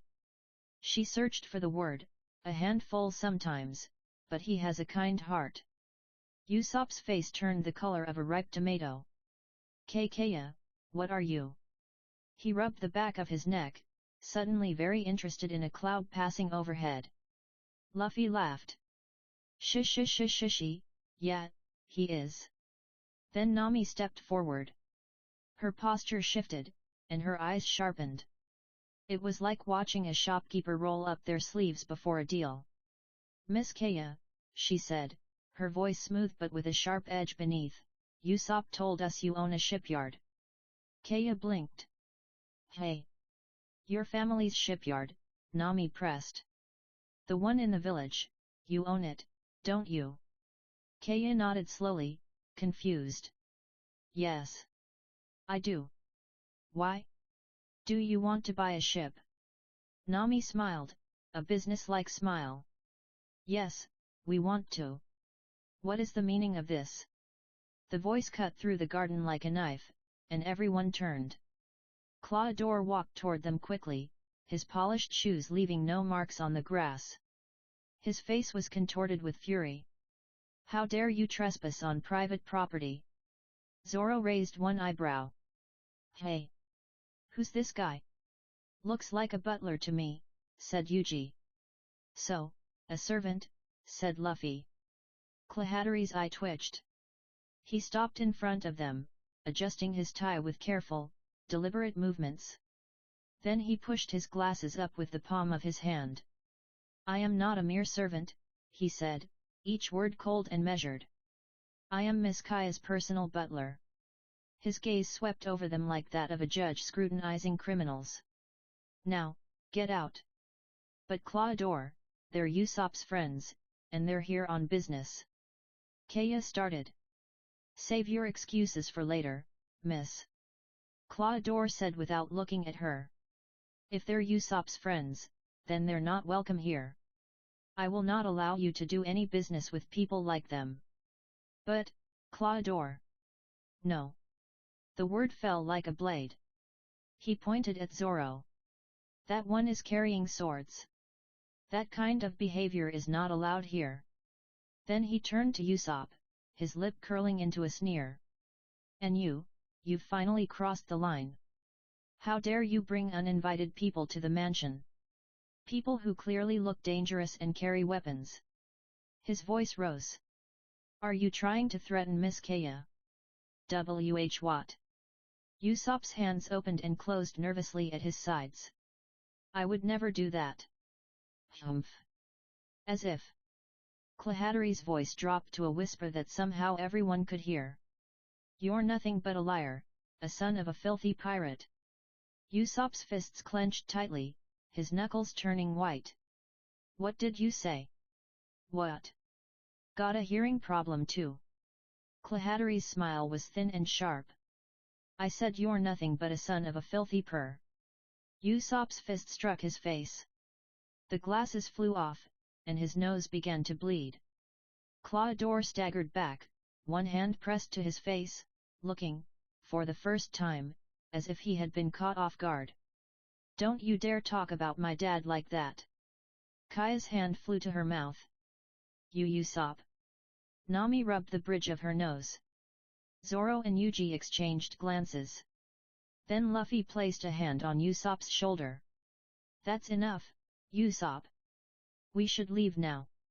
Usopp was shaking, his breath coming in short, rapid bursts. He clicked his tongue and nodded.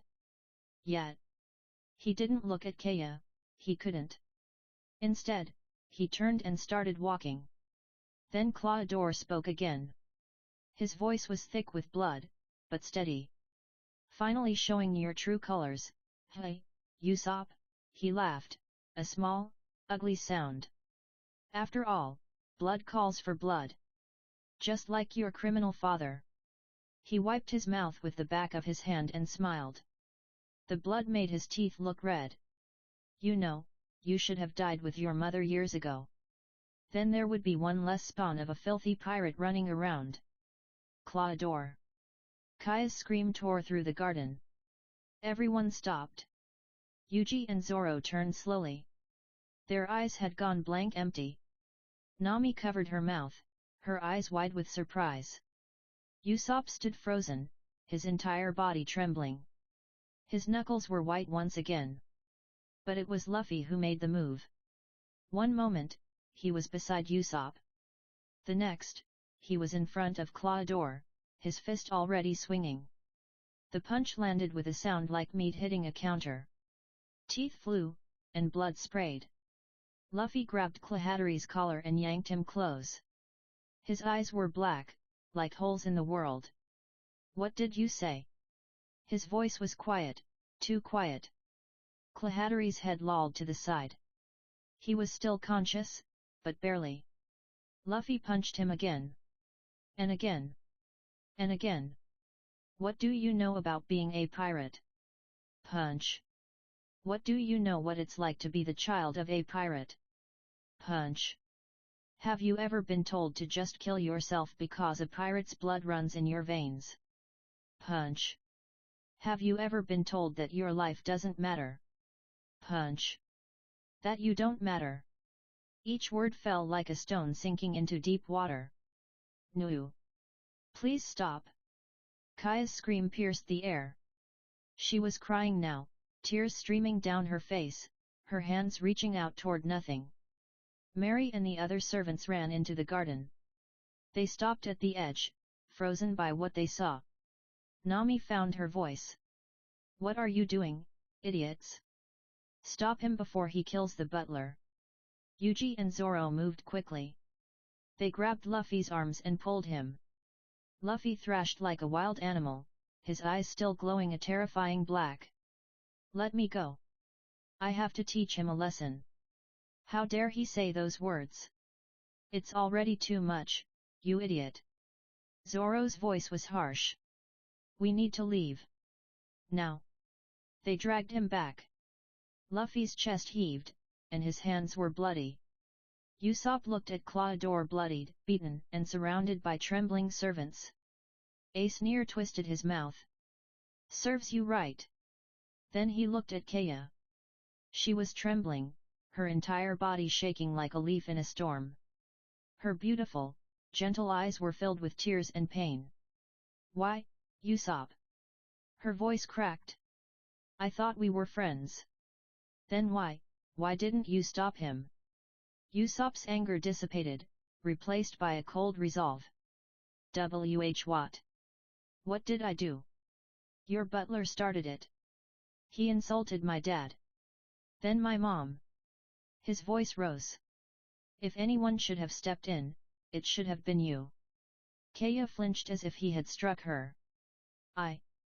She looked down at her hands, which were shaking. Leave, please, and don't ever come back. The words hung in the air like smoke. Usopp stared at her bowed head. For a moment, his expression softened, something that resembled heartbreak. Then it hardened once more. Come on, guys. His voice was flat, dead. We've got no more business here. He walked away without looking back. Nami paused and looked at Kaya, a look of pity crossing her face. I'm really sorry about all this, she said quietly. But your butler had it coming. She walked away. Zoro snorted at the beaten butler and dragged Luffy along behind him. Yuji stayed. He stood there for a long moment, gazing at Clahatteri's crumpled body. Then he turned to Kaya, noticing her tears, trembling hands, and vacant eyes.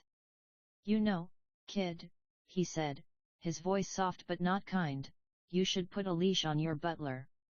He glanced back at the mansion, its tall windows, locked doors, and perfect hedges. The way he was talking, it's like he thinks he's the real owner of this place. Not you. He walked away. Kaya fell to her knees. The grass was soft beneath her, and the afternoon light warmed her face. She covered her face with her hands and cried. Like the chapter, then please share your power stones with me. See you in next chapter. Chapter 15, The Truth. Power. I need more power. Goddamn Imu, he just folded Zoro and Sanji like they were nothing. Usopp is truly a professional rage baiter. Attendance please. Usopp was quiet. The dirt path stretched ahead like a grey ribbon winding toward the edge of the village. Each step kicked up small puffs of dust that clung to his sandals, but he didn't bother brushing them off. His hands hung loosely at his sides, and his shoulders curled inward, as if he were trying to make himself smaller, trying to disappear into the afternoon light filtering through the trees. He looked down. The corners of his mouth sagged, as if something heavy were pulling on them. Every time he blinked, he saw it again, Kaya's pale face, her trembling hands, and the way she had looked at him. Behind him, Luffy stomped along with his hands shoved into his pockets, his jaw clenched so tightly that a muscle near his ear twitched. His knuckles were still raw, blood had dried in the creases, rust-colored and cracking every time he moved his fingers. Every few seconds, he muttered something, jerk. Mumble. Stupid butler. Mumble mumble. Should have hit him harder. Zoro walked with his arms crossed, his eyes half closed but alert. For once, his sense of direction kept him on the path. Nami, however, was a storm barely held together. Her arms were folded tightly across her chest, her nails digging into her sleeves. She had been counting backward from 10 for the past 3 minutes, trying to cool the fire inside her. It wasn't working. Finally, she snapped. Her fist cracked against the back of Luffy's head. Usopp flinched up ahead. OWWW. Luffy stumbled forward, nearly face-planting in the dirt, one hand flying to the fresh bump on his head. He spun around, eyes wide with genuine confusion. Hey! Why did you hit me? You complete idiot! Nami's voice rang through the trees, scattering birds from the branches. She jabbed a finger toward his chest, her other hand still clenched. Don't you ever think before you do something? Luffy blinked, then blinked again. Hey? What did I do? Nami's eye twitched. She sucked in a breath through her teeth, the kind that comes right before screaming or worse. Aren't you the one who wants a proper ship? She threw her arms wide, gesturing back toward the mansion as if it were still in sight. Now you've completely ruined our chance of getting one because you couldn't keep your fists in your pockets for 5 more minutes. Luffy huffed, pushing out his lower lip in that stubborn pout that made Nami want to hit him again. Humph! That stupid servant talked too much. His voice dropped, losing its childish whine and becoming harder. He not only bad-mouthed Usopp and the others, but he also said really hurtful things to our new friend, Usopp. Usopp's feet came to a halt. His back was still to them, but his shoulders stiffened. The word struck his chest like a stone dropped into still water, sending ripples outward. Luffy continued, unaware of the impact he was having. I couldn't just stand there, so I shut him up. Usopp turned slowly, his eyes wider than they had ever been, probably. His mouth opened, but no sound came out at first. He had to swallow twice before he could speak. Friend. His voice cracked on the word. But we just met an hour ago. Luffy looked at him and then grinned, that wide, unstoppable grin that seemed to push back against darkness itself. So what? You're Usopp's son, he said, as if it were the most obvious thing in the world. And he's part of Shanks' crew.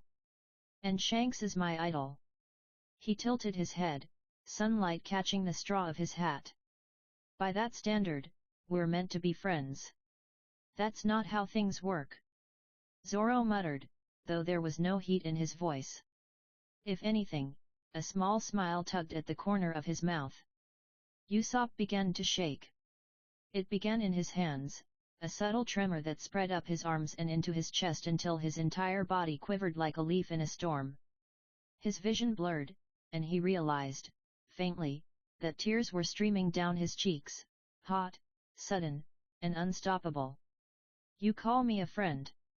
His voice cracked again, splintering like old wood. Even though I did nothing but ruin your chance to get a ship?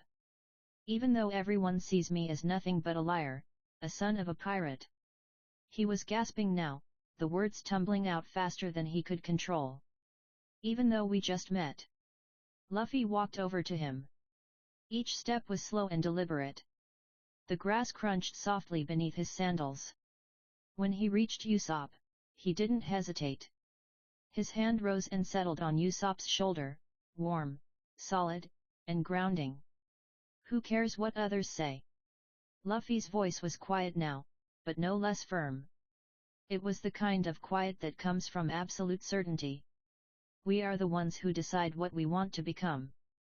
So when I say we're friends, it means we're friends. He squeezed once. It's the simplest thing in the world. Behind them, Nami's jaw dropped. She stared at Luffy's back as if seeing him for the first time. Did he really say that? She whispered to Zoro, shock bleeding into her voice. Did those words just come out of his mouth? Zoro didn't answer, he was watching Usopp. The boy's face crumpled. Then Usopp lunged forward and wrapped his arms around Luffy so tightly that his knuckles turned white. He buried his face in Luffy's shoulder and cried.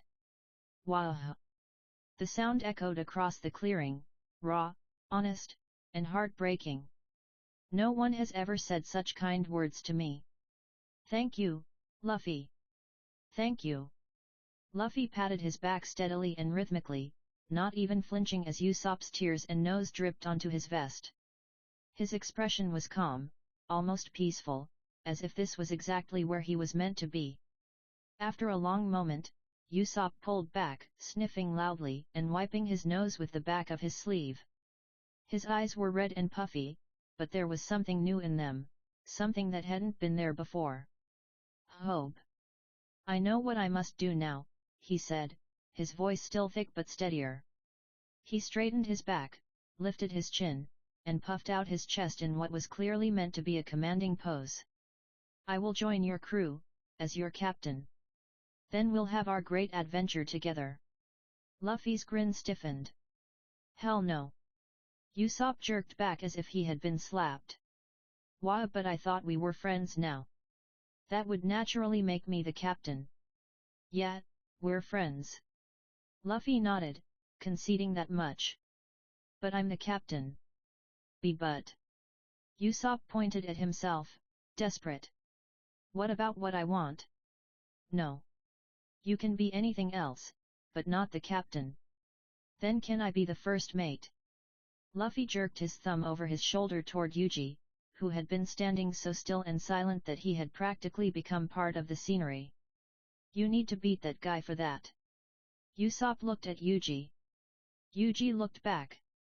The man was tall, taller than Usopp had realized, with a face that revealed nothing. No smile, no frown, no hint of what lay behind those dark eyes. He stood there, arms relaxed at his sides, watching Usopp with the patience of someone who had all the time in the world. Usopp shivered as a cold trickle of sweat ran down his spine. And no, he said quickly, taking a small step backward. I don't think I'll do that. No, thank you. Not interested.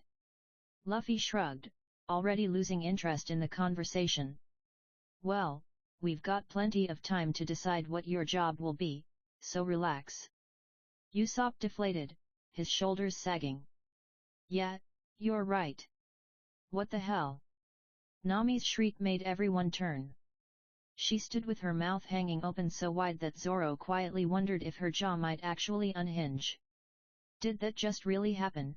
She exclaimed, pointing between Luffy and Usopp, her finger trembling. Don't they understand the situation we're in? We just attacked a rich household's butler. The Marines could be here by sunset. Zoro yawned. What are you even worried about? You're not the one doing the heavy lifting. He scratched his chest lazily. Even if that rich girl calls the Marines on us, we can just take care of them and leave the island. It's as simple as that. Nami's mouth opened and closed like a fish out of water. No words came out. She looked as if she were rethinking every life choice that had led her to this moment. I don't think Kaya will call the Marines on us. Usopp said, his voice small. He glanced nervously at Luffy. Right. Luffy simply shrugged. Why are you asking him that? Zoro raised an eyebrow. Isn't she your friend? Usopp deflated further, seeming to shrink into himself. His gaze dropped to the ground, where he began tracing patterns in the dirt with the toe of his sandal. Yeah, but after what happened today. His voice dropped to a barely audible whisper. I don't think she'll ever want to see me again. Something flickered across Luffy's face. He reached out and patted Usopp's back again, this time more gently. There. If you guys are done chatting, Yuji said, and everyone startled slightly, they had genuinely forgotten he was there, so still had he been. Then I've got a question for Usopp. Usopp blinked and turned to face him. Hey? What is it? How long has that butler, Claudor, been working in the mansion? The question hung in the air, unexpected. Usopp's brow furrowed. Beside him, Luffy tilted his head curiously, and even Nami paused mid-round to look at Yuji with confusion. Usopp scratched his chin, thinking. 3 years, I think? Yeah, about 3 years.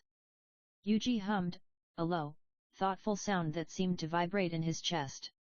He nodded slowly. That guy's real name isn't Claudor. In fact, he's not even a real butler. He paused, letting the words sink in. His real name is Kuro, captain of the Black Cat Pirates. Silence. Complete, utter, and ringing silence. Then. What? The shout was so loud and simultaneous that birds exploded from every tree within 100 meters. Even Zoro's eyes snapped wide open. But. Nami sputtered, grabbing fistfuls of her own hair. How is that even possible? Wasn't Kuro executed by Axe-Hand Morgan at Shell's Town? Zoro's eyes narrowed. What Nami said is right. That's the official report. He turned to look at Yuji, his expression calculating. But we also can't ignore what Yuji just said. He's the brain of this crew, he said simply, without jealousy, just stating a fact. Which means there must be a reason behind what he's saying. Luffy nodded firmly, crossing his arms. Yeah, Yuji is super smart, and he's always right. The confidence in Luffy's voice was absolute and unshakable. He didn't speak as if trying to convince anyone, he stated it as plainly as saying the sky is blue or that meat is delicious. Usopp swallowed hard, looking at Yuji with a new kind of nervousness. Hey, man. Are you really sure? That Claudor is Kuro. I am 100% sure, Yuji said, his voice devoid of any boastfulness. And there's an explanation for that too. He glanced at Luffy and Zoro. Luffy, Zoro, and I have already seen what kind of man Morgan is, a man who built his reputation on lies and fear. His gaze swept across the group, finally resting on Usopp. Morgan became a marine captain after capturing and executing Kuro. So who's to say he didn't make some kind of deal with Kuro and fake the entire execution? He began to pace slowly, his hands clasped behind his back. Then Kuro came to Syrup Village 3 years ago. And Kaya's parents died around the same time, didn't they? Usopp's blood ran cold. Why yet? Yuji continued pacing. Kuro's other nickname is Kuro of the 100 Plans. He's known for being careful, patient, and ruthless. He stopped and turned to face them. Doesn't this all add up? Damn, Nami breathed, pressing a hand to her forehead as she swayed slightly. That does sound believable. Terrifyingly believable. Usopp's knees buckled. He dropped to the ground, his hands flying up to grip his hair, pulling at the roots. His breathing was fast and shallow, each inhale a ragged gasp. Crap! Crap! Crap! Crap! Crap! His voice cracked with every repetition. This can't be happening. This can't be happening. But it was. This bastard Kuro has been disguised as Kaya's butler for 3 years, Usopp said, the words tumbling out as his mind raced ahead of his mouth. He killed her parents. Who knows what else he's planning? He stopped. His eyes widened. A new, terrible realization blossomed in his chest, like poison spreading through water. Wait a minute. His voice dropped to a whisper. Kaya started getting sick after her parents died. Right after. She was fine before, healthy, happy, full of life. And then suddenly, she's pale, weak, and always in bed. He looked up at Yuji, his eyes wild. Does that mean that Fake has been doing something to Kaya all this time? Drugging her? Poisoning her? Keeping her sick on purpose? Yuji shrugged. Probably. But why? It's the inheritance, Nami said quietly. Everyone turned to look at her. She stood very still, her face pale, arms wrapped around herself as if she were cold despite the warm afternoon sun. Kuro wants the money, she continued, her voice gaining strength as she spoke. All of it, the inheritance, the mansion, everything. That's why he's keeping Kaya alive, for now. But he's slowly drugging her, making her sick, making her dependent on him. Her jaw tightened. With Kaya weak and Kuro as the only person she can rely on, he can easily make her sign whatever papers he wants. And once she's signed everything over. She didn't finish the sentence. She didn't need to. Zoro hummed, his brow furrowed. There's something not right here, he said thoughtfully, scratching his chin. Why would a pirate like Kuro wait 3 years for all this? If he just wanted the money, why not kill everyone on day 1 and be done with it? Nami's expression flickered. That's also a good point. Silence fell over the group. And then, as if pulled by an invisible thread, all eyes turned to Yuji. It happened naturally, without anyone consciously deciding it. Luffy looked at him with absolute trust. Zoro regarded him with analytical respect. Nami gazed at him with desperate hope. Usopp stared at him like a drowning man clinging to a lifeline. Yuji met each of their gazes in turn, then nodded slowly. I think Kuro is doing all of this slowly and deliberately for one of 2 reasons. He held up a finger. Either he's one of those people who likes to watch his victims suffer, who enjoys the slow unraveling, the helplessness, the fear. He's not just after money, he's after entertainment. He held up his second finger. Or. He paused, letting the weight of the word settle. Or he's tired of being a pirate. He wants to start a new life with some extra security, a whole inheritance under his belt, while he spends the rest of his days in peace, never having to look over his shoulder again. Everyone was silent, processing the information. Neither of those scenarios is good for Kaya or the villagers, Nami said quietly. Neither of them is a good scenario for anyone, Zoro agreed. Usopp pulled at his hair again, this time harder. Damn it! This is not good. This is really bad. He lurched to his feet, his body moving before his mind had fully caught up. I need to warn Kaya and the villagers. They all need to know what's coming. Then what? Zoro's voice cut through Usopp's panic like a blade through silk, cold, calm, and unforgiving. Usopp froze mid-step. Do you really think they'll believe you? Zoro asked. He hadn't moved from his spot or changed his posture, but somehow he seemed larger than before. A liar's words? Or the words of a group of strangers who showed up an hour ago and immediately beat up the beloved family butler? Usopp stood there, trembling. His hands clenched and unclenched at his sides, and his breath came in short, sharp bursts. Every instinct screamed at him to run, to act, to do something, anything but stand there while Kaya was in danger. But Zoro was right. The truth settled over Usopp's shoulders like a cold weight. He sagged, the fight draining out of him. But we need to do something, he said, his voice barely above a whisper. We can't just stand here and let that bastard keep hurting Kaya. Nami sighed, her anger from earlier softening into something gentler. Usopp, you need to understand something. She walked over to him and stopped just in front of him. Kuro has been doing this for 3 years. 3 years. He's had time to build connections, establish a reputation, and make himself indispensable. Everyone in that village trusts him. She reached out and placed a hand on his arm, a rare gesture of comfort from her. Even though we know the truth now, we can't just march in there and demand that everyone believe us. The only way to prove who he really is would be to show his bounty poster. She trailed off, her expression darkening. Which stopped being published 3 years ago, Usopp finished for her, after his execution. Nami nodded grimly. We need to think carefully about this. Rushing in will only help him. But, Kaya, Usopp started. A hand landed on his shoulder. Usopp looked up and saw Luffy standing beside him, his expression unusually serious.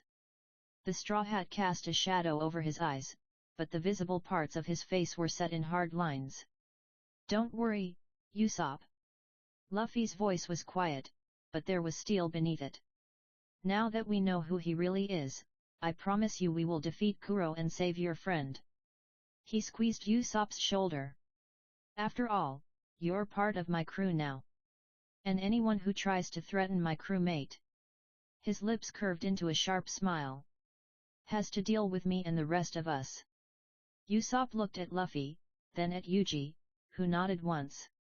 Next, he glanced at Zoro, who gave him a small, reassuring smirk. Finally, he looked at Nami, whose hand remained on his arm, her expression soft. "You guys!" Usopp's voice cracked. His eyes burned again, but this time he blinked back the tears. He was done crying for today. Probably. "Relax." Zoro stretched his arms above his head, cracking his neck. "With the beating Luffy gave that fake butler, it'll take at least 3 or 4 days for him to get his head straight. That's plenty of time for us to come up with a plan to bust him for good." Luffy nodded vigorously. "Zoro's right. And with Yuji on our side." His grin returned wide, bright, and full of confidence. "We don't need to worry about anything." For the first time since leaving Kaya's mansion, Usopp felt a weight lift from his chest. The knot of fear, anger, and helplessness that had been tightening began to loosen. He let out a long, shaky breath. "Thanks," he said, looking at each of them in turn. "All of you.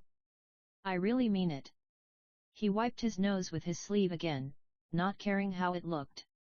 "I don't know what I would have done if you hadn't been here." Luffy gave a cheerful nod.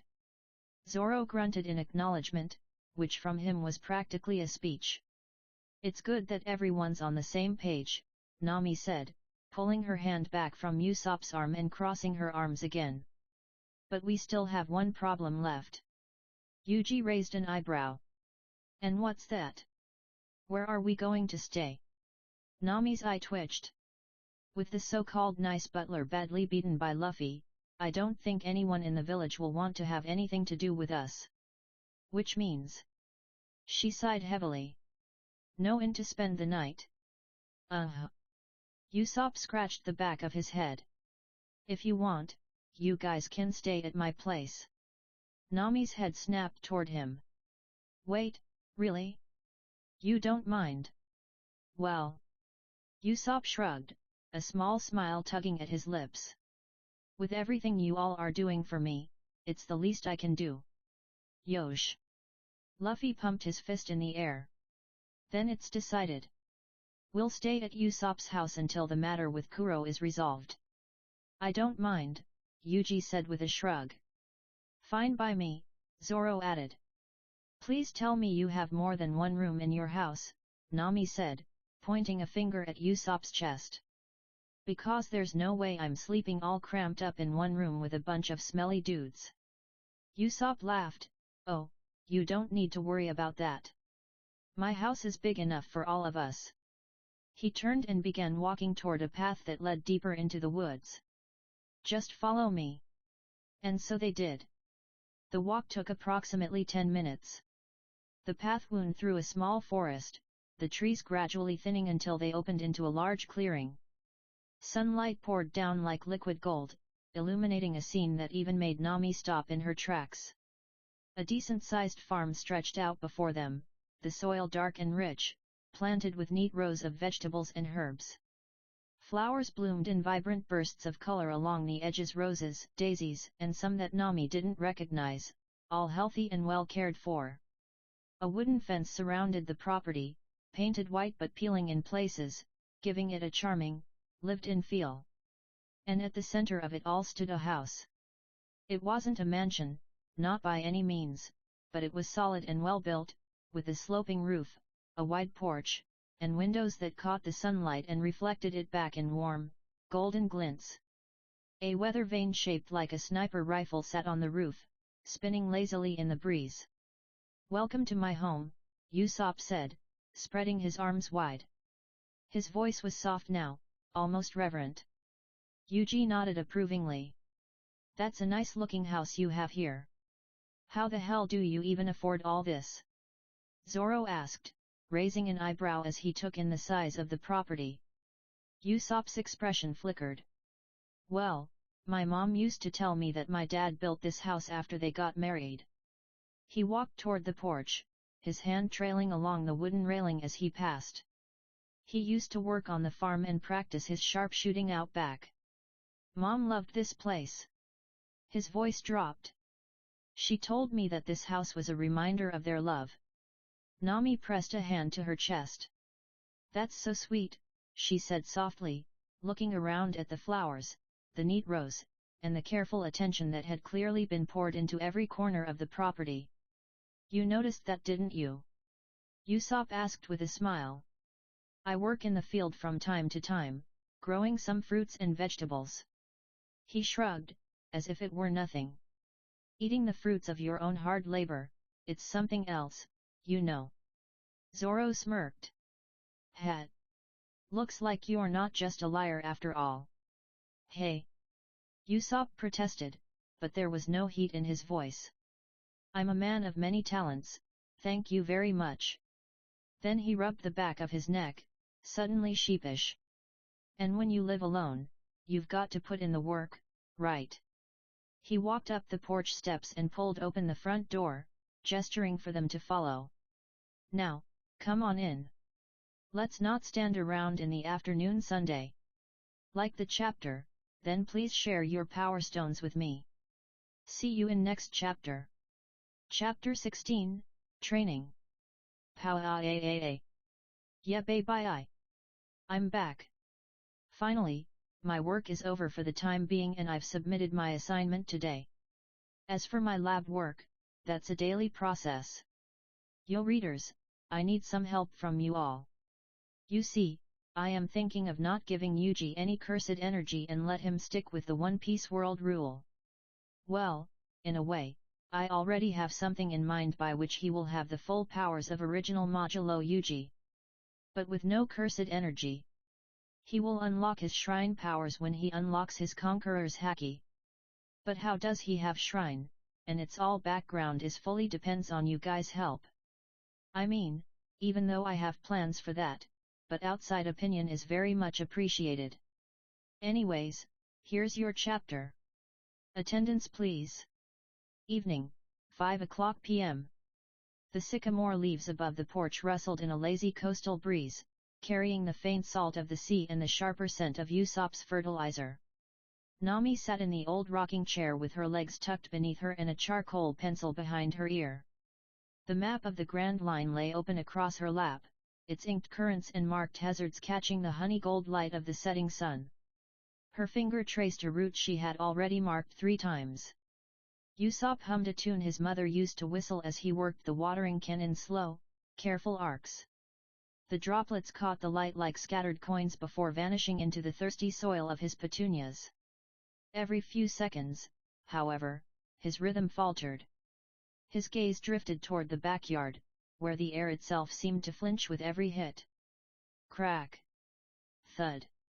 Boom. Damn. Usopp muttered, nearly overwatering a geranium. They're really going at it, hey. Let them be. Nami didn't look up, though her pencil had stopped moving. In their own words, it's better to be ready for the worst than to die like fools. And sure enough, Luffy, Zoro, and Yuji were sparring in Usopp's backyard. More accurately, Luffy and Zoro were trying to spar against Yuji in a 2 versus 1 match and were still getting their butts kicked with almost casual cruelty. Gum Gum Pistol. Luffy's arm shot forward like a white cannonball, his fist flying toward Yuji's midsection with enough force to punch a hole through a marine ship. Yuji stepped slightly to the left, allowing the outstretched arm to pass by him. Then, with a quick motion resembling swatting a fly, he redirected Luffy's fist directly into Zoro's charging face. Arg! Zoro grunted as rubber met bone, the impact sending him sliding sideways across the grass. He caught himself with one hand, dirt spraying, and snarled, "Hey! Watch where you're hitting, you idiot!" Luffy grinned sheepishly, already pulling his arm back. "Sorry." Then Yuji moved. Blink. One moment, Yuji was 6 paces away. The next second, he was standing right in front of Luffy. Luffy tried to twist away, but it was too late. Yuji's fist drove into his stomach. Oof! The air left Luffy's lungs in a single, explosive gasp. His body folded around Yuji's knuckles, then shot backward. But Yuji caught his wrist mid-flight, his stretched arm snapping taut, and yanked using Luffy's own momentum to slingshot him straight into Zoro, who had just gotten back on his feet. They collided like 2 sacks of bricks, tumbling across the grass in a tangled heap of limbs. Ow! Luffy groaned, lying flat on his back. "Arg! Get off me, you idiot!" Zoro shouted, shoving Luffy's shoulder. Both of them rolled onto their sides, palms pressing into the dirt, muscles screaming. They made it to their knees. Then, Yuji was already there, his fist raised high, casting a shadow over them like a closing door. "Think fast," he said, and punched downward. Boom! A shockwave ripped through the yard, rattling the windows of Usopp's house and sending birds bursting from the nearby trees. Dust and shredded grass billowed upward in a brown cloud, thick enough to choke on. Luffy and Zoro threw themselves backward, coughing and waving their arms in front of their faces. When the dust finally settled, they both stared in silence. A crater 6 meters wide. The soil at its center had been compacted into something almost glassy, dark, and slick where the heat of the impact had melted the minerals. Zoro's jaw dropped. "What the hell?" He spun toward Yuji. "Are you trying to kill us?" "No, Zoro." Yuji's voice came from behind them. Shivers ran down both of their spines. They spun. Zoro's swords rose in a wild arc, while Luffy's fist shot forward instinctively. Yuji moved fluidly like water. He slapped Zoro's blade aside, then stopped Luffy's punch with a casual palm. Before either could recover, he grabbed both of their heads, one in each hand, and smashed them together. Stars burst behind Luffy's eyes. Zoro staggered sideways, his ears ringing and his vision swimming. Then Yuji stepped in close and gently placed an index finger against Zoro's chest, followed by Luffy's. 1-inch punch, he whispered. His fingers were folded. The impact was like an explosion. Both Luffy and Zoro were hurled backward like leaves in the wind, their bodies crashing into the old oak at the yard's edge with a thunderous crack that split the trunk cleanly in two. The tree groaned, leaned, and toppled sideways onto the fence. Usopp stared at the wreckage, the crater, the ruined oak, and the fence that now looked like kindling. My yard," he squeaked. Yuji glanced over his shoulder and gave a nervous smile. "Oops." Usopp pinched the bridge of his nose. He took a breath, then another. Finally, he looked toward the crash site where Luffy and Zoro lay sprawled across the broken remains of his poor, innocent tree. "Are you sure they're alive?" "Oh, they're fine," Yuji said, waving a hand. "I didn't use too much strength." "What the hell do you mean you didn't use too much strength?" Yuji raised an eyebrow, then his lips curved into a teasing grin. "You wanna see my full strength?" Usopp went pale. "And no. I'm good. Just, please try not to destroy my house. It's all I have." "Noted." A cough emerged from the wreckage, followed by a groan. "Ow, it hurts." Luffy's voice was muffled by splinters. "That damn monster!" Zoro said, his voice tight with pain. Yuji turned to them and said, "Hey, you idiots, are you just going to lie there, or are you going to come at me again?" He paused. "Because you don't want me to come to you personally."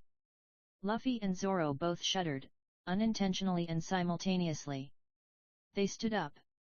Yuji nodded once, satisfied. "Now, let's continue." Neither Luffy nor Zoro moved immediately.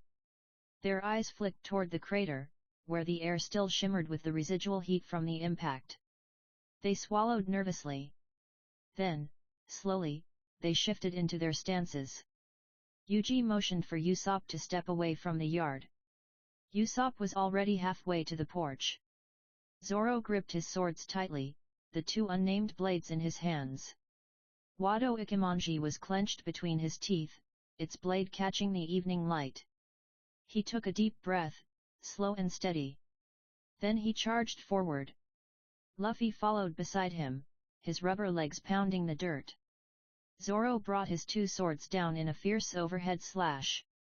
Yuji stepped back as the blades whispered past his chest.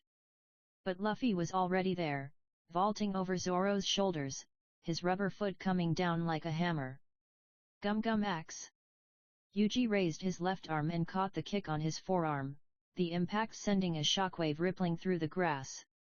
He then grabbed Luffy's ankle, slammed him into the ground with a wet thud, and turned away. Zoro saw Yuji's exposed back, an opening. He thrust both unnamed swords forward, aiming for the space between Yuji's shoulder blades. He knew Yuji could dodge the attack and was already planning his next move. Instead, the blades sank into Yuji's back. They went through him and came out of his chest.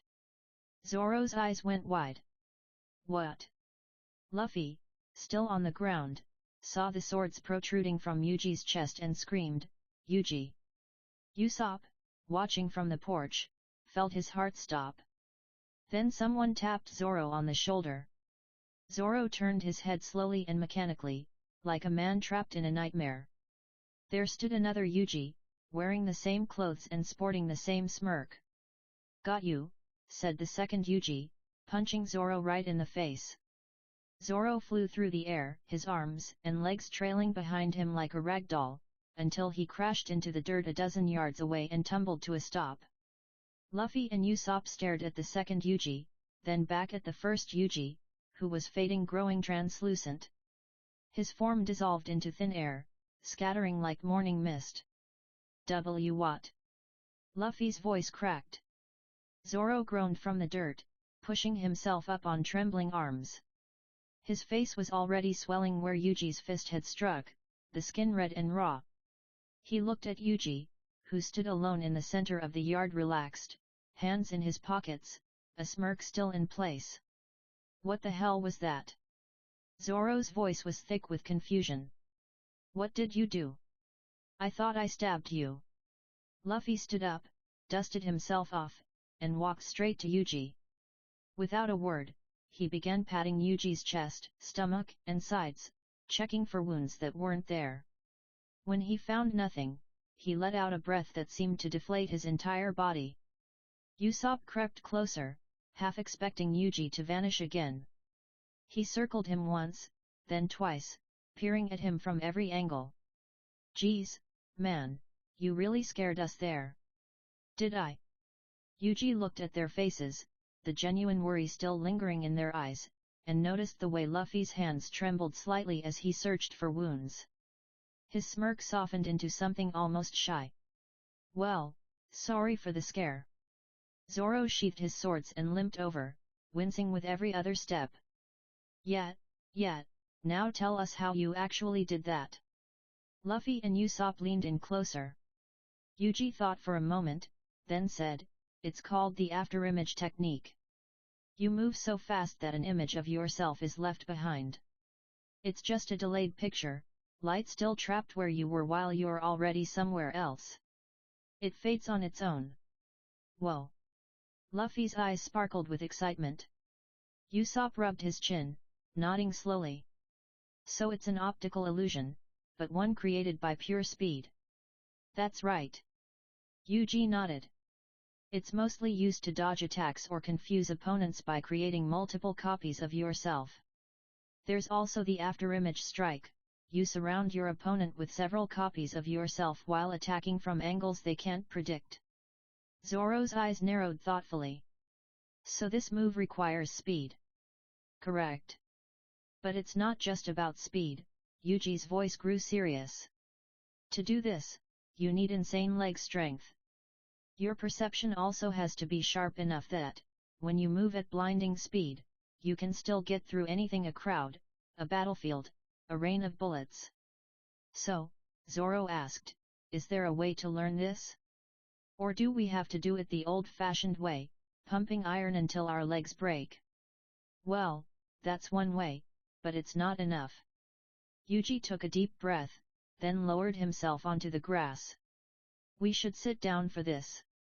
It's going to be a long explanation. They sat in a loose circle, the evening light casting their long shadows across the scarred earth. Yuji began, first, I need to make something clear. Please don't try to compare yourselves to me. I'm not normal in any way. Usopp tilted his head. What do you mean? Yuji was quiet for a moment as the breeze stirred his hair. When he spoke again, his voice softened. I'm a freak of nature. My grandfather once told me that my body has been incredibly dense since I was a toddler, not heavy kind of dense, but compact and tightly packed. My muscles, my bones, my skin, even the blood in my veins is thicker than it should be. Silence settled over the group like a held breath. Then Zoro let out a low whistle. So you're a natural-born monster, hey? That explains your incredible strength. Yuji nodded. And also, my immune system and metabolism are far beyond normal. I don't get sick. No poison or venom can harm me, it gets flushed out immediately. And I can never get drunk or high. Usopp stared. That is... I don't even know what to say. Zoro, however, looked at Yuji with a hint of pity. Dude. That's really sad. You can't even get drunk. You're missing out on the best part of alcohol. Yet. Luffy chimed in, nodding vigorously. We're pirates. And you can't even feel the drink. Oh man, Shanks would be so disappointed if he knew about your situation. Yuji listened to them, a stiff smile fixed on his face. Dude. Here I am telling them my deepest secret, and they're worried about me not getting high. He thought about the other things he hadn't told them, the way he could weaponize his blood and control it on command, his enhanced healing ability derived from his blood manipulation, and his life return technique. Yet. Let's not tell them about blood manipulation yet. Everything has its right time. He cleared his throat. Ahem. Shall we move on to more important matters? They nodded. Right. Yuji held up 2 fingers. Back to the afterimage technique, or more specifically, how to move very fast. There are 2 ways. He counted them off. First, you train so hard and so much that you naturally break logic and move faster than anyone can see. It's a tough, brutal process unless you're naturally gifted, like having a crazy strong body or being born into a race known for speed. And the second? Zoro asked. Yuji's eyes glinted. Second, you will train in the 6 powers martial arts. It will not only strengthen your body but also make you incredibly fast in a fight. 6 powers. Luffy tilted his head, imaginary question marks practically floating above him. Yes. A set of superhuman martial arts techniques. Any dedicated fighter can learn them, but they are primarily used by world government forces, specifically, their Special Assassination Branch, Cypher POL. Yuji's voice dropped slightly. The 6 powers are divided into 3 categories: movement moves, attack moves, and defense moves. He paused, allowing the weight of his words to sink in. And here's the thing no one tells you, Yuji added, his voice dropping to something almost secretive. The 6 powers aren't just moves, they're a way of thinking, a way of understanding your own body's limits and then breaking them. Zoro leaned forward. Luffy's eyes sharpened and became focused. Even Usopp, despite himself, listened intently. Yuji smiled. So, he said, who wants to learn how to move faster than their own shadow? Like the chapter, then please share your power stones with me. See you in next chapter. Chapter 17, Training 2. Show me your motivation. Pow aaa. Sigh. I think the Syrup Village arc is taking too much time. It should have been finished almost a week ago, but here we are. I am really tired right now. I've been awake for almost 27 hours, and my body is swaying here and there like a leaf in a wind. This chapter should have been uploaded at the reset time, which was yesterday for me, at 9:30 p.m. India time, but I was at my friend's house, wasting our precious time playing Pragmata. Goddamn, Diana is such a sweetheart. You know, before I was thinking of writing this fanfic, I was busy on another one, Doomslayer in Elden Ring. I even wrote 8 chapters of it.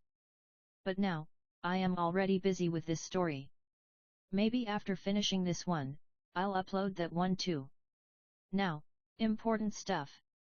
It looks like majority of you do not like the idea of Yuji not having the cursed energy in One Piece. As by your own words, what's the meaning of Yuji being in One Piece world if he doesn't even have his unique trait? So, here's what I'm going to do. Yuji will still not have any cursed energy in him, but he will have something similar to that. Something which will make sense in One Piece world and does not break the individual world rule. Do not worry, I'll not nerf him. He will only get more powerful from this. Here's your chapter. Attendance please. Next day, early morning, 4 a.m. It was the quiet time just before dawn. A few stars were still visible, like tiny lights scattered across the dark sky. The air was cold enough to see your breath, but it felt clean and fresh. Yuji's eyes slowly opened. His internal clock had never failed him. He swung his legs off the bed, placed his bare feet on the cold wooden floor, and let the chill fully awaken him. 4 o'clock. Right on time, he thought. He washed up quickly and stepped out of the room Usopp had given them. He walked into the living room and saw Zoro sleeping on the sofa, his 3 swords cradled in his arms like treasures, breathing slowly and steadily. Zoro's eyes opened the moment Yuji's hand touched his shoulder. Training, Yuji said quietly. Zoro gave a lazy nod and stood up. Yuji then went to Usopp's room. The sniper was curled into a tight ball under his blanket, mumbling something about giant sea monsters in his sleep. When Yuji shook him, Usopp jumped like a frightened cat. What happened? Are the monsters attacking? Seeing this, Yuji simply shook his head. Relax. It's 4 in the morning, training time. Usopp stared at him with the expression of someone who had just discovered that sleep was a lie. 4, he said flatly. In the morning? Yes. Why? You'll thank me later. Then he went to the second guest room, where Luffy was sleeping. Yuji opened the door and saw that the captain had turned into a tangled mess of rubber limbs during the night. His mouth was open, and he was making a noise somewhere between a snore and a purr. Yuji grabbed him by the ankle and pulled. Luffy did not move. He clung to the bed frame like a man unwilling to leave a warm bed. Yuji pulled harder. The bed creaked. Luffy's rubber arm stretched and then snapped back like a rubber band, nearly hitting Yuji in the head. Wah! I'm still sleepy, let me go. Luffy mumbled, half asleep. Yuji grabbed both of Luffy's ankles, planted his feet firmly, and pulled hard. The rubber-bodied captain came loose with a popping sound and collapsed onto the floor in a tangled mess of limbs and blankets. His straw hat rolled across the wooden planks. Now, don't be like that, Yuji said, folding his arms. Don't you want to be the king of the pirates? Luffy gave a slow, lazy nod, his eyes still closed. Then you need to be strong to reach your goal. And to be strong, you need to train. Luffy sagged onto the floor like a deflated balloon. He pouted, which looked ridiculous but somehow suited him perfectly. But can't we do this another time? Does it have to be this early? Yuji shook his head and sighed. Early morning is the best time. People say that if you meditate, study, or train at this hour, you achieve better results than at any other time of day. It's quiet and peaceful, allowing you to focus more. He's right, said Zoro, rolling his shoulder in a slow circle. Even my dojo sensei taught at this hour. He always said the time from 4 am to 5:30 am is called the Creator's Hour. Like Yuji said, it's good for meditation, yoga, study, and spiritual work because the mind is calm and the air is pure. Yuji snapped his fingers and pointed at Zoro. Exactly. That's pretty deep, muttered Usopp, rubbing his eyes. But why include me? I'm not that great of a fighter. It's not about being a great fighter, Usopp. It's about being in tune with yourself. It can help keep your mind calm and your body refreshed all day. Usopp sighed and nodded. Fine. Yuji then looked at Luffy with a raised eyebrow. Captain. Luffy shrank under his gaze, his shoulders slumping in defeat. Finally, Luffy muttered, okay. Good. Yuji clapped his hands once. Now, before we start training, let's do a warm-up run. Luffy, Zoro, and Usopp waited patiently. Around the whole village. What? At least 5 times. Luffy's eyes went wide. Zoro grunted, and Usopp made a sound like a kettle about to boil over. Hey, that's not a warm-up, that's a full workout. Usopp cried. Yuji blinked, confused. Dude, your village isn't that big. Running around it 5 times is nothing. Yeah, so stop being a wimp and be a man, teased Zoro with a smirk. Hey, I'm not a wimp, Usopp said, puffing out his chest like a startled bird. You should know I can easily run 100 kilometers, no, 200 kilometers while carrying a 10-ton hammer on my back. Yeah, sure, whatever you say. God of Hammer. Zoro's tone was so dry that it could have tanned leather. Usopp sputtered, that's shut up. Zoro ignored him and turned to Luffy and Yuji. Shall we begin? Yuji gave a thumbs up. Luffy, still looking as if he were attending his own funeral, reluctantly nodded. They stepped out into the darkness. Syrup Village lay sleeping all around them. The houses were dark and silent. The only light came from the stars. A dog barked somewhere in the distance, then fell silent. Yuji took the lead at a steady pace, his feet making soft pat-pat-pat sounds on the dirt path. Beside him, Zoro ran silently. Once Luffy got moving, he seemed to wake up, his long, rubbery legs covering the ground with ease. Usopp followed behind.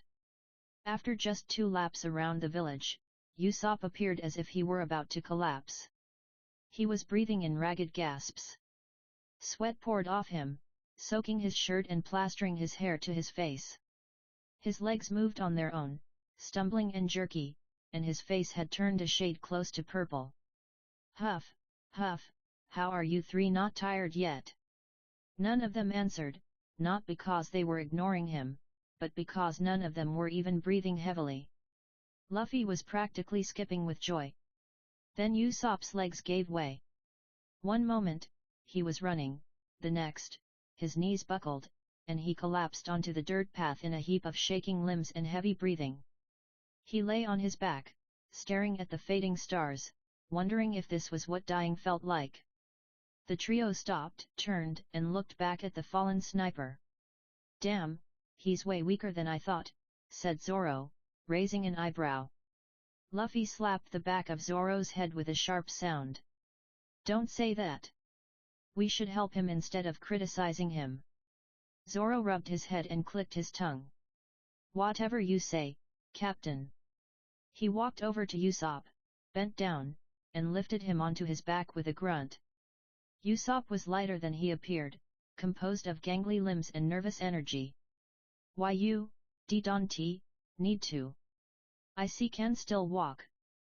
The words came out between wheezes. Yuji gently patted Usopp's back. It's okay, Usopp. You don't have to be brave all the time. We're here for you. Shishi, yup, Luffy grinned widely. Now, let's go 3 more rounds left. Now he's excited about the run. Zoro asked ironically. Yuji simply raised his hands and smiled faintly. Zoro muttered something under his breath, something about an idiotic, rubber-brained captain, and fell into step beside Yuji, with the now silent Usopp on his back like a tired, sweaty sack of potatoes. By the time they finished the 5th round, the sky had shifted from black to a deep purple. The stars were fading, retreating one by one as the first light crept over the horizon. The group stood in a clearing just outside the village, a wide, flat, grassy area bordered by trees on 3 sides and a cliff overlooking the sea on the 4th. The grass was wet with dew, and the air carried the scent of earth and salt. Luffy and Zoro were now sweating from the run, their shirts damp and their hair stuck to their foreheads. However, they weren't very tired. Even Zoro, who had carried Usopp for 3 laps, was barely winded. Any trace of sleep had long since vanished. Yuji, annoyingly, appeared completely fine. His breathing was steady, and his posture was relaxed. 5 laps around Syrup Village were nothing to him. Zoro dropped Usopp onto the ground without ceremony, simply opening his arms and letting him fall the last 1.5 feet onto the grass. "Ow, hey, be gentler," Usopp muttered, rubbing his butt. Then he slowly stood up, winced, and cracked his back with a few satisfying pops. Zoro only huffed. "You should work on your stamina, you're really weak." Usopp opened his mouth, probably to say something grand about his legendary endurance, but then he paused. His mouth closed, his shoulders sagged, and he mumbled, "Yeah, you're right." Then Luffy gave his usual sunny grin. "Shishi. Don't worry, Usopp. I believe in you." Usopp sighed quietly. "Well," Yuji said, clapping his hands together, "now that the warm-up run is done, let's do some stretches to relax our muscles before the real training begins." With that, Luffy, Zoro, and Usopp followed Yuji through a series of stretches, lunges, seated twists, and butterfly stretch that made Usopp groan and complain about his old man hips despite being only 17. They also did chest openers and hamstring stretches that reminded everyone how inflexible they were except for Luffy, of course. Then, the cobra pose. They lay on their stomachs on the damp grass, palms flat beneath their shoulders, and slowly pressed their chests upward. The stretch extended through their stomachs and lower backs. Usopp made a sound like a creaking door. Luffy, being made of rubber, simply flattened himself into a position that should have been impossible. Each pose was held for 15 to 30 seconds, just long enough to feel the stretch and the stiffness of sleep leave the joints. After 10 minutes, they all stood up. They took a deep breath through their noses, filling their lungs completely, held it for a moment, then released it in one smooth exhale through their mouths. "Man, I feel refreshed," Usopp said, breathing in the cool air. His voice no longer wheezed, and his color had returned. He looked almost human. "Now." Yuji stepped forward, his shadow stretching across the grass in the growing light. "Let's begin." He clapped his hands again and pointed toward Luffy and Zoro. "You two will fight each other, but with a twist," he paused. "Luffy will be blindfolded and try to dodge Zoro's attacks. Then Zoro will be blindfolded and try to dodge Luffy's attacks." Zoro's eyebrows shot up. "Hey? What kind of training is that?" "This is Haki training, more specifically, observation Haki," Yuji said, adopting a teacher-like tone. "The blindfolded person tries to sense and dodge attacks from the other person. This helps you detect dangers you can't see with your eyes.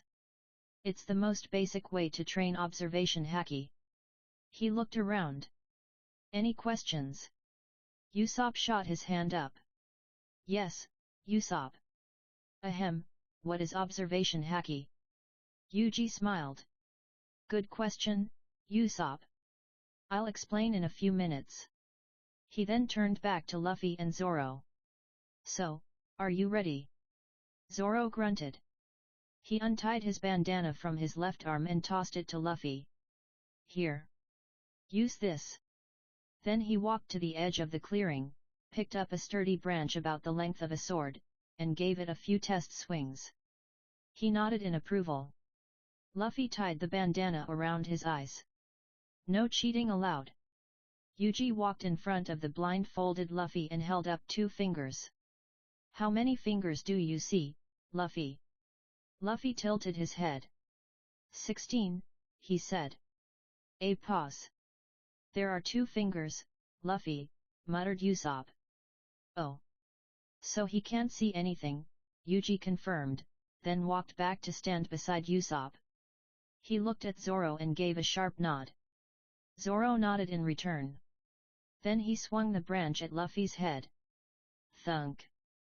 Wah-ay-ay-ay. Hey! Luffy howled, clutching his head with both hands. Even through his rubber body, it stung.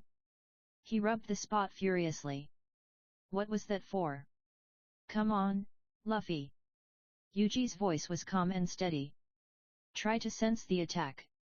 Take a deep breath and calm your mind. Don't think about anything, not the One Piece, not meat, not becoming Pirate King. Just focus on your surroundings. Don't force it, just let your body move on its own. Luffy's pout disappeared. He took a slow, deep breath. His chest rose, and his shoulders relaxed. He held the breath for a moment, then exhaled. His stance softened, his arms dropped to his sides, and his head tilted slightly. Zoro watched him carefully. Then he gripped the branch, adjusted his stance, and swung again, this time from the side, aiming at Luffy's right ribs. Halfway through the swing, he changed direction. The branch swept upward toward Luffy's chin. Luffy, focused, sensed a shift in the air to his right. He tried to dodge by leaning back, but the sudden movement caught him off guard. The branch struck his chin. Thunk. He grunted and dropped back into a ready stance. Zoro swung repeatedly again and again. Most of the swings connected thunk, thunk, thunk, but every now and then, Luffy would shift at just the right moment or tilt his head slightly, and the branch would whistle through empty air. Not because he had suddenly developed observation haki, but because he could feel the air rushing past him. He was using the air around him as a guide to sense Zoro's attacks. Yuji watched, nodding slowly. Then he turned to Usopp, who was standing beside him with his mouth slightly open, watching in disbelief. Ahem, Yuji cleared his throat softly. Usopp was startled and looked at him. So? Yuji asked. What do you think? I've never seen or heard of a training method like this, Usopp said quietly. This is insane. Yuji chuckled and patted him on the shoulder. Come with me. Let me tell you what haki is. They walked along the edge of the village, close enough to hear Luffy and Zoro but far enough away to talk without distracting them. The sky had lightened to a pale grey blue, and the first rays of sunlight were breaking over the horizon, painting the clouds in shades of pink and gold. As they walked, Yuji explained the 3 types of haki: observation, armament, and conquerors. He described how they manifested, how they were trained, and how they could mean the difference between life and death in the Grand Line. He spoke of people who could see seconds into the future, harden their bodies like armor, or bend the will of others simply by existing. Usopp listened silently. When Yuji finished speaking, Usopp took a few more steps, deep in thought. Then he asked, "Do you think my dad has haki too?" Yuji hummed and nodded. Yup. I'm 100% sure Usopp has both armament and observation haki. After all, he's the best sniper in the world or something like that. Usopp paused, a mix of emotions crossing his face before settling into an unreadable expression. Do you think I can awaken haki? Yuji looked at him with a raised eyebrow. Well, considering who your father is, you should already have some kind of sensing ability, maybe not full observation haki, but early signs of keen perception, the kind that helps with aiming. Usopp hummed thoughtfully, rubbing his chin as he scanned the ground. Then he bent down and picked up 2 pebbles. He tossed them up and down in each hand, testing their weight. Then, without looking, he tossed a pebble from his right hand backward over his shoulder. At the same time, he tossed the other pebble from his left hand toward a nearby tree. The pebble struck the tree with a sharp tick, rebounded, changed direction, and flew through the air in a perfect arc. Tick! The second pebble struck the first one in midair. Both stones fell onto the grass with soft pat-pats, landing by side.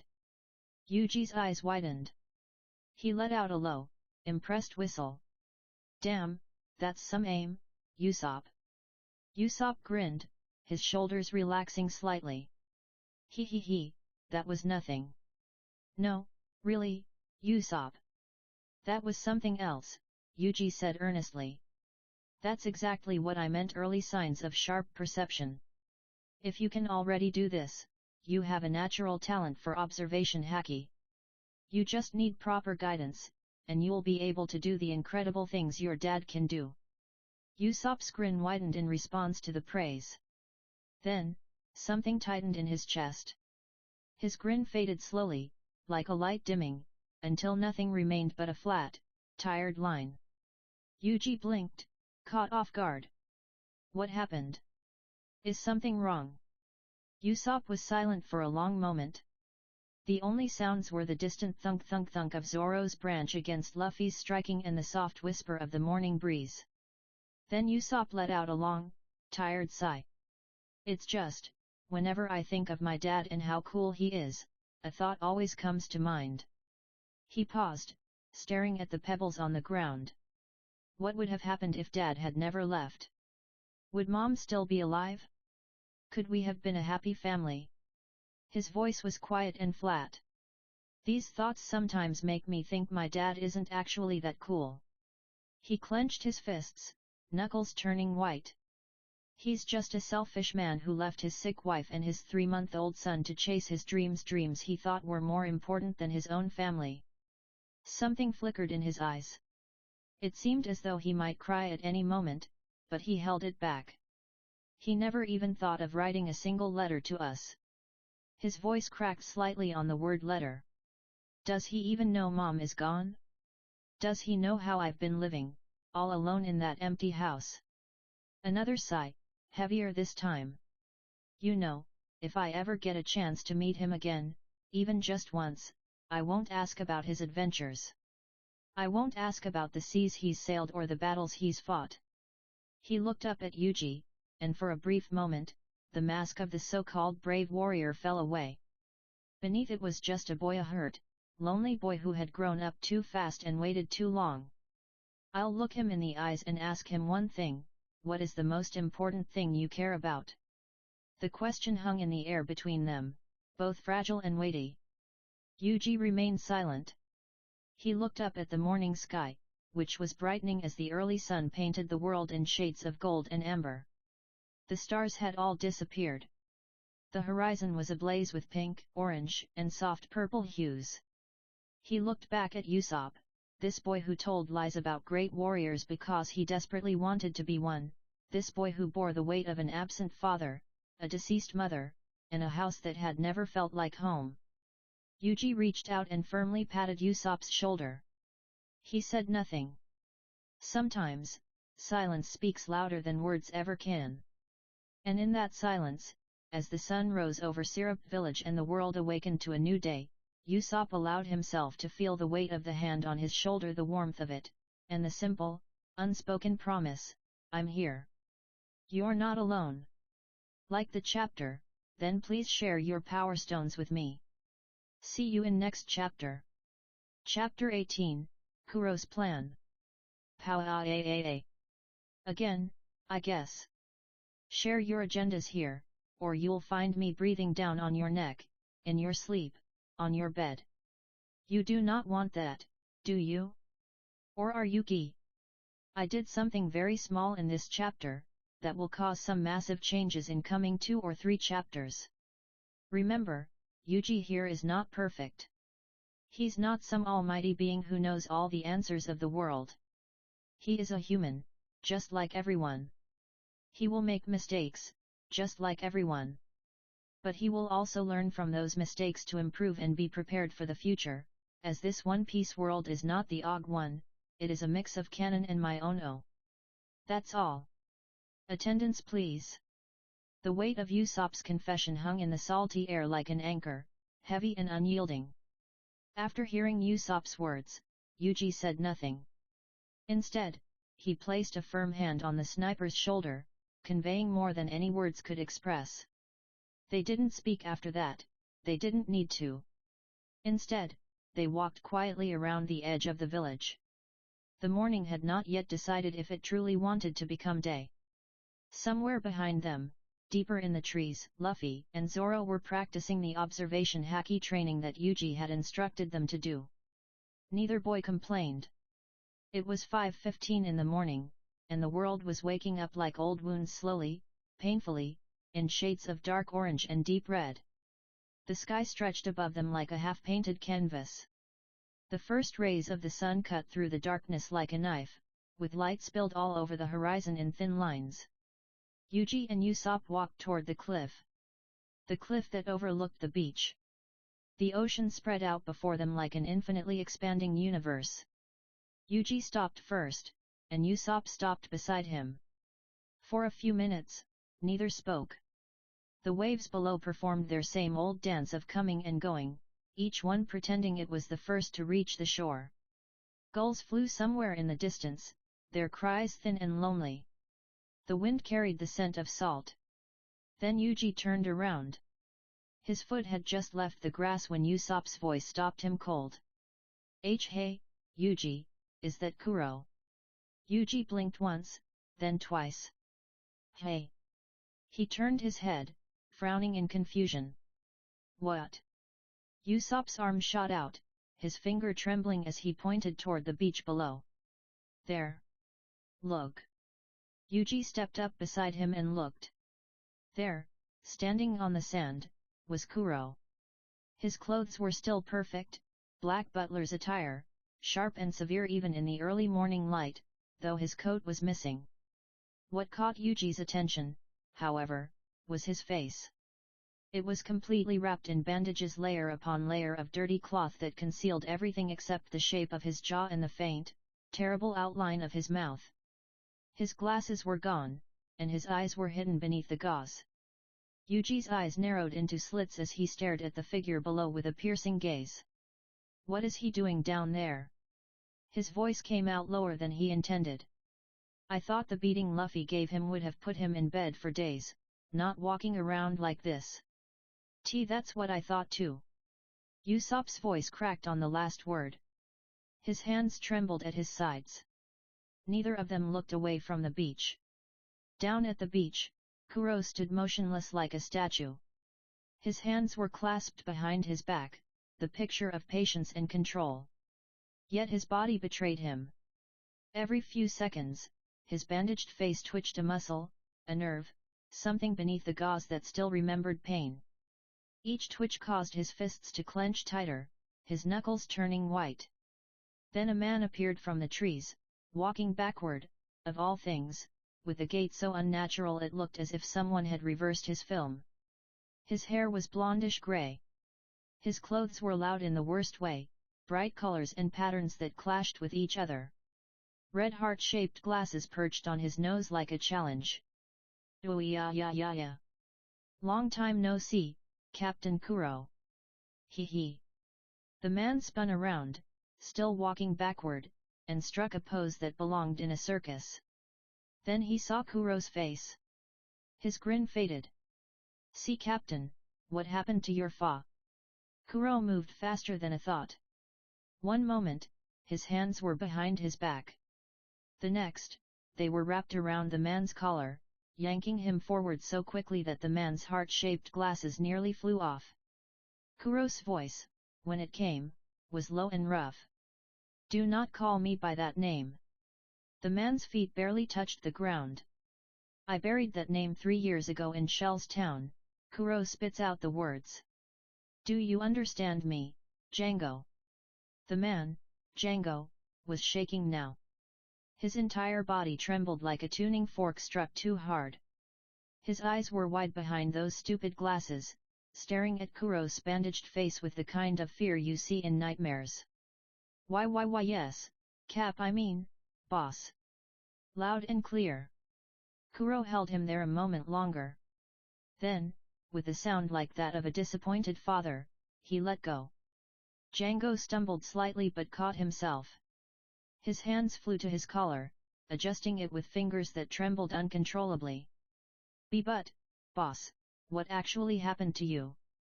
Django's voice was high, nervous, and desperate to fill the silence. Why is your face covered in bandages? Kuro clicked his tongue. It's all that good-for-nothing Usopp's fault. Usopp? Django's head tilted like a confused bird. Who? The village liar. His eyes widened. Did he do this to you? Kuro shook his head slowly, the bandages rustling with the movement. No. It wasn't him. His voice dropped even lower. Yesterday, he brought some people to Kaya's mansion to do business with her. One of them did this. His teeth ground together beneath the gauze. A kid in a straw hat. He caught me off guard and did this to me. He brought his right hand to his bandaged face and touched it gently. I've never been humiliated like this before. His fingers pressed slightly, and he hissed, not even being captured by that idiot Morgan humiliated me this much. A kid in a straw hat. Django muttered, more to himself than to Kuro. Kuro made a sound that vibrated through the morning air. Then he looked at Django, and the temperature on the beach seemed to drop by 10 degrees. Tell me, how is the plan going? Django snapped to attention so quickly that his spine cracked. The plan is going very well, boss. His voice grew confident, buoyed by good news. For the past 3 years, as the new captain of the Black Cat Pirates, I've led raids on many smaller towns and villages, gathered supplies, and even invited other low-level pirates and bandits to join the crew. Kuro's head tilted slightly, and the bandages creaked. How many people have you gathered so far? 500, boss. Django's grin returned, wide and wild. You won't believe how easy it was to trick them with my hypnosis. I made them join our cause without a single fight. Our. The word slipped out like a blade being drawn. Our.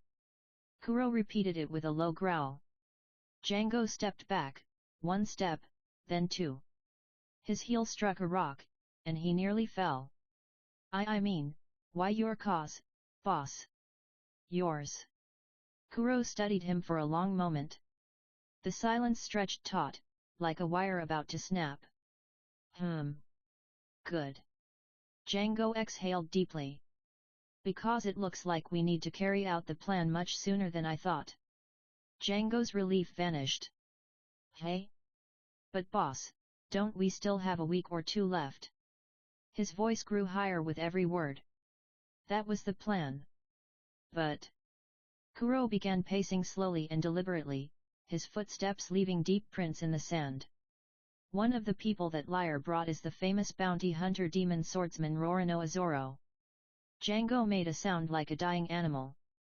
I don't know if Roronoa recognized me or not, but I don't want to take any risks and have my 3-year plan ruined like that. Roronoa Zoro. Django's entire body seemed to shrink. I heard he's a ruthless demon in human skin. He likes to cut his prey into pieces and bring only their heads to collect the bounties. He swallowed so loudly it echoed. If he's here, then what are we going to do, boss? Kuro stopped pacing. That's why we need to implement the plan today. Django's mouth opened, then closed, and opened again. No sound came out. Today? This soon? Yes. Kuro's voice was flat, final. I don't want Roronoa and the others to leave the island and report me to the Marines, even though I'm pretty sure they won't have any proof of my true identity. He resumed pacing, now faster, his footsteps agitated. But I don't want to take any chances. I don't want an unnecessary investigation to start. His hands emerged from behind his back, clenched tightly at his sides. I've come too far from where I once was. I've waited 3 years for this. He paused again, turning to face Django with those invisible eyes. And I will not ruin my plans just because some kids decided to play heroes. He leaned in close, so close that his bandaged face nearly touched Django's nose. Do you understand me, Django? Why yes, boss. Django's voice was a squeak. Kuro pulled back, adjusted his cuffs, and became the butler once again. And remember, it should look like the usual, pirates raiding and pillaging, just like pirates do. Steal everything from the village. Kill anyone who gets in your way. His head turned slightly. But the word hung in the air like an axe poised to strike. I want that kid in the straw hat alive, said Kuro, anger evident in his voice. I will be the one who kills him for what he did to me, Kuro whispered. And then I'll kill that pathetic Usopp in front of Kaya. My final act as the pirate captain Kuro. He straightened his back. Then I'll live the rest of my life in peace, away from piracy. Django licked his lips. His eyes darted left and right, as if checking for listeners. What about my cut, boss? His voice was sly now, careful. And will you also kill that girl, Kaya? You'll get your share, as I promised. Kuro's bandaged face turned toward the ocean. And about Kaya? The pause lengthened. After you hypnotize her and make her sign all her inheritance over to my name. He turned back to Django and smiled beneath the gauze. Her oh so loyal butler, you all can do whatever you want with her. After all, Kuro continued, tilting his head with feigned innocence, pirates are also known for doing whatever they please, aren't they? Django's expression shifted. The fear melted away, replaced by something far more sinister. Oh yeah, indeed boss, indeed. On the cliff, Usopp grasped Yuji's arm. His grip was crushing. No, Usopp whispered. The word came out broken. No, no, no, no, no. Yuji said nothing, his eyes remaining fixed on Kuro and Django. Down on the beach, Kuro was still talking. This afternoon, attack from the northwest side. There's an empty shore there and a shortcut to the village. His voice was quick and efficient, the voice of a man who had planned this down to the second. Remember, attack fast before anyone from the village calls the Marines. I'll distract everyone at the mansion. Django gave a sloppy, insincere salute. Got it, boss. Then Kuro moved once again. One moment, he was standing 3 feet away. The next, his hand was around Django's collar again, yanking him toward his bandaged face so forcefully that Django's glasses became crooked. Do not fail this, Django. The whisper was barely audible. Or I'll carve your skin with my own hands. Django's whole body shook, and his teeth chattered. Why yes BB boss.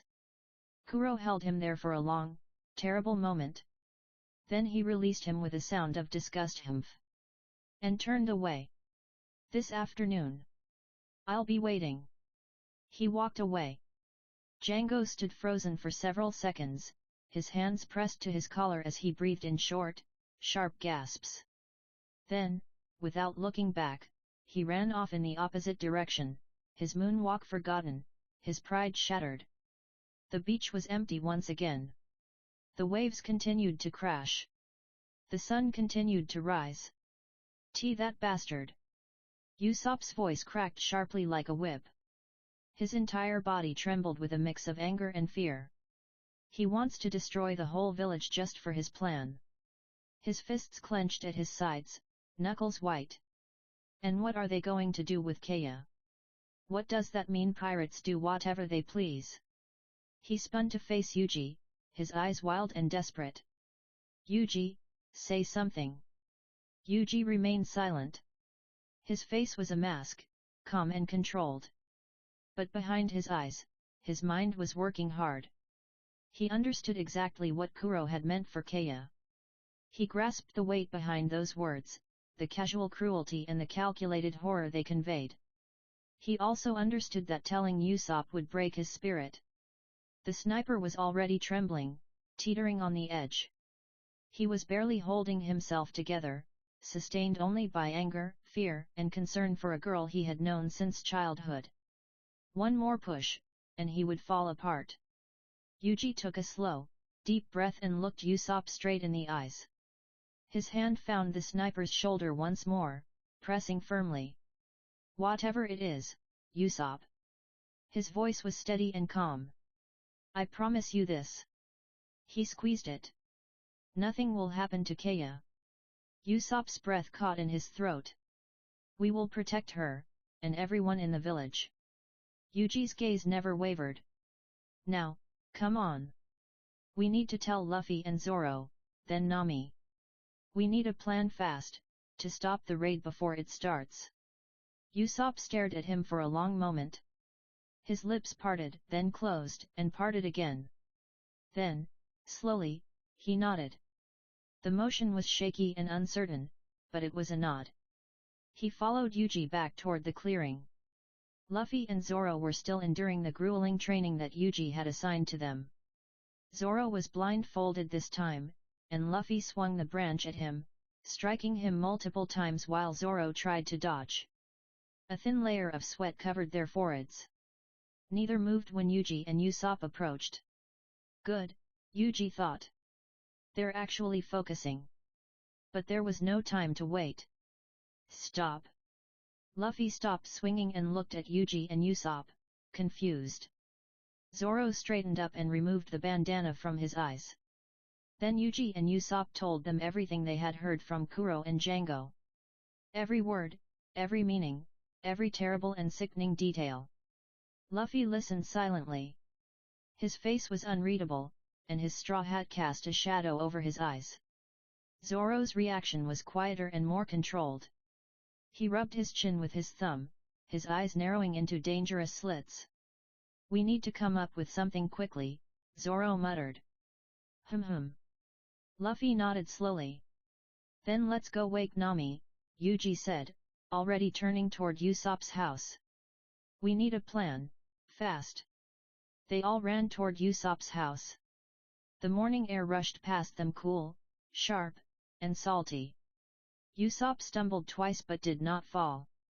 Luffy ran in silence, his sandals slapping against the dirt path. Zoro kept pace easily, his hand never leaving his swords.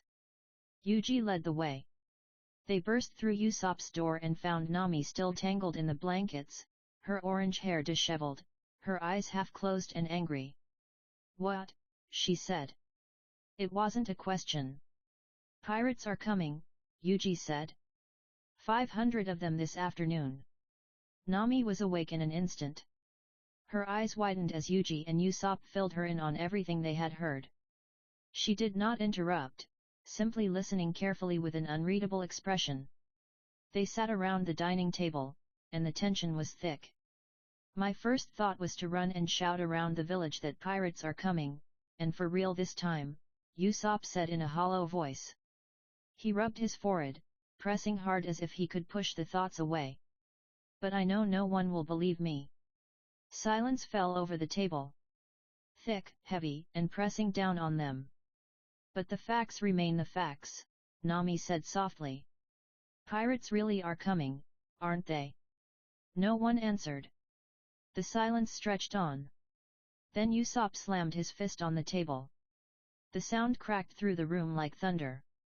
"It doesn't matter." He stood up so quickly that his chair scraped the floor. "It doesn't matter that no one will believe me."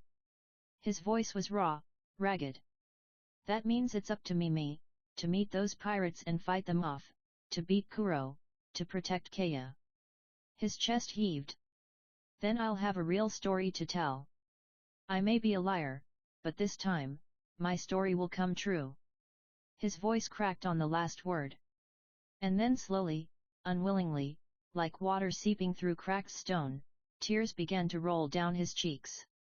He sniffed, wiped his face with his sleeve, and kept talking. "Even though people from this village chase me with brooms, call me a stupid liar, and a son of a pirate," his voice trembled, "but this village is my home too." He looked at them then, Luffy, Yuji, Zoro and Nami, with raw desperation in his eyes. "I love this village. The words came out like a confession. I have sweet memories of this place, living with my mom, meeting Kaya for the first time, playing around, and playing tricks on the villagers. A sob escaped him. I have to protect my home, my people, Kaya, everyone. He sank back into his chair. He covered his face with his hands. And cried. There's not much time to plan, but I won't let everyone get killed. His shoulders shook, and his breath came in ragged gasps. The sound of his crying filled the room, raw, ugly, and real, and none of them looked away. Luffy didn't look away. Zoro didn't look away. Yuji and Nami did not look away. They watched him break down and cry. And then, you know. Zoro's voice cut through the sobbing. Usopp's shoulders twitched, but he didn't look up. In this short amount of time, Zoro continued, leaning back in his chair with his arms crossed, eyes fixed on the crying sniper with an expression that might have been respect. I've already seen what kind of person you are, Usopp. He paused. You may be a liar. A coward. A storyteller. A ghost of a smile tugged at his lips. But the word hung in the air. You're a good man, with a noble heart. Usopp lowered his hands from his face.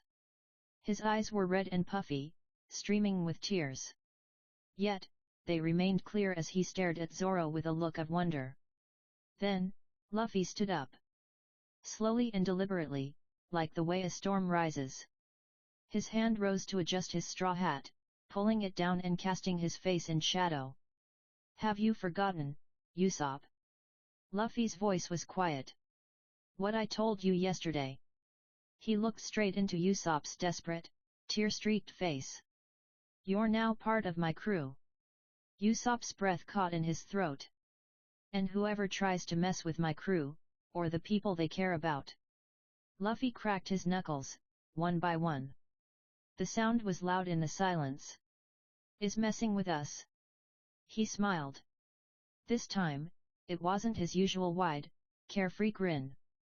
Instead, it was sharper, promising sheer violence. Let's do this, Luffy said. And show them what we're made of. Yuji chuckled and stood beside his captain. He cracked his neck to one side, then the other, rolling his shoulders like a fighter preparing to enter the ring. Whatever you say, Captain. Zoro smirked and stood up. His hand found the hilts of his swords, 1, 2, 3, adjusting them at his hip. Let's cut down some pirates. Humph. Don't forget about me, you idiots. Nami stood with her hands on her hips. I'm telling you now, she said, pointing a finger at each of them, the treasure is all mine. Usopp looked up at them. At Luffy, standing like a captain ready for battle. At Yuji, who was calm and steady. At Zoro, who was deadly and confident. At Nami, who looks sharp and clever. These people, Usopp thought. These crazy, wonderful, impossible people. He stood up. He wiped his tears with the back of his hand. He took a breath that felt like the first genuine breath he had taken in years. Yet, his voice was still shaky, still cracked at the edges. But beneath it, there was something solid. Let's go show them who they're messing with. Like the chapter, then please share your power stones with me. See you in next chapter. Chapter 19, Wolf in Sheep's Cloth. I've got no bars on me today. So, spit your own facts and whatever shit you people like, here. Attendance please. Northwest side, 10 a.m. The morning sun hung lazy and pale over the shoreline, casting long shadows that stretched like reaching fingers across the sand. Salt spray rose from the waves, and somewhere inland, a crow called out twice before falling silent. Luffy, Yuji, Zoro, Nami, and Usopp arrived at the northwest shore. Their boots crunched on gravel and broken shells. Yuji and Zoro each carried 2 gallons of oil, the thick liquid sloshing with every step. Here we are. Usopp said, hands on his hips, back straight. This is the only beach around here with a shortcut to the village. He pointed to the path they had just walked, a hard-packed dirt trail lined with thorny brush. And this is the only path in and out. Yuji and Zoro set down the oil jugs with dull, heavy thuds. They dusted off their hands, and Zoro flexed his fingers once, then twice. Then Usopp pointed at Yuji and Zoro.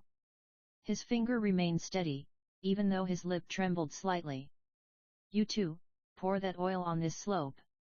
It'll make it slippery and harder for those bastards to climb up. They'll keep slipping, and I can pick them off from afar with my slingshot. He held up his green slingshot like a scepter. I did some experiments in my free time and made a bunch of explosive pellets a while ago. I never had a reason to use them until now. He untied a brown pouch from his waistband and shook it gently. Zoro made a low sound in his chest. That's fine and all, but do you really think that's enough? He raised an eyebrow. I've run into a lot of stupid-looking pirates and bandits when I was a bounty hunter. And let me tell you, no matter how brain-dead they look, they still have enough sense to think and not die right away in a fight. He pointed toward the side cliffs, where the rock face was jagged and worn, with tough bushes and narrow ledges. Who says they can't just climb the cliffs to get to us? Remember, there are way more of them than us, 5 against 500. So, we can't mess this up. Innocent villagers, and your girlfriend are counting on us. Hearing that, Usopp nodded seriously.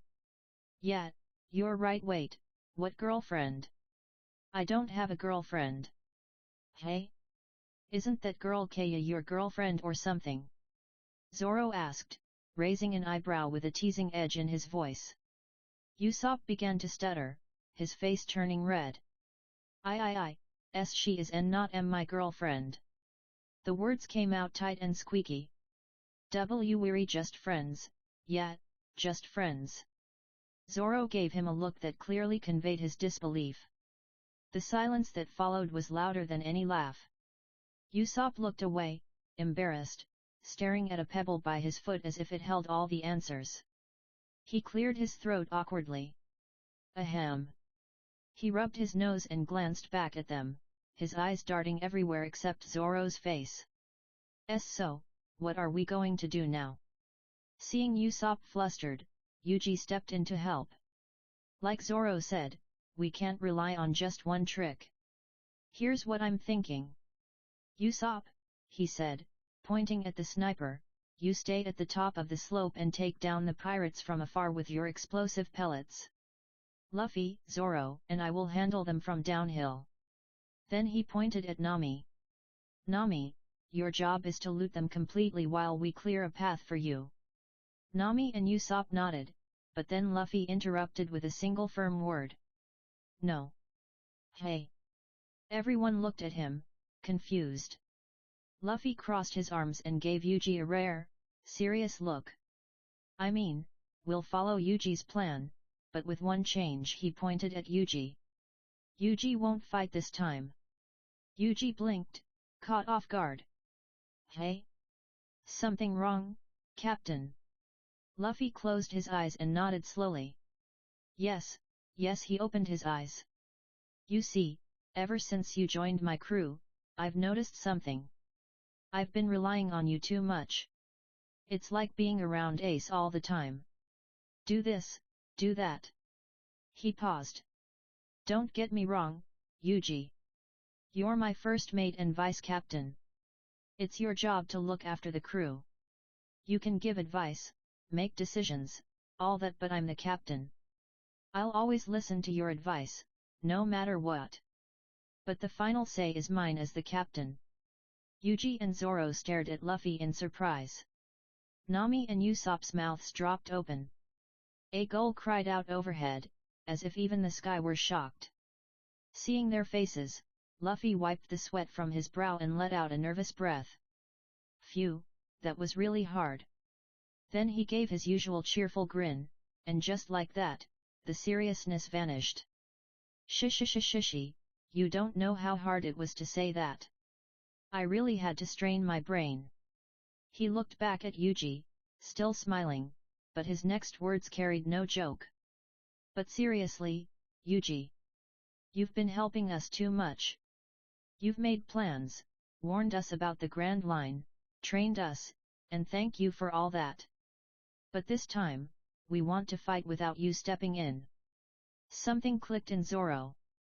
His eyes widened slightly, then narrowed. I see. I get it now. He nodded slowly, then looked at Yuji. Yeah, I think Luffy's right, Yuji. You've been babysitting us too much. In just a few days, I've found myself relying on you even for small things. That's never happened to me before, and it feels strange to depend on someone this much. So this time, we'll fight this battle on our own. You stay with Nami and Usopp and watch us. Yet. Luffy added with a smile. Nami and Usopp were still stunned. Why, you idiots? Nami stammered, her hands clenched into fists. A vein bulged on her temple. This isn't the time for self-reflection. We need to listen to Yuji, he's the only responsible one here. Why yet, what Nami said? Usopp muttered. But Yuji raised his hand to stop them. He looked into Luffy's and Zoro's eyes for a few seconds. Then, he let out a long, slow sigh, as if releasing some heavy weight. He. He chuckled lightly and shook his head. You guys. He muttered, then smiled softly at Luffy and Zoro. Truth is, I didn't even realize I was doing that, making you rely on me like that. It's just that, to me, you're all still teens. And since I'm an adult, it just came naturally to look after you like little siblings. Hey! I'm not little anymore. I'm big now. Luffy said with a pout. But underneath, there was relief. TCH, yet. We're only a few years apart, so stop sounding like an old man, you freak. Zoro said with a smirk. Yuji kept smiling and rubbed the back of his head. Well, guilty as charged. He took a deep breath and exhaled slowly. When he spoke again, his voice was lighter. But I'll listen to you and won't interfere with your fight. Do whatever you want. Then his expression turned serious, and the atmosphere seemed to chill. But know this, if I see something I don't like, I'm stepping in, no matter what. You can complain about it later. Got it? Both Luffy and Zoro nodded without hesitation.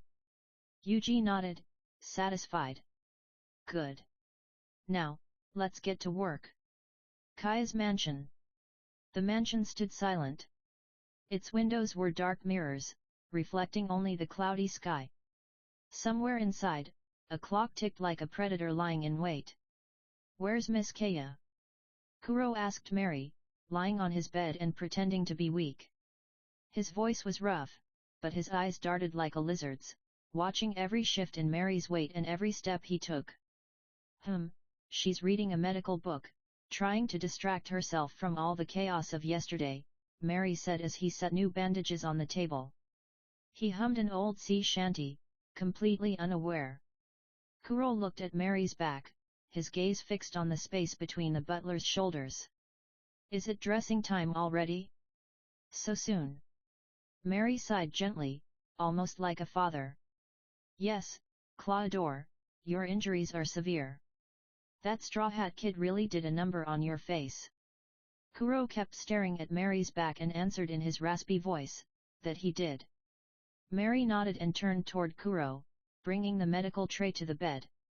He put on a medical glove with a sharp snap of latex and slowly began unwrapping the bandage around Kuro's face. As the dirty bandage came off, Mary flinched slightly at the sight of Kuro's injuries. How is it? Asked Kuro quietly.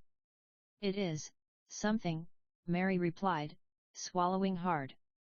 His hands trembled slightly as he reached for the antiseptic. Kuro's face was covered with cuts and bruises, with large gashes scattered across it. His left eye was swollen and purple, his nose crooked, and his lower jaw bent to the right. In short, Kuro was now entirely unrecognizable. Mary applied the antiseptic, and Kuro hissed from the sting. But it was an act. a sound meant to make Mary feel sorry for him. "It's okay, Claudor, it'll sting a little," Mary muttered as he covered Kuro's face with fresh cotton and bandages. "There." He took off the medical gloves, threw them into a bag with the dirty bandages, and walked back to the table. He grabbed a neatly wrapped box and brought it to Kuro. "Here, Claudor. This is from Madame Kaya." Kuro made a small sound and looked at the box. "What is it?" Mary smiled. "It's a gift for you from Madame. After yesterday's event, your glasses broke, so Madame asked me to buy you a new pair. Why don't you take a look for yourself?" Kuro unwrapped the box and opened it. Inside were new glasses with a black frame, expensive and thoughtful. "It's nice," he muttered quietly. Mary chuckled and turned away, walking back to the table to arrange the supplies. "Madame will be happy to know you liked it." The clock ticked. Tick. Tick. Tick. Kuro hummed softly as he slowly rose from the bed without making a sound. His feet touched the floor as gently as falling snow. He reached under the bed and pulled out what looked like black gloves, each fingertip fitted with a long blade resembling a cat's claws. He carefully slipped on the gloves while fixating on Mary's back. "You know."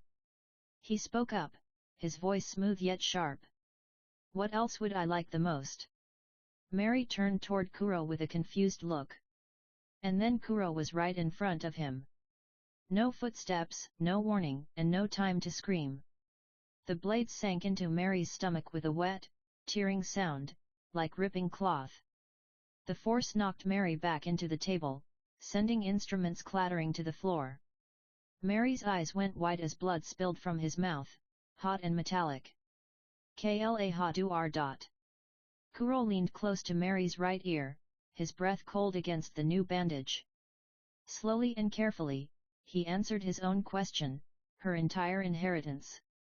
And with that, he twisted the blades, a quarter turn to the right, then a quarter turn to the left, the steel grinding against bone inside Mary's stomach. Then he pulled them out with a long, wet sound. Mary fell to the floor, his body hitting the wood with a heavy thud. Blood poured from his mouth and the wound in his stomach, spreading darkly between the floorboards. His fingers twitched once, twice. His eyes remained open, still seeing. He tried to grab Kuro's leg in defiance, his hand weakly scratching at the fabric. Kuro just kicked him in the face. The sharp, final crack of bone echoed through the air. Mary remained still. Kuro flicked his blades casually, spraying drops of blood against the wall in an arc like a dark rainbow. He studied the pattern for a moment, tilting his head thoughtfully. "The time has come." He stepped out of his room without a sound, his footsteps as light as a cat's. Behind him, on the floor, Mary's hand moved one last time. Upstairs, in her study, Kaya turned a page in her medical book and heard nothing. Like the chapter, then please share your power stones with me. See you in next chapter. Chapter 20, Black Cat Pirates, Bonus Chapter. I just finished editing chapter 22. And when I tell you, it was way harder chapter to write. It carries that dark element that I'd told you about. It was my first time writing something like that. It was really something. Have you seen my goat Toto in the latest epilogue of JJK Modulo? My man looks like he would pop out a Bankai. He looks so sick. Anyways. Today I was just scrolling through the web novel, reading all of your comments, and then I saw this dude, commenting on chapter 2 saying, he gives up and that my plot is dumb, that I straight up copies Yuji's and his grandpa's whole talk, which I indeed did, and that my MC is a loser to join Luffy's crew. First of all, to every reader who have been supporting me on this story, thank you from the bottom of my heart, kidney, and liver. And secondly, to those idiots who think that I'm making some mistake writing this story, fuck you and go fuck yourself. If you really have so much problem with my story, then be a nice little bitch and bark somewhere else. This is a wish fulfillment story. My wish fulfillment story. I like Yuji's character, so I become him. I like the Straw Hats, so I joined the crew. If you have any problem related to grammars, AI wordings, any words or paragraph that you do not understand, then please comment on it and I'll reply on that. But if you just come here to rub your pearly white of a MT tie ass, then go read some stupid cultivation novels. That's the only thing you can relate to, being a young master with jade-like beauty who grooms young kids. It looks like I yapped a lot. Attendance please. 11:30 a.m. The salty wind carried the distant cries of gulls, but no one on the shore heard them. The group stood in a silence so tense it felt like a held breath, waiting for the Black Cat pirates to land. Luffy and Zoro stood on the beach, ready to fight up front. Usopp stood higher up on the slope, his goggles already in place. He gripped his green slingshot tightly in his right hand, while his left hand rested over the brown pouch of explosive pellets tied to his waist. A single bead of sweat slowly trickled down his temple. Nami stood nervously beside him, gripping her wooden staff so tightly that her knuckles turned pale. Again and again, she tried to take deep breaths, but it felt like breathing through a wet cloth. Her earlier boldness had vanished, swept away by the terrible memories of her home, Kokoyashi village, of what Arlong and his crew had done, and of Belmir's smile after the gunshot. She glanced at Usopp from the corner of her eye and noticed his legs trembling, a subtle tremor, like the vibration of a plucked harp string. No matter how bravely he tried to act, he was still a 17-year-old boy. A boy who, just like her, loved his village and would do anything to protect it. Then a gentle, warm hand rested on her shoulder. She flinched so hard that her staff nearly fell. But when she looked, she saw only Yuji standing behind her. His eyes were filled with concern. She bit her lip, trying to suppress the memories that still haunted her. "What's wrong, Nami?" Yuji asked softly. "Are you scared?" I don't know, big brother," she said, using the title she had given him as a joke.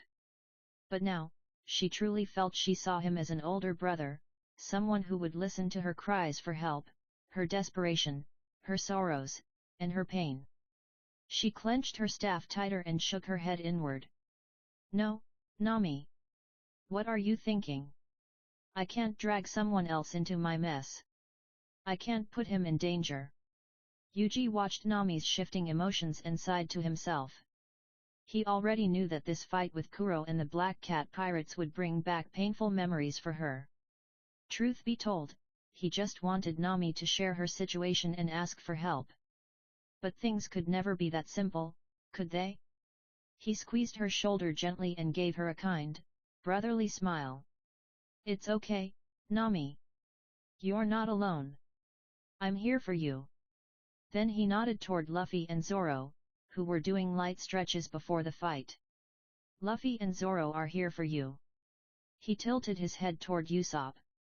"And let's not forget the man of the day, the great sniper Usopp himself. He's here to protect you." Usopp, trying to calm his nerves, looked at them and gave a shaky grin. "Why yet, don't worry, Nami. You're under the protection of the great pirate Usopp." He put his hands on his hips and laughed bravely, the same laugh he had practiced in front of his mirror 1,000 times.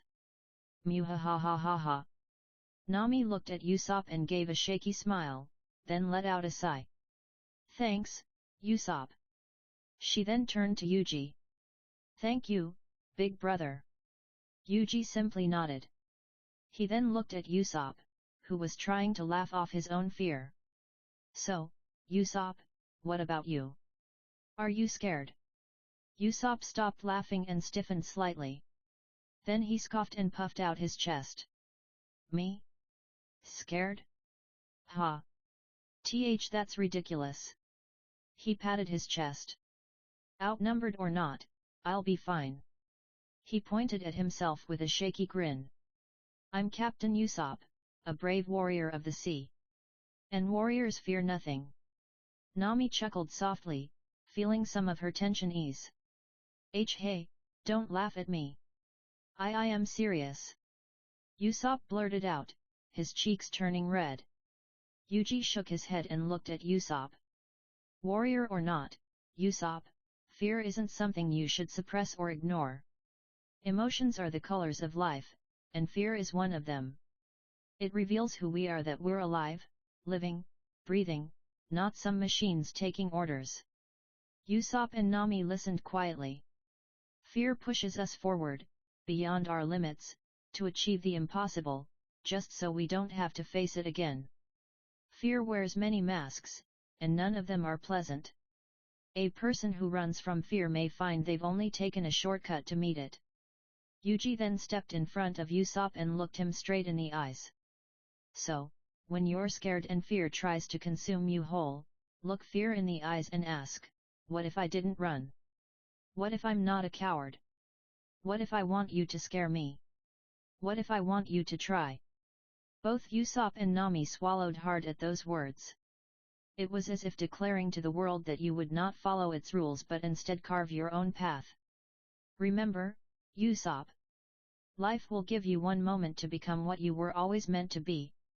It's up to you, will you seize that moment, or let it slip away? The choice is yours. Yuji finished, then walked back and stood beside Nami. Yuji's words sank deeply into Usopp's mind. He looked down at his hands and his slingshot. These hands had held his mother's as she passed away. These same hands had knocked on Kaya's window 100 times just to make her smile. He closed his eyes and thought of his mother's final smile, Kaya's happiness, and the villagers' laughter when he told his lies. He opened his eyes, and a steady resolve shone within them. Just then, Zoro, standing on the beach, shouted up to them, "Oi! They're here!" Yuji, Usopp, and Nami turned to look at the sea. They saw 3 ships, hulls as dark as old bruises, cutting toward the beach. "Here they come, Usopp and Nami." "Get ready," said Yuji. Down on the beach, Zoro cracked his neck from side to side. The sound resembled stepping on dry twigs. He untied his bandana from his left forearm and flicked it once. The black fabric snapped in the wind like a small flag. "Oi, Luffy! I'm about to do something really stupid, and I want you to keep an eye on me so I don't die." "Hey!" Luffy looked at Zoro in confusion, then saw him wrap the bandana around his eyes. Luffy tilted his head, still not understanding. But he didn't question it, that was just like Luffy. "I'm going to fight those pirates completely blindfolded," said Zoro with a grin. Up on the slope, Yuji's eye twitched. "This idiot!" He yelled down at Zoro, "Oi, you idiot! Do you have a death wish or something? Stop trying to look cool right now." Zoro gritted his teeth. "Shut up, you weirdo! This is how I train. And weren't you the one who said HAKI grows fast in life or death situations? Yeah, so what? If you want to die, then come up here so I can beat the crap out of you, you punk." Zoro actually flinched, not because he was scared of Yuji, well, maybe a little, but because he knew Yuji absolutely would. Then Luffy's laughter filled the air, loud, silly, and somehow just right. "Shishi. Don't worry, Yuji. I'm here. I won't let anything happen to Zoro." Zoro snorted. "As if anything's going to happen to me. Just tell me where the enemy is, and I'll take care of it." "Shishi, got it," replied Luffy with a big grin that made you believe that even foolish ideas might just work. Up on the slope, Yuji rubbed the bridge of his nose. "That crazy idiot. Hey, big bro, is he really going to be okay?" Nami asked nervously. Yuji let out a tired sigh. "Whatever happens, I just know that idiot will make it through." He then turned to Usopp. "Usopp! Back him up." Usopp nodded. He took a deep breath and exhaled slowly in a steady stream. Then, he prepared himself. "Here goes nothing." On the main ship of the Black Cat pirates. "Land ahoy, me boys! Har har har har! Yahahahaha! All right, you rascals! Hit the beach," yelled Django. "Yeah!" Loot the village dry. Capture the estate. Yerr! They all yelled and cheered, raising their weapons, cutlasses, hooks, and one man waving a fried drumstick like a club. The stench of unwashed bodies and cheap rum wafted off them in waves. Then, "Captain, look!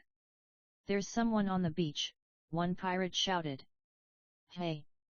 Django looked and saw two people standing on the sand. One of them wore a straw hat. He narrowed his eyes. "The Straw Hat Kid," he muttered, sneering.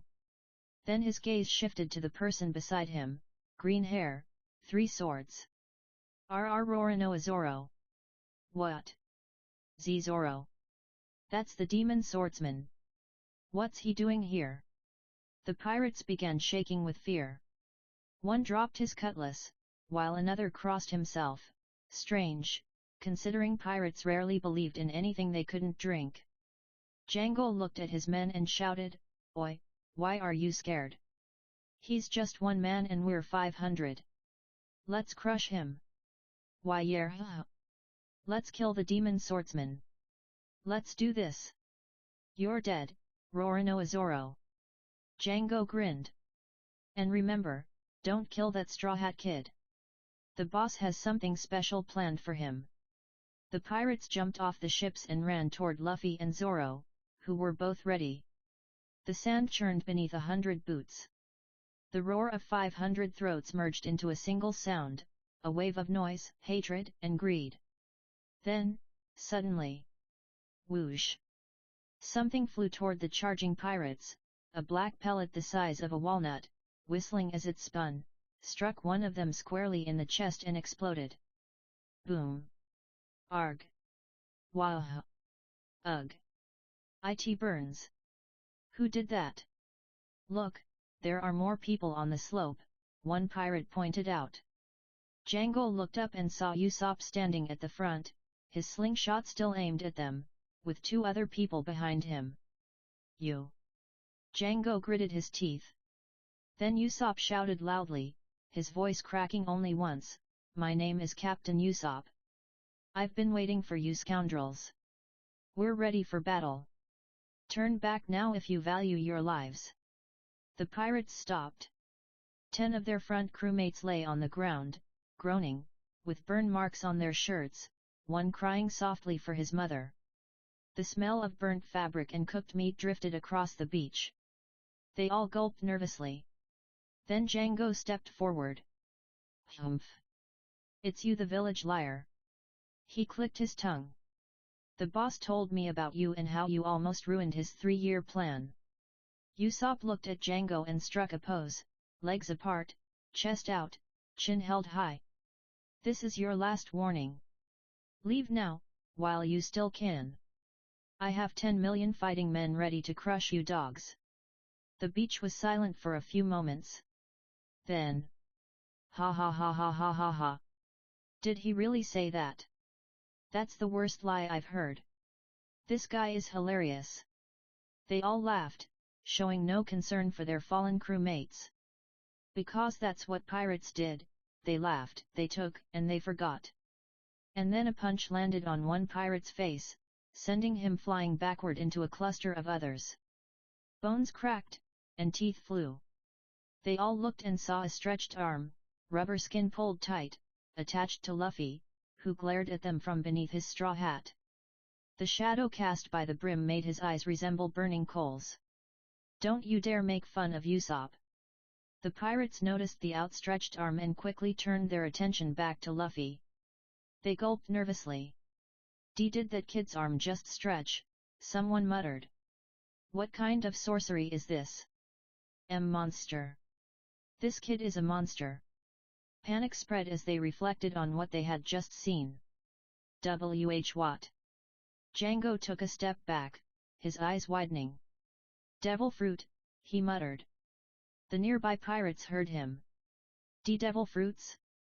But I thought they were myths." "Don't tell me, they're real." Django gritted his teeth. "It doesn't matter," he shouted. "Even if he has a devil fruit power. Just push forward. And kill them all. He's right." They're only 5 kids, and we're hundreds, one pirate said. Yeah, just charge at them and head for the village. Hell yeah! Rip them apart. Kill them. Chargi. Like the chapter, then please share your power stones with me. See you in next chapter.